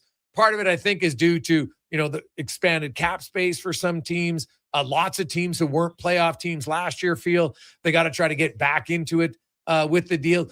Is there one or two trades that you really liked more than others this week? Well, I think a couple of things that I want to just add to what you just said. We had a flat cap, what I call the COVID cap. And then you come out of it, and then, revenues and the salary cap gets predicted, and everybody knows what they're operating with. I love the fact that the NHL gave teams 3 years of projections and adjusted the cap accordingly. I mean, the NHLPA as well. I think that's terrific. And that gives teams it gives them a lot more ability to look at options, to look at signing players, trading for players. So I think there's the thaw of that that's led to a lot of these moves. So I think that's really significant. And then you just mentioned the pressures that are on organizations to win, to be successful. I mean, it feels like that is as much at the forefront for teams now as anything. Now, I like what Washington did getting Alex Tuch. I really did. They didn't wait for free agency. They went after him, and they got him. I look at that Washington Capitals team, and I see a team that's got a lot of ability, a team with a lot of firepower. And yes, they got to get an answer on Ovechkin. But if that doesn't convince Ovechkin that I want to be part of a team that might contend, I think that's really significant. I really, really, really like that. I don't know how you can say that what the Florida Panthers did, and it's not just Brady Tkachuk that they got. Like, what does Philadelphia think in trading Garnet Hathaway? Yeah, do you get that one? Because I don't. I thought that was two outstanding moves. Obviously, different levels of players, but AJ Greer going out the door, it seems, by all accounts. So they just go get Garnet Hathaway. I mean, Garnet Hathaway seems to be one of those, blood and guts guys that you need and you want, and who has him now, Florida. It just seemed a little bit odd. I love Bowen Byram. I really do. I think Bowen Byram's a real terrific player. Buffalo, moving him out, they try to I thought they might be balancing with the 4 left shot defensemen. Then they go and trade for Olin Zellweger, so they still have 4 left shot defensemen. It feels like probably salary cap considerations for the Buffalo Sabres, but I think Chicago made a statement too by saying, "Hey, we're not going to sit idly by and just keep drafting young players. We got to get our team into a place where we can be more competitive, and more competitive means having a chance to win more games." Craig Button from TSN joins us. Craig, the Oilers haven't made any moves player-wise this week, but they did announce Mike Babcock officially, also DJ Smith. What do you make of the Oilers coaching hiring? Well, we've all talked about it and everything, so he's in place now. So here's the straight fact. Mike's resume as a head coach is well established. It's well out there. He last coached in 2019. He last won a playoff series in 2013. I am stunned. Let me repeat that. I am stunned that Stan Bowman can say that he's the missing piece for what we're trying to do to compete and win the Stanley Cup. I can't believe he said it. Hey, it's a valid point, man. Now here, there's 2 ways to look at everything, and sometimes maybe 3. I listened to the Oilers leadership group, and they talk about, we need a different type of personality in a coach, and we want someone that's going to be hard on us and all that. And I understand it, but I'm also like, but you guys went to the 2 Stanley Cup finals. Like, I don't think you lost game 7 in 2024 when, oh, by the way, under Chris Knoblauch, you had the best record in the NHL in his 69 games. You're top 5 in goals against, top 5 goals for. Your penalty kill was the greatest in the playoffs up until that point. And you lost in game 7, 2-1. So, like, part of me is like, well, if you feel you need to be pushed more, like, shouldn't you just push yourself? Say, hey, guys, let's be better defensively? That's what it would seem like, Jason. I was really surprised to hear Connor McDavid's comments about the coaching. Like, Chris Knoblauch's won 6 playoff rounds. 6. Yeah. Mike Babcock hasn't won that many in 20 years. Fair point. Yeah. Like, I'll be curious to see kind of, what he brings, because I know a lot of people say, oh, great tactician, but it's not like Toronto's defensive numbers were off the charts great. Now, I know they had a younger team, sure, so that plays part in it. I don't discount that, but it wasn't like they were a great defensive team. Like, I think, honestly, like, DJ Smith might be arguably the more important guy in the group. What do you think?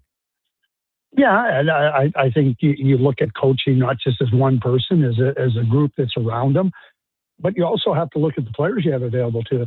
I'd like to ask Mike Babcock, when's the last time you had success with a goaltending situation that is such that it is in Edmonton? When have you ever had success when you could ease some of the burden on your top players up front? And when did you ever have success when you weren't able to go deeper into your blue line? And that has nothing to do with Mike Babcock. See, that's the shocker and the stunner for me from Stan Bowman, because you've heard me say this on this show before. I'll say it again. Connor McDavid at the end of the year said it's an average team. Leon Draisaitl said we've downgraded the team. That's management. Since the end of the 24 Stanley Cup final, 7-game loss, 2-1, as you just pointed out, this team is a lesser team than it was then. And that had nothing to do with the coach. It had nothing to do with the players. It had everything to do with management.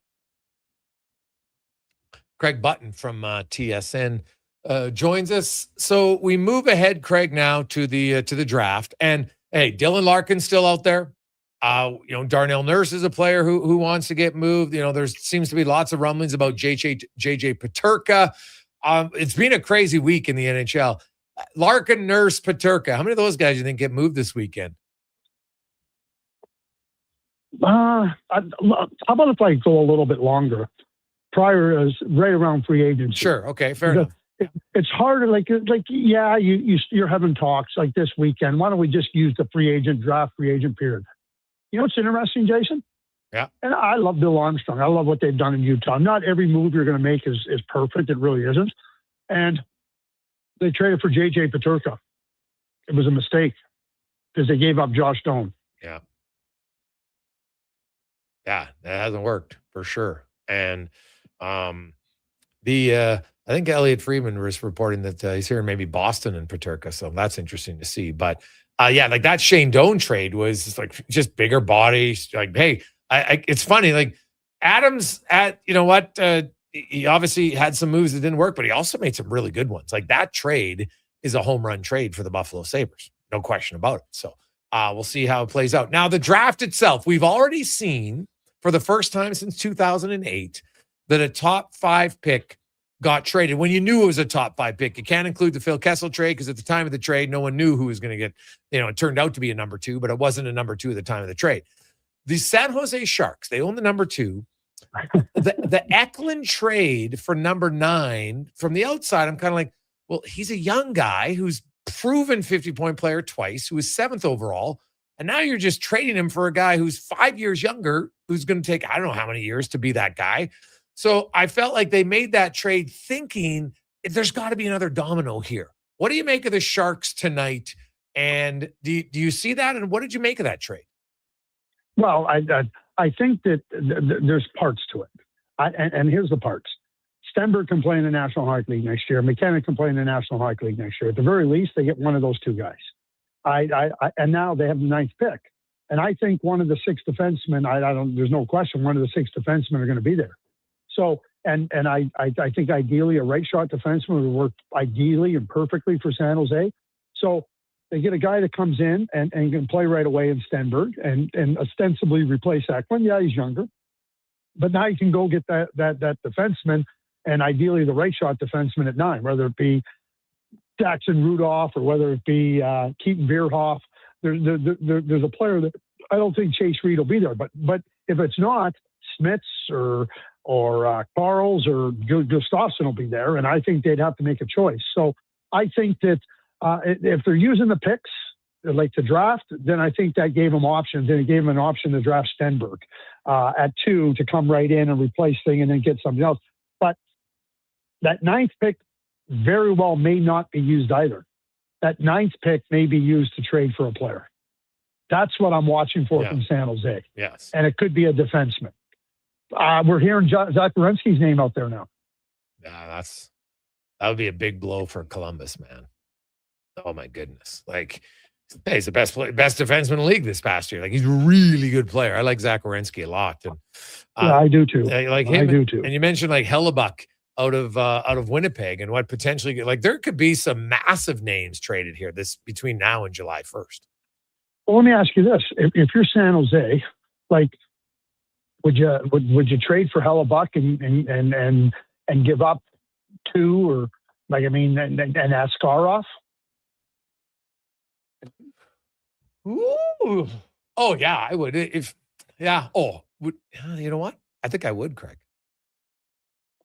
Yeah. No. Yeah. That puts you in a different level as a team, right? Oh yes, it definitely does. You got and you get a goalie for what he got 6 years left in his deal, I think it is. So it's not just a 1 or 2 year one. Yeah. And if you're the Winnipeg Jets, like you'd probably have to at least consider that. Like not just be like, no, you'd have to consider it significantly, I would think. Or maybe they go and draft Caleb Malhotra. They need a center. Well, that leads me to one. Having been a GM, would you draft a player when his dad was your head coach? If he was clearly the best player and there was not a better option, when I say or a similar option in terms of skill and potential, that's where I would draft him. If not, and I don't think this draft is as such, I wouldn't. Okay. So you wouldn't, if you're Vancouver, you wouldn't take Malhotra number 3. No, because I think there's other players that have every bit as much potential. Their road is longer. It's not like they need to get a player like that right now. They have lots of opportunity to continue to build. Brian Johnson says patience is key. So I think that's why I would move past them. Okay. And now it's just coming out, Craig, as we were talking, yes, indeed. It looks like Peterka is going to Boston. No return yet announced, but there's enough. The trades just keep coming, man. It has been... Zaka? Do you think it might be Zach? Oof. That would... Like the thing, like, I like Peterka. I don't love Peterka as a player. Like, I'm kind of like, what does he bring? That's my question. Well, he's got some skill. Oh yeah, no doubt. My good friend Tim Bernhard, who I worked with for a lot of years, he described the players like this. He called them 20-20-40 players. He said 20 games are really good, 20 players are pretty good, and 40 games you don't even know if they played. That's JJ Peterka for me. 20-20-40. That's a tough one. Like, yeah, hey, he's been a pretty, pretty much, okay, 28, 27, 25 goals the last 3 years. That's pretty consistent, right? Like his assists fluctuated. The 1 year he had 41 assists. That was pretty high. The other 2 years, each had 22. So, he's pretty much a guy who's probably going to come in around 47 to 55 points on average. You might hit the 68 mark like he did the one time in Buffalo. And Boston does need like another good shooter. He's a pretty good shooter, right? You got Pasternak, he's an elite shooter. Yep. Now you got the next one down the line. Well, they need more skill. They need more skill in their lineup, and certainly JJ has that skill. But think about it. Buffalo traded him a year ago. Now you got Utah trading him this year. Yeah. Wow. You always wonder why. No, you definitely wonder why. Now you mentioned the if you're Paul Maurice, Craig, and you look at Florida now, what do you think they're going to do in goal? Isn't that Paul Maurice's probably main question? They like Bobrovsky. I mean, I keep hearing that like they might make a deal similar to Marchand, where they're going to give him a longer term with with a lower AAV, and then he's going to retire in 3 years or 2 years time. And but Bobrovsky needs help. And when I say that, Bobrovsky is not a guy that's your top like workhorse goaltender any longer. So, okay, you want to keep Bobrovsky? I get it. He's been a good goalie. He's been a real successful goalie for Florida. Who's the other goalie you're going to get with him? That, to me, is as important a question as what you do with Bobrovsky. Yeah. No, that is totally fair. Tarasov suddenly might be the goalie to look for in free agency. Yeah, I like him. Now, how about this one? They had Brandon Bussey. Yeah. Well, it just shows you, Craig. Hey, they got Forsling from Carolina off of waivers, right? Like, hey, sometimes you don't know what you don't know. It's so true, isn't it? It's so true, right? And again, you might think that nobody's going to pick him up on waivers. Obviously, Carolina was paying attention, but hey, it worked out both ways. It worked out great for Florida with Forsling. It worked out great with Carolina with Bussey. They both delivered. Craig, what do you make of Florida uniting the Tkachuk brothers, I suppose? What's your take on that? Well, I mean, you got two really good players, two really edgy players, no fun to play against. And Wanye, I'd also add this. They just won traded for Garnet Hathaway. Like, they're a hard team to play against. You look at their team, like, you start to look at Ekblad, Jones, Forsling, Nikola, Bennett, Lundell, Barkov, Marchand, Tkachuk. Like, how much fun is that to play against these guys? Oh, yeah, probably not a lot, for sure. Yeah, they have an identity as an organization right now. I think that is very clear to say. They have a clear identity. For fun, Craig, and because I saw what Chris Drury said about his team, and we want to get bigger. So my first instinct was, what AAV are they going to pay AJ Greer? Does it start with a 3 or a 4? It's going to be a 4. Just look what they did with Barclay Goodrow. Yeah. So that's my team to watch for AJ Greer. They want to get bigger, so they traded Keandre Miller. Oh, dude. That trade never made sense to me from the moment it happened. I didn't understand it. Tell me what makes sense that's happened in New York in the last few years. Wow. I honestly, like, Chris Drury, what he's done to have the trust of his owner continually, it doesn't really make sense to me. I don't get it. Yeah, well, I mean, there's nothing there to make you have confidence in what he's done to look and say, well, this is what he could do. You're more fearful than hopeful. Yeah. Awesome stuff as always, Craig. Enjoy the draft tonight, and we'll see how it unfolds. It's always going to be entertaining. It is, isn't it? Hopefully it's not 5 hours. Dare to dream, Craig. Dare to dream. Okay, have a great day. Thanks. There you go. That's Listen to Jason Gregor Show, presented by Play Alberta. All these trades getting made up until the deadline. The old trade deadline 8-hour super streams, it's hard work because a lot of these deals are already done, right? The draft, we do another mega stream, but a lot of the news is happening now in the lead up to it. Oh, yeah. Well, this week, at least, you have so much to talk about because there's been so many trades. And, JJ Peterka is now a member of the Boston Bruins. And yet to see what the return is yet for that one. But there's a deal right before the draft. And we'll see what happens during the draft. Of course, the Oilers do not have a first-round selection. They're one of 10 teams without a first-rounder. 7 teams hold 17 of the 32 picks heading into tonight, led, of course, by the St. Louis Blues, who have 4 of them. The San Jose Sharks have 3, including 2 top 10 picks currently. Then Vancouver has 2, the 3rd and the 20th.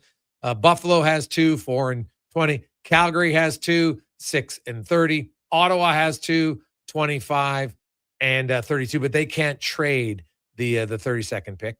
They're not allowed to do it. So there you go. It'll be fun to watch the chaos, to see which moves are made by who. I'm looking forward to it. Take a quick break. We'll come back with 5 questions on the Jason Gregor Show, Sports 1440, sports1440.ca, presented by PlayAlberta.ca. With Play Alberta, backing the home team goes beyond the bets. That's because your picks have provincial impact. Play Alberta is the only app in the province that puts all revenue directly back into supporting programs and services that Albertans rely on every day. By investing in the General Revenue Fund, every play, bet, and buy made on Play Alberta helps make a difference across the province. Visit playalberta.ca/Gregor to learn more. That's playalberta.ca/Gregor. Must be 18 plus to play. If you gamble, use your game sense. Action Electrical Solar Team is now making a play for sustainability and savings. They're specialists in powering up for a greener future. That's the strategy, designing and installing high-efficiency solar panels. They're helping homes and businesses combat rising utility costs by harnessing the power of the sun. A smart move for efficiency and the environment. Hire the Action Electrical team to bring home a win for your project. Visit actionelectrical.net. You don't just need property services, you need problems handled. HireGood provides cleanup, debris removal, site monitoring, and safety attendance across Edmonton. We reduce issues on your property, keep spaces safe, and take pressure off your team. We resolve real problems for businesses while creating real impact because our team is built on second chances and they show up every day ready to prove it. Visit hiregood.ca or call and mention Jason Gregor for a first-time discount. HireGood. Stable jobs create stable lives. Boxing Day is back at Brick. Find amazing deals all weekend long, like save $1,000 off a genuine leather reclining sofa. Save up to 40% off select mattresses, plus get a 10% instant credit to use towards sleep accessories. And find the lowest prices of the year on select beds, dining tables, and chairs.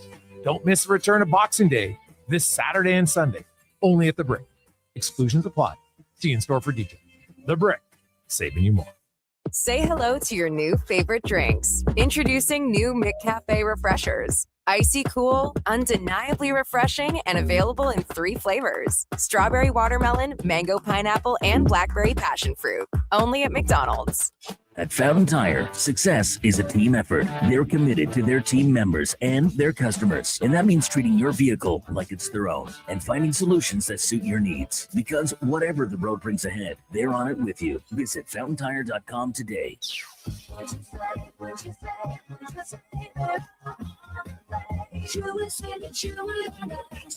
It's finally time to escape your 4 walls and see where your 4 wheels can take you. Sherwood Honda helps you head out on the road the way you want to, with the right vehicle, including freedom-seeking SUVs that give you the versatility to drive where, when, and how you want to. It sure would do some good to get out and stretch your horizons, and sure would be easier with Sherwood Honda.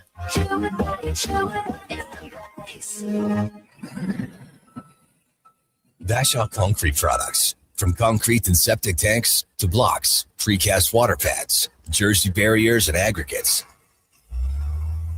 Farmers, contractors, homeowners. Plan your next project at BashawConcrete.com. Family owned, over 60 years pouring. Bashaw Concrete Products. Once again, start here. BashawConcrete.com.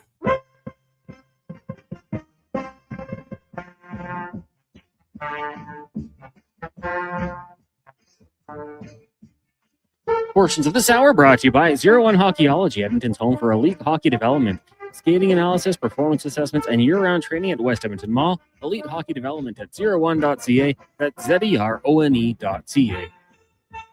The Jason Gregor Show, the best of Edmonton sports talk and beyond. This is Sports 1440. Presented by PlayAlberta.ca, Alberta's only regulated online gambling website.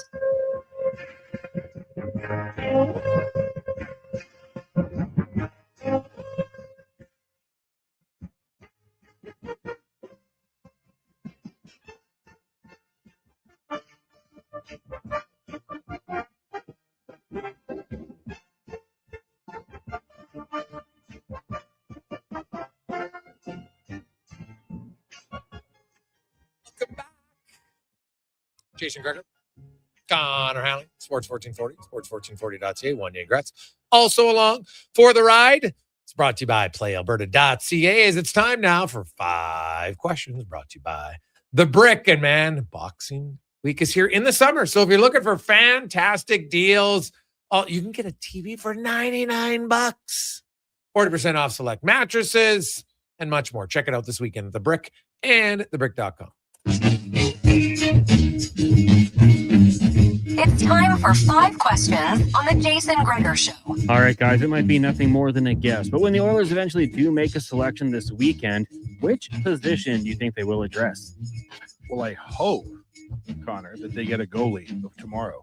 But this is my dream going into every entry draft. I just don't understand why it's so hard for us to stock the cupboard with goaltending prospects. Well, they've picked a few goalies. Not many of them worked out. It's tough to do. But what position do you think they need to address? Well, based on how difficult it is, I don't know if I do a goalie every year because there's only so much space in your organization for them. Like your 2 young goalies this year are both going to be in the ECHL now, because Connor Unger's contract, he's out of his entry level deal, so he doesn't have to go to the ECHL, and same with Tompkins. So I would still take one of those picks as a goalie, but to me, the number one thing I would like them to address is they need to draft someone who plays with bite and an edge. It doesn't like you got a 2nd rounder, a 4th rounder. Like you look at the 4th rounder, obviously you still draft guys with skill, but draft some guys who play robust. That's their calling card, because I still think the organization doesn't have enough.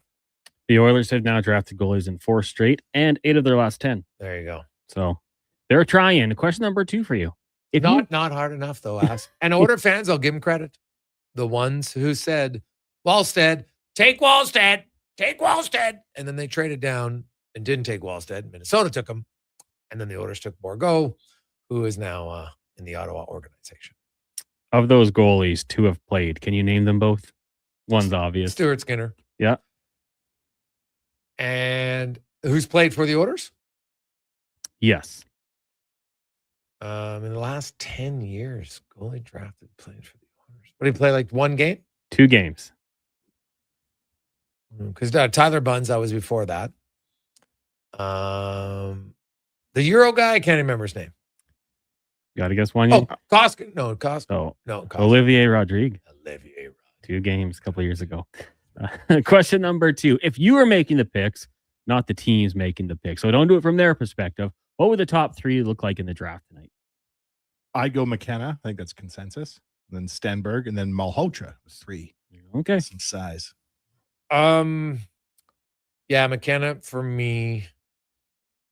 I think I would go Chase Reed number 2 and Stenberg number 3. That'd be good for Vancouver. Avoid that. A tough decision. Question number 3 for you guys. Let's get the official prediction. Canada, South Africa on Sunday. World Cup. What's happening? Well, first of all, Canada is the first ever host to play an away game at the World Cup. Get the hell out of here. Like, come on, it's terrible organizing. Number 2, Canada will win. Canada will win 2-1. Gregor said my number, and I don't want to inflate the score. I don't want to say 3-1 when I only think 2-1. 2-1. Yep. 2-1. Okay. Canada, yep. All right. Connor, what's yours? 2-0. 2-0. Okay. 2-0. One late. Maybe like as South Africa presses, Canada breaks out. Question number 4 for you guys. Apparently, the Jets are listening to offers on Connor Halley. What do you think it would take? A realistic package, and could the Oilers make it? That's a realistic package. Well, it would be a lot. Like Connor Hellebuyck, still considered one of the best goalies. Obviously, kind of stole the gold medal game for sure. No question. He was unreal. He's the best player on the ice in that game. Now his NHL playoffs haven't been as great. Can't deny that. But still, I would say, there's got to be a goalie going back. Number 1, they're going to want a goalie. They would want either you're getting like a top 10 pick, or you're getting like a legit high-end prospect from a team. And then I think also probably another draft pick, and maybe even a younger like forward defenseman. I think if you got to get Hellebuyck here, like Brady Tkachuk went for 3 first-rounders in a second. I got to think Hellebuyck's going for more than that. It's an incredible haul. Do you think there's anything to be made of the fact that he wants to go play in the States, having won the gold? What I do find interesting is, we'll say on one hand, hockey fans, they're so gritty and tough and everything. And now they're like, well, some of the Canadian guys weren't nice to me because of how I went and supported a president who told their country we're going to invade you and take you over. Like, come on, you got to be a little realistic here. And do you really need to be that? Like, I don't know. Did they have personal attacks on him, or was it on social media? Like, mute your mentions, dude. Like, welcome to the life of lots of people, right? You think everybody's friendly on social media, but why would you care? Why would you care what Joe Schmo 86452 says? So I don't know. I find that a little odd. So I think that is it. Yes. I think it'd be hard for the Oilers to get him. I think all the things he may or may not like about Winnipeg probably exist. Well, nobody liked Winnipeg. He's been there 11 years. He just signed a long-term deal. I think a lot of this stems from how the reaction of some of the fans. They weren't overly warm to him. And I don't know, because I don't think he was looking for an out. A lot of people thought he was going to leave, and then he signed an extension. And everyone's like, oh, wow. So I don't really think it's about living in Winnipeg. The guy's been there 11 years. Like, it's not like suddenly, hey, wait a sec. It's pretty damn cold here on Portage in Maine. I never felt this before. Like, he's been there 11 years, so he knows. Final question, guys. On this day in 1981, the comedy film Stripes was released, starring John Candy, Bill Murray. In honor of that, give me your top 3 funniest actors of all time. This is a real think piece. There's a lot to choose from. Oh, there is. There's a lot. I'm going to include Dave Chappelle. I don't know if he's an actor per se, but he's so funny at stand-up in some of the movies he's done. Half-Baked was good, yeah. Yeah. I'll put Eddie Murphy in there. Mm-hmm. I think Eddie Murphy is probably the funniest person ever. And then I'll go Will Ferrell, number 3. Ooh, those are some good ones, man. I'm going Robin Williams. God, that guy was funny, witty. Jim Carrey, because of his ability. Like, did you see when he turns his face into the Grinch? Like, that's pretty damn impressive. And I'm going maybe a little bit off the board here, but I'm going Rowan Atkinson, because there's not a guy who could make me laugh without saying anything as much as he could. Mr. Bean, he's hilarious. Rowan Atkinson, like, just, and simple funny. Like, that's what's, I find it's kind of like innocent funny. You can watch it. You can watch it with your kids and never have to be worried about anything. So I will go with Rowan Atkinson. You know what a crazy Mr. Bean fact is for you, Gregor? I'm glad you brought up Rowan Atkinson. How many episodes do you think were made of the Mr. Bean show? 40. 15. What? There was only 15 episodes of Mr. Bean ever made. Really? And then he made 2 movies after that. Like, I thought there were hundreds of seasons of Mr. Bean. Wow, that is shocking to me. What a cultural impact. I mean, those came out, it says between 1990 and 1995. So it was 15 episodes over 5 years.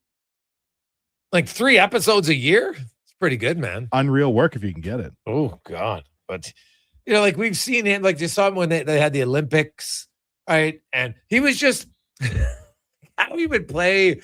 It's just so many of his kids, like, those skits, man, they're just very memorable. I think that's what it was. It was simple, funny, never demeaning, but memorable. Like, God, and his facial expressions and how he would act. Oh, seriously, there's only, man, I got to get Mr. Bean somewhere. That is unreal. Hey, buddy, we got a lot of texts coming in on this one.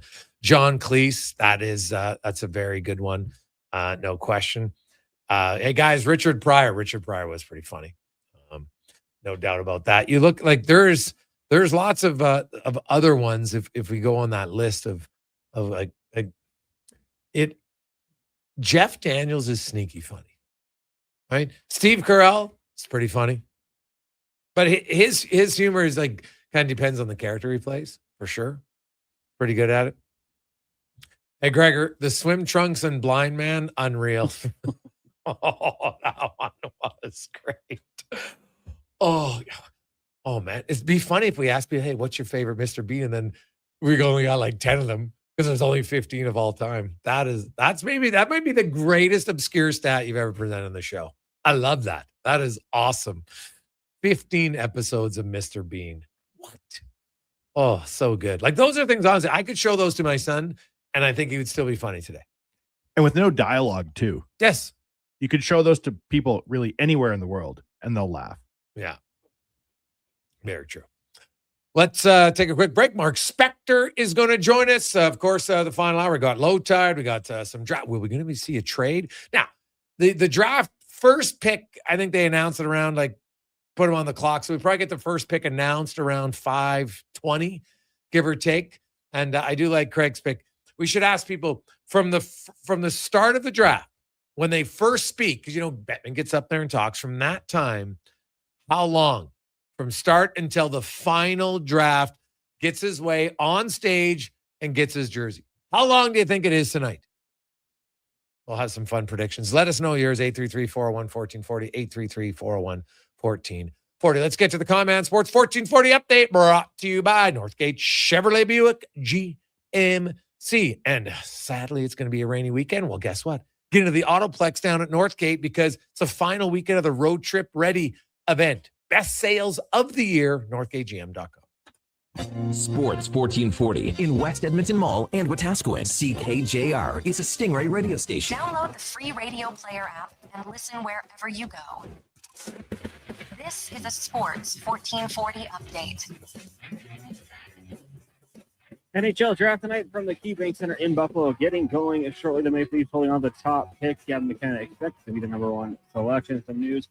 JJ Peterka heading to Boston. We don't know the return as of yet. The Colorado Avalanche re-signing a couple unrestricted free agent defensemen. Brett Kulak, 5 years with an AAV of $4.5 million. Also, Brent Burns on a one-year deal with just under $1 million. The Buffalo Sabres acquiring defenseman Olin Zellweger from the Anaheim Ducks in exchange for prospect Anton Wahlberg and the 45th overall pick in this weekend's draft. World Cup rolling on. Cabo Verde taking on Saudi Arabia in about an hour. Spain taking on Uruguay. You got Egypt and Iran and New Zealand, Belgium. Earlier today, Senegal beating up on Iraq 5-0 and Norway falling to France 4-1.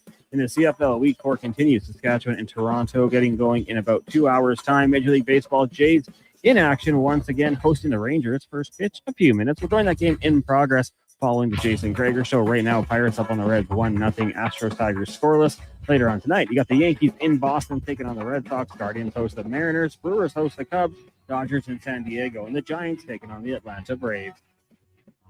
In town, Edmonton Riverhawks in action. They'll host Port Angeles just after 7. Coming up in hour 4 of the Jason Gregor Show, we'll be joined by Mark Spector of Rogers Sportsnet and the host of the Lowdown with Hotide, Alan Mitchell. I'm Connor Halley. This has been a Sports 1440 update. Attention Alberta construction pros. For over 50 years, Japa Equipment Rentals has been your go-to for top-notch equipment and stellar service. Whether you need rentals or expert maintenance, we've got you covered. Stop by our Edmonton or Calgary locations today. You've got a go-to coffee spot, a trusted barber, even a lucky game day jersey.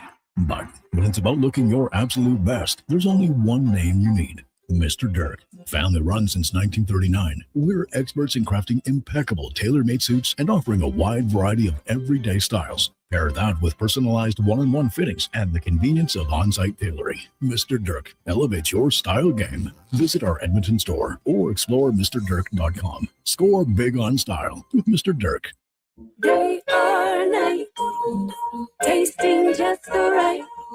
You can order Oodle Noodle at oodlenoodle.ca, delivering you the news almost right away. Remember, you can order Oodle Noodle at oodlenoodle.ca. So stay on your couch all day and order oodlenoodle.ca.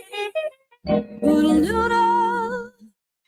The longest running basketball show in Canada airs every Saturday morning at 10 on Sports 1440. Hoop City with Paul Sir introduces a new generation of basketball talk, and it's right here on Edmonton's home for sports, Sports 1440. Legacy Heating and Cooling is serious about cooling. In fact, we offer multiple ways to cool your home. So you better call Legacy. Call Legacy. If you're looking for traditional air conditioning, we got you. Call Legacy. Call Legacy. Or ask us about a heat pump to help you heat and cool. Call Legacy. Call Legacy. Cool with AC or cool with a heat pump. Cool your home with Legacy Heating and Cooling. Cheering on Canada, Mexico, Australia, France, England, Brazil, Germany, Spain, and the rest of the world at the Druid Irish Pub. Your World Cup headquarters. Wear your colors, cheer on your team, and enjoy $6.50 Heineken every game. Plus, your chance to win a ton of World Cup merch, including hoodies, jerseys, soccer balls, and more. The Druid Irish Pub, your World Cup headquarters. Bringing Edmonton together, one soccer game at a time. The Druid Irish Pub. Cheer with us in the Mercer Building across from Rogers Place and Ice District. Cattail Crossing Golf and Winter Club. Fun and friendly with morning rates Monday to Thursday. Just $65 for 18 holes with cart. $55 for seniors. Includes a $5 food voucher for dining at Cattail's Out of Bounds restaurant. There's early bird golf Saturday and Sunday. $50 for 9 holes with cart and snack voucher. 9 and dine Fridays after 4. $130 per pair for 9 holes, cart, and a $40 Out of Bounds gift card. Plus, Glow Golf every second Friday and bring your dog golfing on Mondays. Visit cattailcrossing.ca. Alberta, we're wild and tough and beautiful. We agree that good enough isn't good enough. And know everything that matters starts with a home and a family. At Lux, our family has been handcrafting windows and doors for this incredible place for over half a century. There's no place we'd rather be. Everything we are is windows and doors. A company born and bred and made in Alberta. Like to score a winning deal at Car West Leduc. Like raising the cup in your hometown on your birthday. Feel it now. Car West Leduc. Experience a vast, uncompromising selection of top-quality used vehicles with no extra fees. Trucks, sedans, vans, SUVs, and more. Backed by family-run service and top dealer ratings on Google. So when the final siren goes, you go home with a deal you'll never forget. Car West Leduc, 6514 Sparrow Drive, Leduc, or at carwestautosales.com.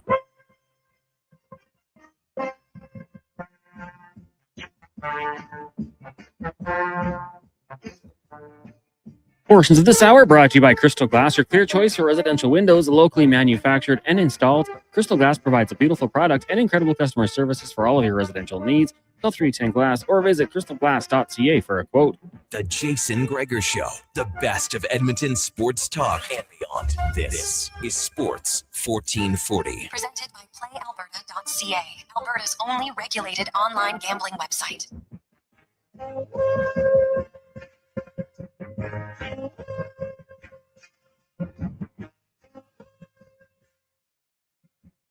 Positive Friday rolls along. It's draft day for the NHL. And what a thrill tonight it will be for many young men and their families to get their name called. Obviously, it's not a guarantee you get to the NHL, but it's a pretty good step if you are a first-round selection. As a lot of our analysts have said that, hey, when you're a first-round pick, man, the organization gives you lots of opportunities to try to live up to that. It's hard. Not everybody does because the NHL is hard, but for a lot of the players, it is a very big step and a nice reward for one night to be like, hey man, all that extra work put in, a lot of the grinding hours when no one's watching, it was worth it. And for a lot of them, man, it'll just motivate you even more to get going. So good luck. Lots of local kids there and their families are obviously all there right now, and so probably a lot of their buddies may be watching, listening, waiting to see what goes down tonight. So it should be good. The Sabres, it's in Buffalo. They got Josh Doan on the stage. A few of the other guys are hyping up the crowd. So I guess officially the draft starts now, Connor. Someone's on the mic. So we have it at 5:09 was when it started. And we will officially see what the end is going to be time-wise. Tonight, the Gregor Show always brought to you by PlayAlberta.ca, where you can get in the game. When you go the Jason Gregor Show odds boost special, we got a little Canada, South Africa for you. We had some Jays ones. We had this. Hey, we hit the Elks one, and now we need the Alouettes to be victorious over Ottawa. I think they will, but you never know. Now let's get to the spec report brought to you by GS Construction, your underground infrastructure specialists, and they are hiring. You want to work for an awesome company that loves from promoting from within and developing our workers to give yourself a great career. Lots of their guys high up in management all started at GS Construction. That could be you. Go to gsconstruction.ca, look up careers as Mark Spector from Rogers Sportsnet joins us. Spec, good afternoon, buddy. How you doing? Pretty good. It's always a bit of a cringe fest when Gary grabs that mic and tries to be hip and funny with all the young people up there. I don't know. One of these days, maybe you'll figure it out. Oh, I don't know. I don't even know who the other guy is on stage, Connor. Do you know with Shane Doan who that is? Josh Doan? No, sorry, Josh Doan. Yeah. I think it's Dawkins of the Bills. Oh, is that who that is? Oh, okay. I think so, yeah. Oh, he's a big dude. Big guy. He's a really big dude, man. 6 shoes he's got going on right now. Spec, you wrote, I think it was yesterday, about Connor Ingram and the Oilers. And so here we are. We get close to the draft. We get close to free agency. Is your gut feel that you think he's going to re-sign in Edmonton? Like, what's in your conversation? What are you hearing? Well, here's what I'm hearing is that he'd be quite happy to come to Edmonton. He was very happy here. He really liked his time here, so he'd love to sign here. They haven't agreed on any money or term, which is always, no matter how much people like each other. That's what Brad Treliving said one time. We got 2 things left to sort out in this contract negotiation: money and term. So they're there. I would say the July 1st deadline, it is a deadline in the Connor Ingram situation, because I think that Stan Bowman has his eye on a few goalies around hockey. And I think there might be others he'd rather get, frankly. But he doesn't probably want to lose Ingram either. So, Ingram he'd rather play. I'm told he'd love to play here, but there's probably 4 or 5 other teams that take him in a heartbeat. I am also told that as a sort of a mental health guy, he doesn't have any worries about playing for Babcock. That has not scared him off of Edmonton in any way. So, if the Oilers want to pay him, they could have him tomorrow. The question would be, in my eyes, I sense Stan Bowman has got his line in the fishing lake here, and he's not ready to sign Ingram at this point. Okay. What do you think? Thinking about goalies? Like, what do you got to do here? Yeah, well, you still, it's the old truth. He's got time. No one else can talk to Ingram until July 1st, right? So you can look around and maybe there's a trade that you're thinking. Who knows? I do wonder a little bit if they're waiting on Florida. And what does Florida do? Are they, because if Florida signs Bobrovsky, does Darisoff be like, I want to try somewhere else? Like, so I wonder if that's kind of here at play, because we've seen a lot of trade spec. We haven't seen any goalie movement yet. So I wonder, the domino effect there. So that might be kind of potentially what's holding this up. Sure. And is Kosa, could you do a Jari Kosa tandem here, or would that be too risky? I don't know, man. That you're okay. It's a big year. You're a team that wants to win the cup, and you're going to go in with Jari, who's maybe got injury issues. And then you're going to go with a goalie who's never played in the NHL. And 45 minutes. He's got 45 minutes NHL service. Yes. Okay. So, right. Hasn't played a full game yet. And then your third string goalie currently is Tompkins. Right? I think that's the issue. You could do it, but it definitely would be a little bit of a risk. A big risk. I think if you do it, you almost might have to go find a way to get a better number 3 goalie. Well, the number 3s are out there. They're around. I mean, I think Calvin Pickard will move on here. He'll go somewhere else, and hopefully for him, he gets to play some NHL games this year. But yeah, I mean, I'm with you. Like, this is a big year. But geez, is there, I guess what it really comes down to, is there a guy that's significantly better than Ingram that is attainable? And that's Stan Bowman's job, is to find that guy. Whether it be in trade, whether it be if he thinks it's Tarasov, if Detroit keeps Kosa and you get Gibson, if it's, there's a lot of things out there.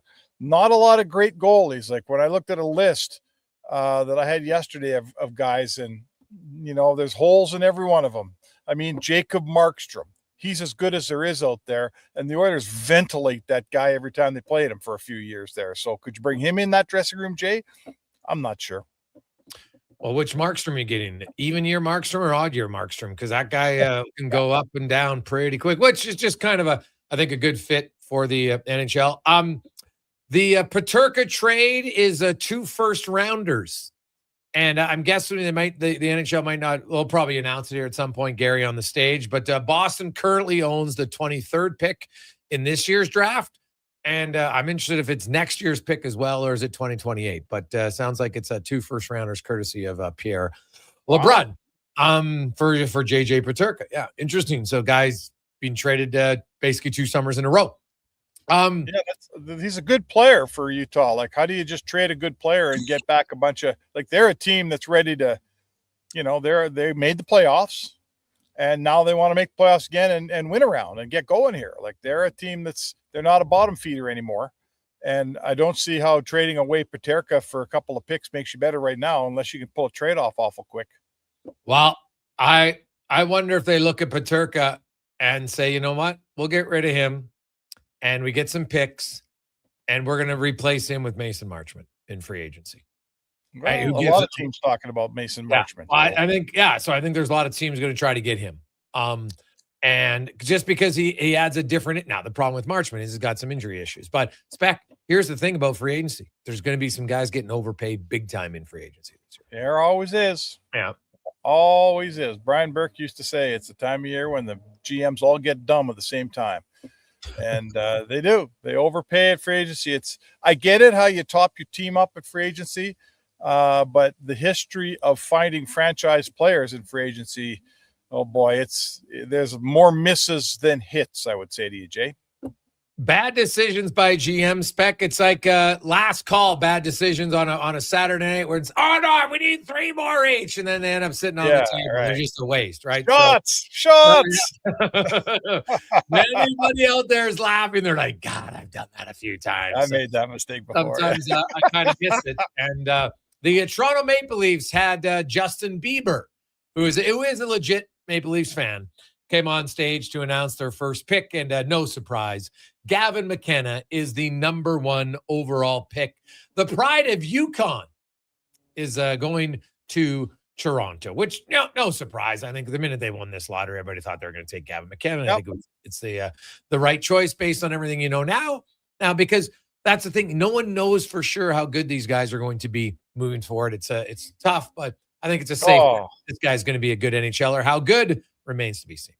Yeah, there'll be a ton of pressure. The expectations. I mean, to me, the expectations on the Maple Leafs to be a really good team are unrealistic. I don't think they're good enough. They are a really good team, and I hope that those same too high expectations don't.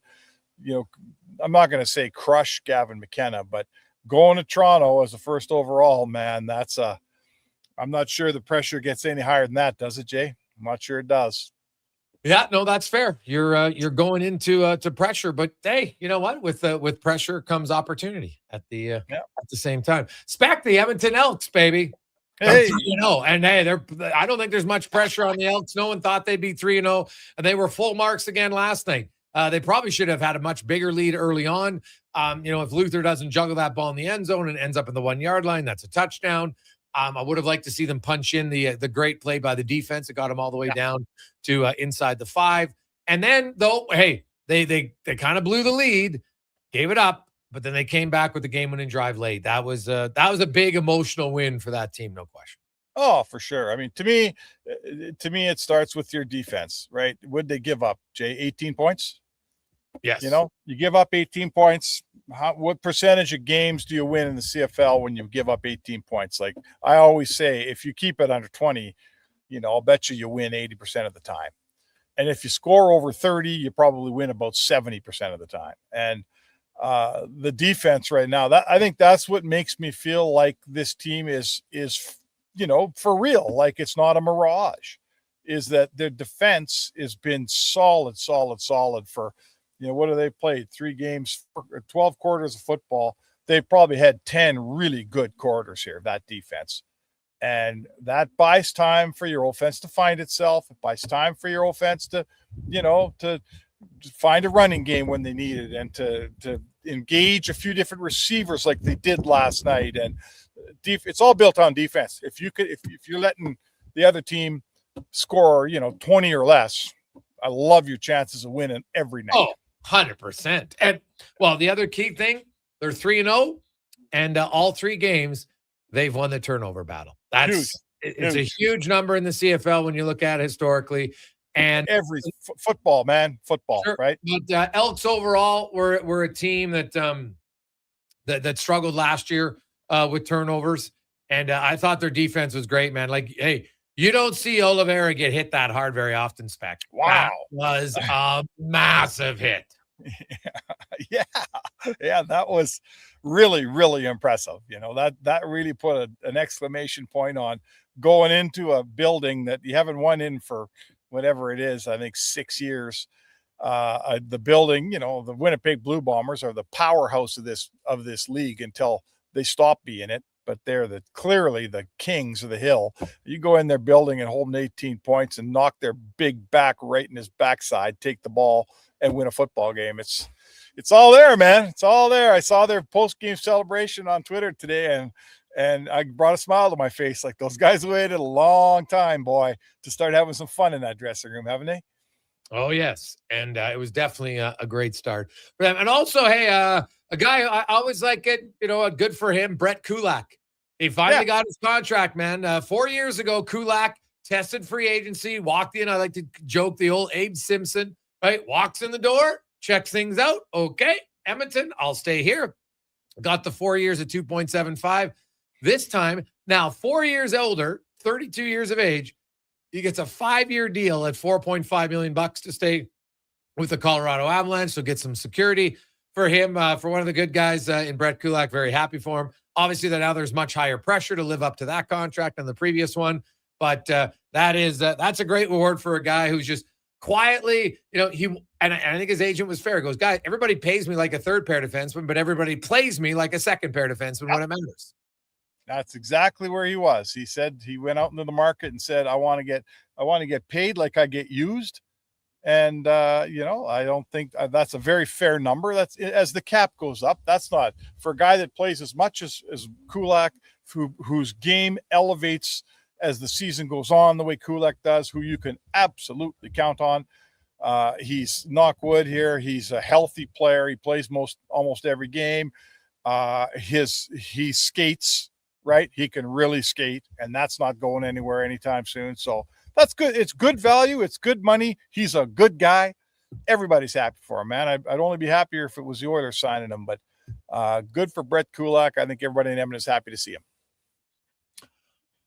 Spec, have yourself an awesome weekend. Is Canada going to win their elimination game? Yeah, they are going to win. Come on. It's South Africa, dude.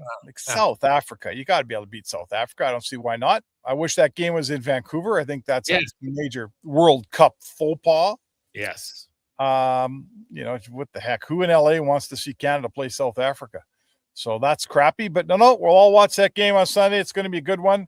Good day, good way to spend a rainy Sunday by the looks of it, huh? Yeah, very, very true. Spec, have an awesome day. We will chat with you on Monday. Hi, Jake. Mark Spector, the Spec Report, brought to you by GS Construction. This has been a thrilling first pick overall. Like, Bieber walks out, looks like $1 million. I don't know if he was singing or rapping. We couldn't hear anything. Goes on stage. Gary Bettman daps him up like it's an NBA draft.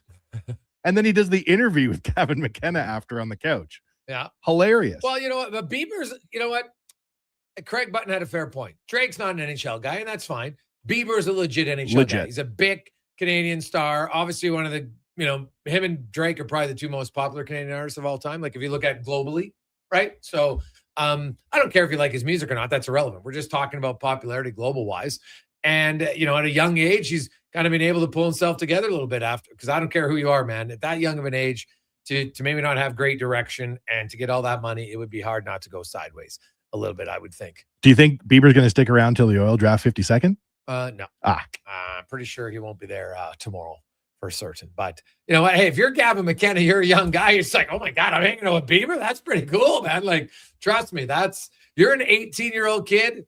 Trust me, Justin Bieber's a big deal. Totally. Right? That's a big deal for sure. We'll come back. Hey, you know who's a huge Bieber fan? Our next guest. It's the Gregor Show, presented by PlayAlberta.ca.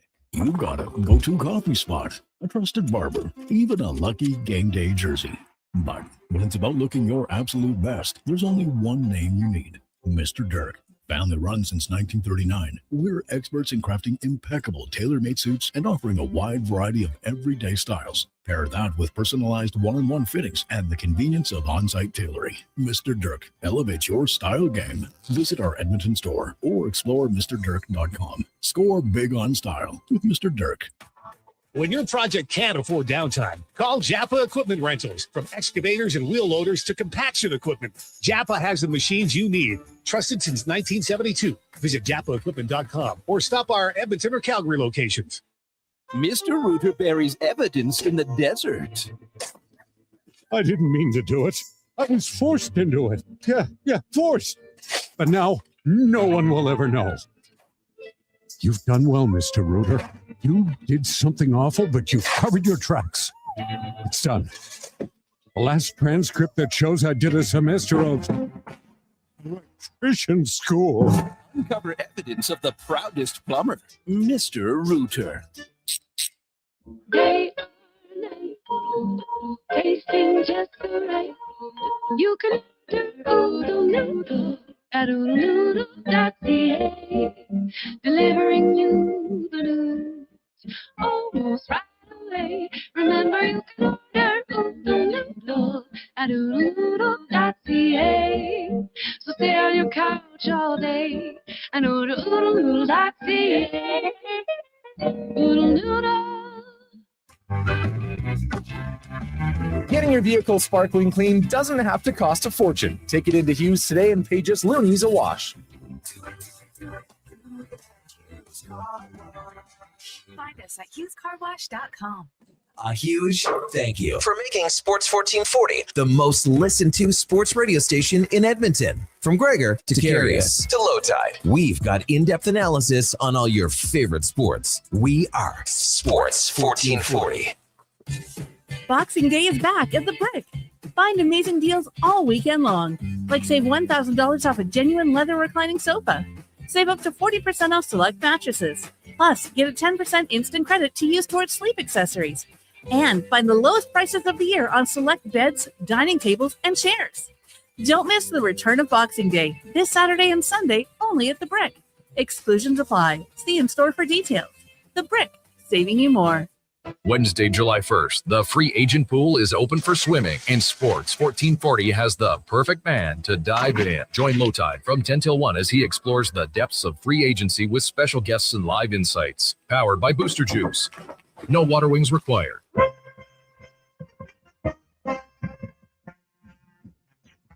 Portions of this hour brought to you by Sherbrooke Liquor, the best place for wine, cocktails, and beers from all over the world. Also a variety of excellent non-alcoholic options. See more at SherbrookeLiquor.com.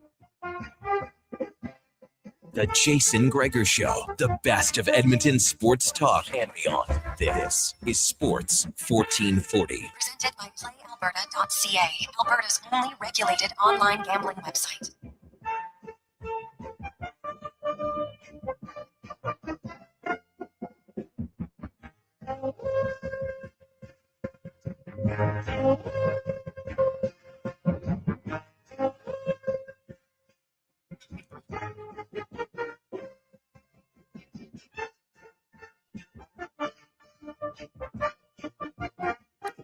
.530, the second pick is in. And it's Ivar Stenberg to the San Jose Sharks, which a lot of people thought the Eklund trade kind of put this one to bed that that's what they would do. And so that's what the Sharks have done. And now comes the Vancouver Canucks. Will they go with Malhotra when his dad's the coach? I just hope for his sake they don't. I don't think that would be the best case scenario. Do you think that's a bad thing? Yes. Yeah. Yeah, like it's hard enough to be in the NHL. I just think it's harder if your dad's the coach. Like guys come in the room and then they're like, "Was this guy going to?" What are him and his dad saying? Whether it's fair or not, people are just going to assume that, right? And I know that Malhotras are very respectful and everything's great. I'm not sold that's an ideal situation for me personally. I know Tyson Barrie asked his dad when he was the owner, not in the room, of Tampa Bay, "Please don't draft me," and he didn't. And if it was me, I'd just say, "You know what, Dad? I love you. We're going to cross paths. I don't want you to be my NHL coach." It's too big of a storyline not to distract. Now, I guess the only argument someone would say is, well, Gregor, you're drafting him now. He's not playing probably for 2 years. Will the dad even be the coach in 2 years? Okay, fair point. I don't know. If it was me, I wouldn't do that to my son. I would talk to him and say, hey, I think you're going to have a great, unless, and like Craig said, unless it was like so clear that he was way better than everybody else available. And if it isn't, then I'd probably go with Chase Daniels. Because it's not even a storyline if he's on a different Chase team. Reed, sorry, not Chase Daniels. Different sport. So we'll see. 833-401-1440, 833-401-1440. It is the Gregor Show. As we get to the oil report, brought to you by Go Auto.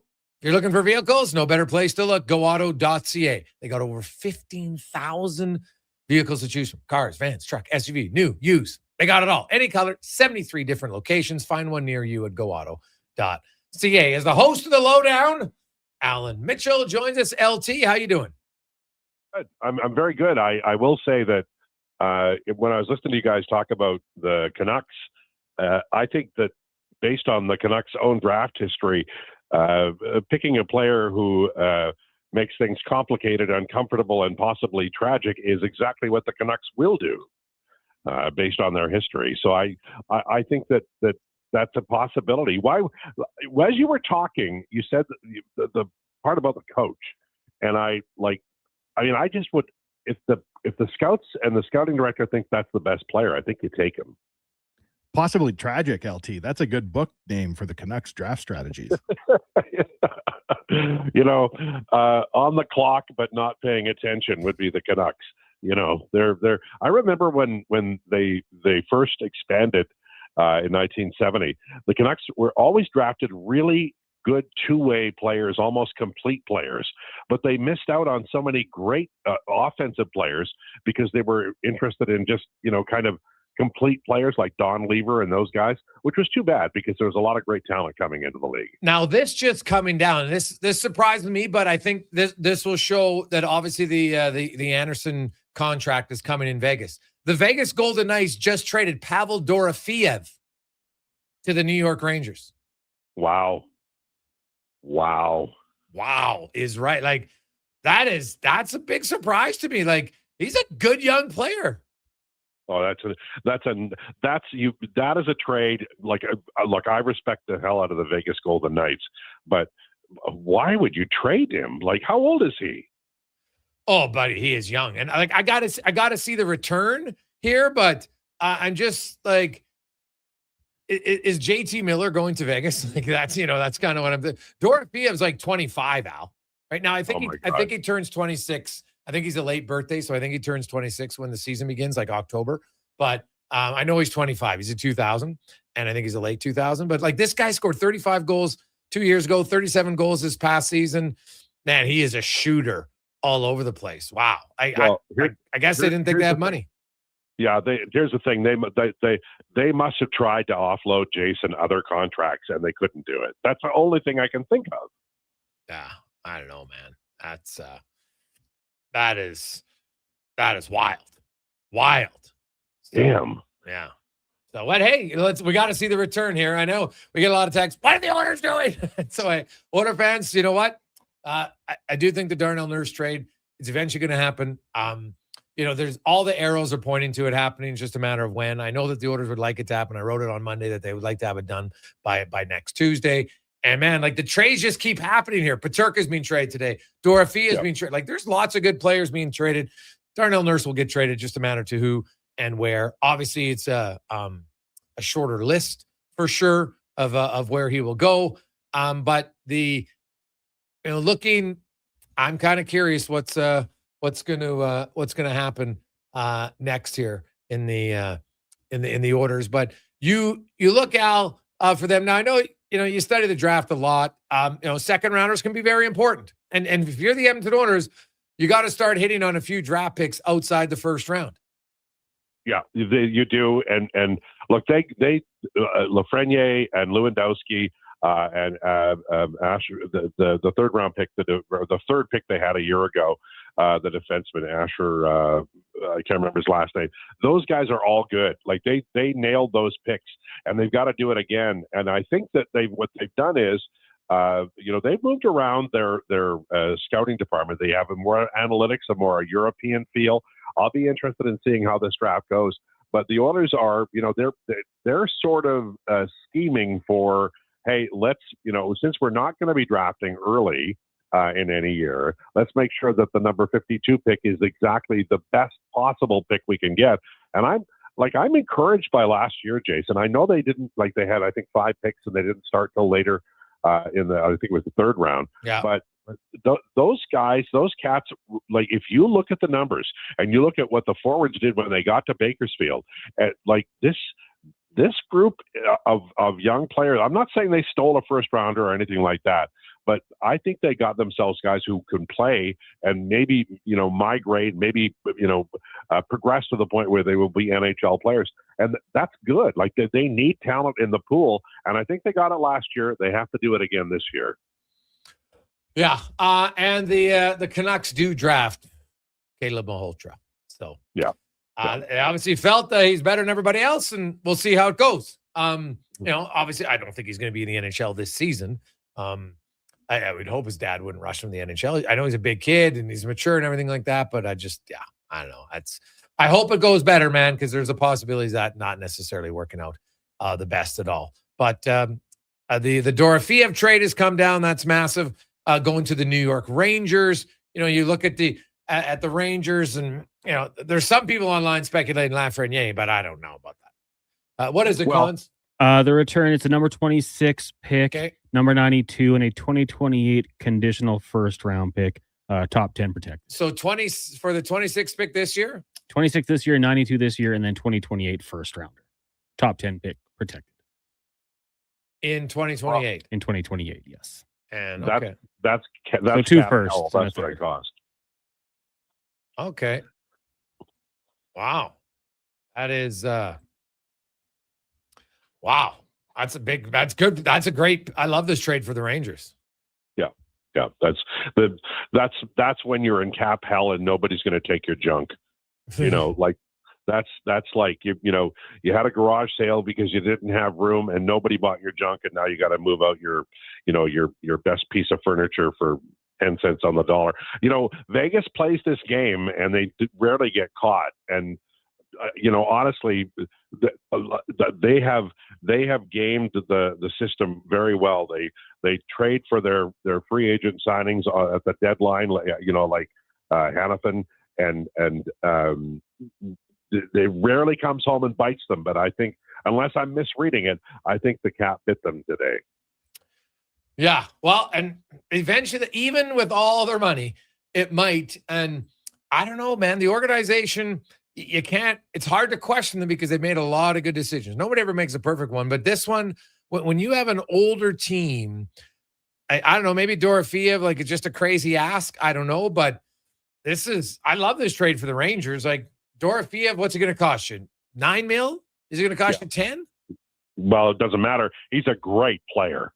And he's 25, and unless they lied about the birth certificate, this doesn't make any sense at all from the Vegas Golden Knights, Jason, because they don't make this kind of trade.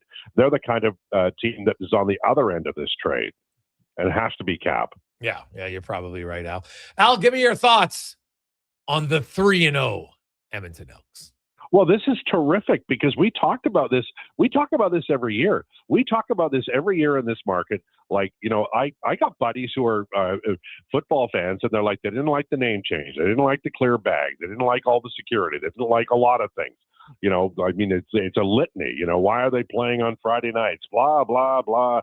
It went on and on and on. But we all said, well, if they start winning, then all of these issues kind of, it's not like they're not there. But they go away. If you have an Elks Grey Cup victory, then that's the Elks Grey Cup victory.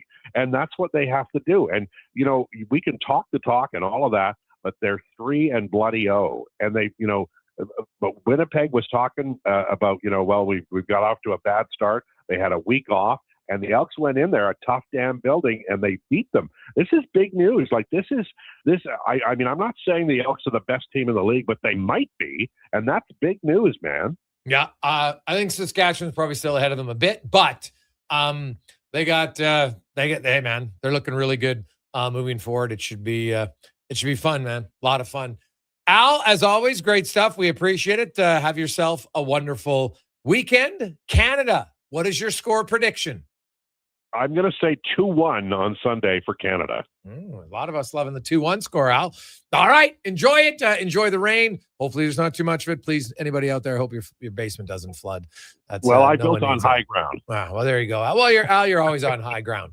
Always on high ground. So, all right, be good, boys. Okay, buddy. There you go. That's Alan Mitchell, a.k.a. Low Tide. Quick break. We'll come back. Wanye's World and more as we wrap up a jam-packed week. Honestly, it's the biggest week ever that I've ever had as far as trades go in the National Hockey League. It's been crazy. More trades today. We'll update you. Dorofeev for 2 first-rounders and a 3rd-round pick. What? Like, that's a good deal for the Rangers, man. I know they're going to have to pay him, but that's a pretty damn good deal. So we'll return on the Gregor Show presented by PlayAlberta.ca. Are new McCafe crafted sodas just drinks or something more? Like Sprite Berry Bliss, Creamy Strawberry Coke, and Orange Dream. All swirled with fizzy flavor and topped with silky cold foam. Only at McDonald's. At participating McDonald's restaurants in Canada. The Riverhawks return this weekend for First Responders Firework Friday. Enjoy Country Nights Mechanical Bull on Saturday with Daisy's Saloon. Then Boston Pizza presents Baseballs and Body Slams on Sunday with a real wrestling ring. Fun for the whole family. Tickets at GoHawks.ca. With Play Alberta, backing the home team goes beyond the bets. That's because your picks have provincial impact. Play Alberta is the only app in the province that puts all revenue directly back into supporting programs and services that Albertans rely on every day. By investing in the General Revenue Fund, every play, bet, and buy made on Play Alberta helps make a difference across the province. Visit playalberta.ca/Gregor to learn more. That's playalberta.ca/Gregor. Must be 18 plus to play. If you gamble, use your game sense. And now Action Electrical's testing team is on defense duty. They're the guardians of safety and compliance, a critical part of any lineup. Precisely. They perform rigorous safety and code compliance testing for commercial operations. The referees, ensuring everything is up to standard before disaster strikes. Their preventative plays are legendary, spotting faults early. Hire the Action Electrical team to bring home a win for your project. Visit actionelectrical.net. Hi, Edmonton. Fuel prices are climbing, and Subaru fights back with the all-new, all-electric 2026 Trail Seeker. With up to 444 kilometers of range, fast charging, legendary Subaru symmetrical full-time all-wheel drive, the Trail Seeker is built to help you go further. And when summer adventure calls, it's ready with towing capacity of 1,587 kilograms. Test drive the all-new Trail Seeker. Visit your local Subaru dealership today and seek every trail. Welcome to Uncommon. Step onto the field of dreams and into sporting glory. Join the Riverhawks Community Foundation on August 22nd for the Field of Dreams Festival at Remax Field. This isn't just any event. It's an adult baseball camp featuring former Toronto and Edmonton baseball star Devon White. Swing for the fences from 5 to 10:30 p.m. while supporting local youth sports. Upgrade to VIP for an exclusive meet and greet. Tickets are going fast. Secure your spot today at riverhawksfoundation.ca. Think a quality golf cart is out of your budget? Think again. At the Golf Cart People, we have a fantastic selection of fully inspected, pre-owned carts starting at just $4,500. Choose from gas, electric, or lithium-ion power to fit your lifestyle. And the best part, every used cart comes with a 1-year warranty for total peace of mind. Why wait? Get the cart you've always wanted today. Visit the Golf Cart People. Find out more at golfcartpeople.com.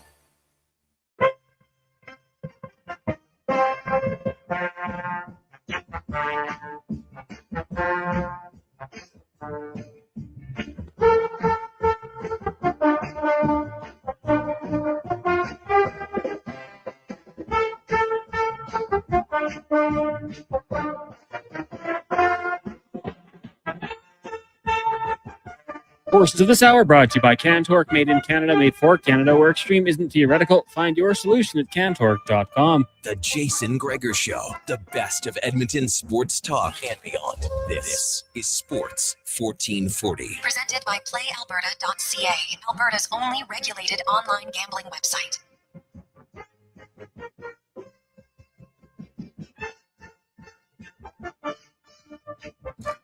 Hey, congratulations, the Alberta boy from Lacombe. Daxon Rudolph goes 4th overall to the Buffalo Sabres. Of course, the Sabres traded out defenseman Bowen Byram to Chicago to acquire this pick. And they get a defenseman. Daxon Rudolph, a really good, young, exciting defenseman. Big guy, 6'2", skates really well. Great offense, scored 37 goals. It's a really good player, man. I like it. Good for him. Good for him. It's kind of a cool set. If you look in the background, they have photos of them playing minor hockey on the shelf. Of each kid? Yeah, the players getting drafted, yeah. Oh, that's actually a pretty good, nice touch. They must change it. Obviously, it's probably on digital, and then they just pick the one. That's actually a really good idea. I like it. Smart. Remembering the draft today, there's a moment of Oilers Nation history that I always think about every draft year. We'd written an article about how there was no journalist going to the draft to cover the Oilers. What year was that? Early on in the site, and Robin Brownlee left in the comments, "What will we wrap all our fish in if there's no more newspapers?" Which I thought was like a classic line at the time. And then we raised money to send him to the draft. And I'll never forget, because he hadn't really looked at the website all weekend. That's 2009, because I was in Montreal. He was there. Yeah, because I was there. Well, he didn't go, though. We raised the money for him, and he phoned me freaking out on Monday morning. He's like, "What happened?" I'm like, "Well, I don't know. We made a GoFundMe and sending you to the draft." He's like, "I can't go. I was just complaining on the internet." We're like, "Well, Robin, like the whole site rallied around you. It had never rallied behind anything at this point." He's like, "I can't go. I got stuff to do." I'm like, "Well, you're going to have to explain this to the internet because we thought we just did the fundraising move of a lifetime." The next year he went. But I always think about him that one was day. 2009 is when he must have went. Yeah. I had a stretch there. I went to the draft. Oh, geez. Well, I think I went to draft for almost every year for about 12 years in a row up until I think COVID ended it. Yeah. So plus, well, the Oilers they always had a top pick, so you had to be there. That was our Stanley Cup every year with the draft party. Yes, I was Oilers fans. Something would tell me you don't miss the excitement of the draft compared to the excitement of the playoffs.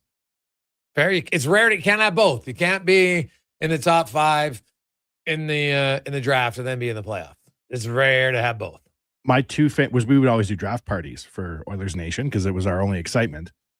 Famously, I remember saying that the Griffin Reinhart trade was going to be great.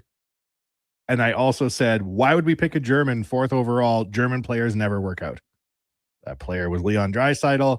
I was proven to be incorrect both times. Mm-hmm. Draft night's fun because you don't know who's who. Yeah. I think it's a really exciting time for a lot of these players. Like the pressure they've been under in junior to be a high draft pick in the NHL. These guys look thrilled with themselves. Yeah. Well, as they should be, man. Yeah. Like you're 17 or 18 and for these kids, like they're so wired now and focused on it and it doesn't matter where you get drafted. I could tell you that from experience, whether you're 1st round or 2nd round, 3rd round or 4th. I've talked to so many kids, man, you can be disappointed. Some kids were ranked to go in the 2nd round. They don't go until the 3rd or your 1st and you go until the 2nd, 3rd, whatever it is. The minute your name's called, everything changes. And it doesn't matter. It's just like, all right, I got drafted. Somebody believes in me. Here we go. And it's a huge thrill for a lot of them. 1st rounders get more of the attention, but that 2nd round day when you're sitting in the crowd and your name gets called, trust me, I've been there. I've seen all the kids. Unfortunately, I've been there. And every year there's some kids in the building who don't get drafted. And I'm always just like, ugh. And I mean, I've talked to so many agents who are like, now some kids, because they're like, agents say, hey, if you're not ranked in the top 100, don't go. And some guys like, you're not ranked in the top 60. Because I've seen guys, I've seen guys ranked 75th and don't get drafted. Because those rankings differ so much. Like the top 10 or 20, it's a little bit easier. After that, it is so hard to know. And somebody has a guy that he likes on his list. Doesn't mean any NHL team likes him. So, yeah, very challenging. It's a great night for hockey, though. Congratulations to all these kids. Oh, yeah.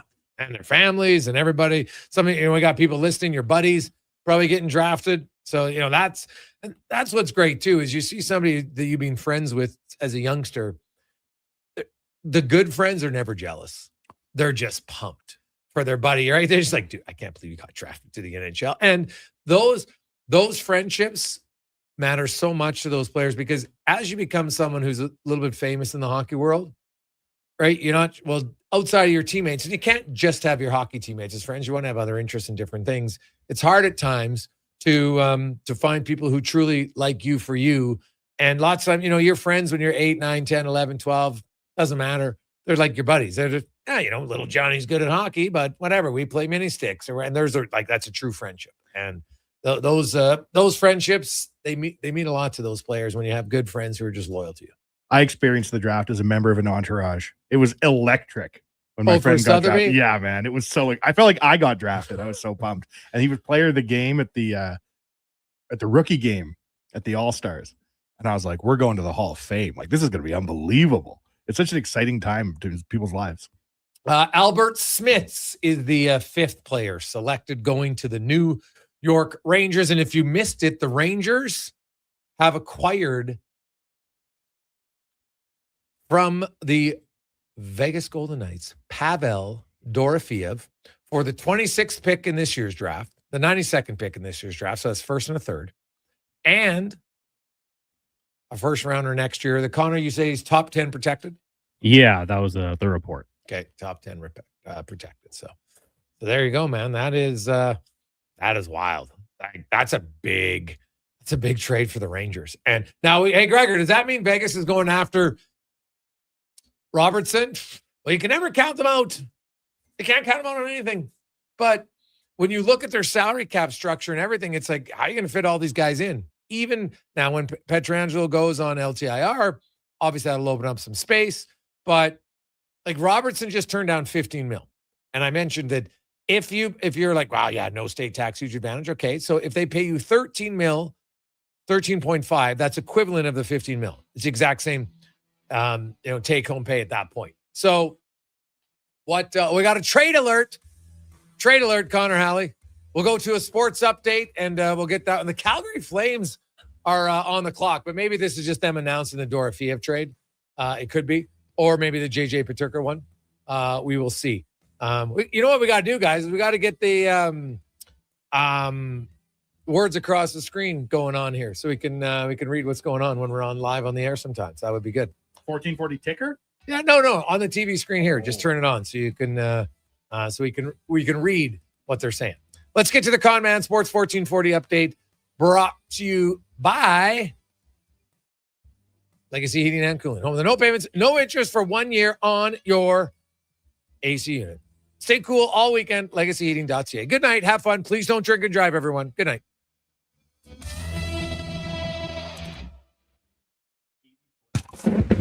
This is the Sports 1440 update. The NHL Draft from Buffalo underway. Gavin McKenna taken first overall by the Maple Leafs. Oliver Stenberg going number 2 to the Sharks. And rounding up the top 3, Caleb Malhotra. Some more moves going on in a busy day. The New York Rangers acquiring Pavel Dorofeyev from the Vegas Golden Knights for the 26th overall pick, the 92nd pick, and a conditional 2028 first rounder that will be top 10 protected. The Kings locking up one of their core pieces. Brant Clark sticking around 5 years with an AAV of $7.4 million. With a Mammoth trading JJ Peterka to the Bruins for the 23rd overall pick tonight and a 2028 first rounder. That one also top 10. Protected earlier today, Brent Kulak signing with the Avs, 5-year extension, $4.5 million AAV, while they're keen keeping Brent Burns around as well on a 1-year contract worth $850,000. World Cup continues on tonight, getting going shortly. Cabo Verde taking on Saudi Arabia. You've also got Spain and Uruguay, Egypt and Iran, while Belgium up against New Zealand from Vancouver. Earlier today, France all over Norway 4-1, while Senegal dropped Iraq 5-0. We see in the CFL tonight, week 4 rolling on. Saskatchewan and Toronto get going in about an hour and 10 minutes time. Major League Baseball, Jays right now trail the Rangers 5-0 in the top of the third. We'll join that game in progress following the upcoming commercial break on the AM feed. If you're streaming, it'll be Fox Sports Radio. Elsewhere, Tigers with a 7-0 lead over the Astros in the 4th. Diamondbacks trail the race 3-1. Red Sox lead the Yankees 4-0, and the Mariners Guardians tied at 1 apiece. Later on tonight, Rockies Twins, Marlins Cards, Padres host the Dodgers, and the Braves in San Francisco. In town, the Riverhawks will be in action just over 7 o'clock, hosting Port Angeles. That'll do it for us here on the Gregor Show. Coming up next, if you're streaming, Fox Sports Radio. If you're on the AM dial, it is Blue Jays Baseball. I'm Connor Halley. This has been a Sports 1440 update. This is Sports 1440, a Stingray radio station broadcasting on Treaty 6 territory. Download the free iHeartRadio app and listen to CKJR wherever you go. Canada's men's rugby team at Clark Stadium. July 4th, Canada takes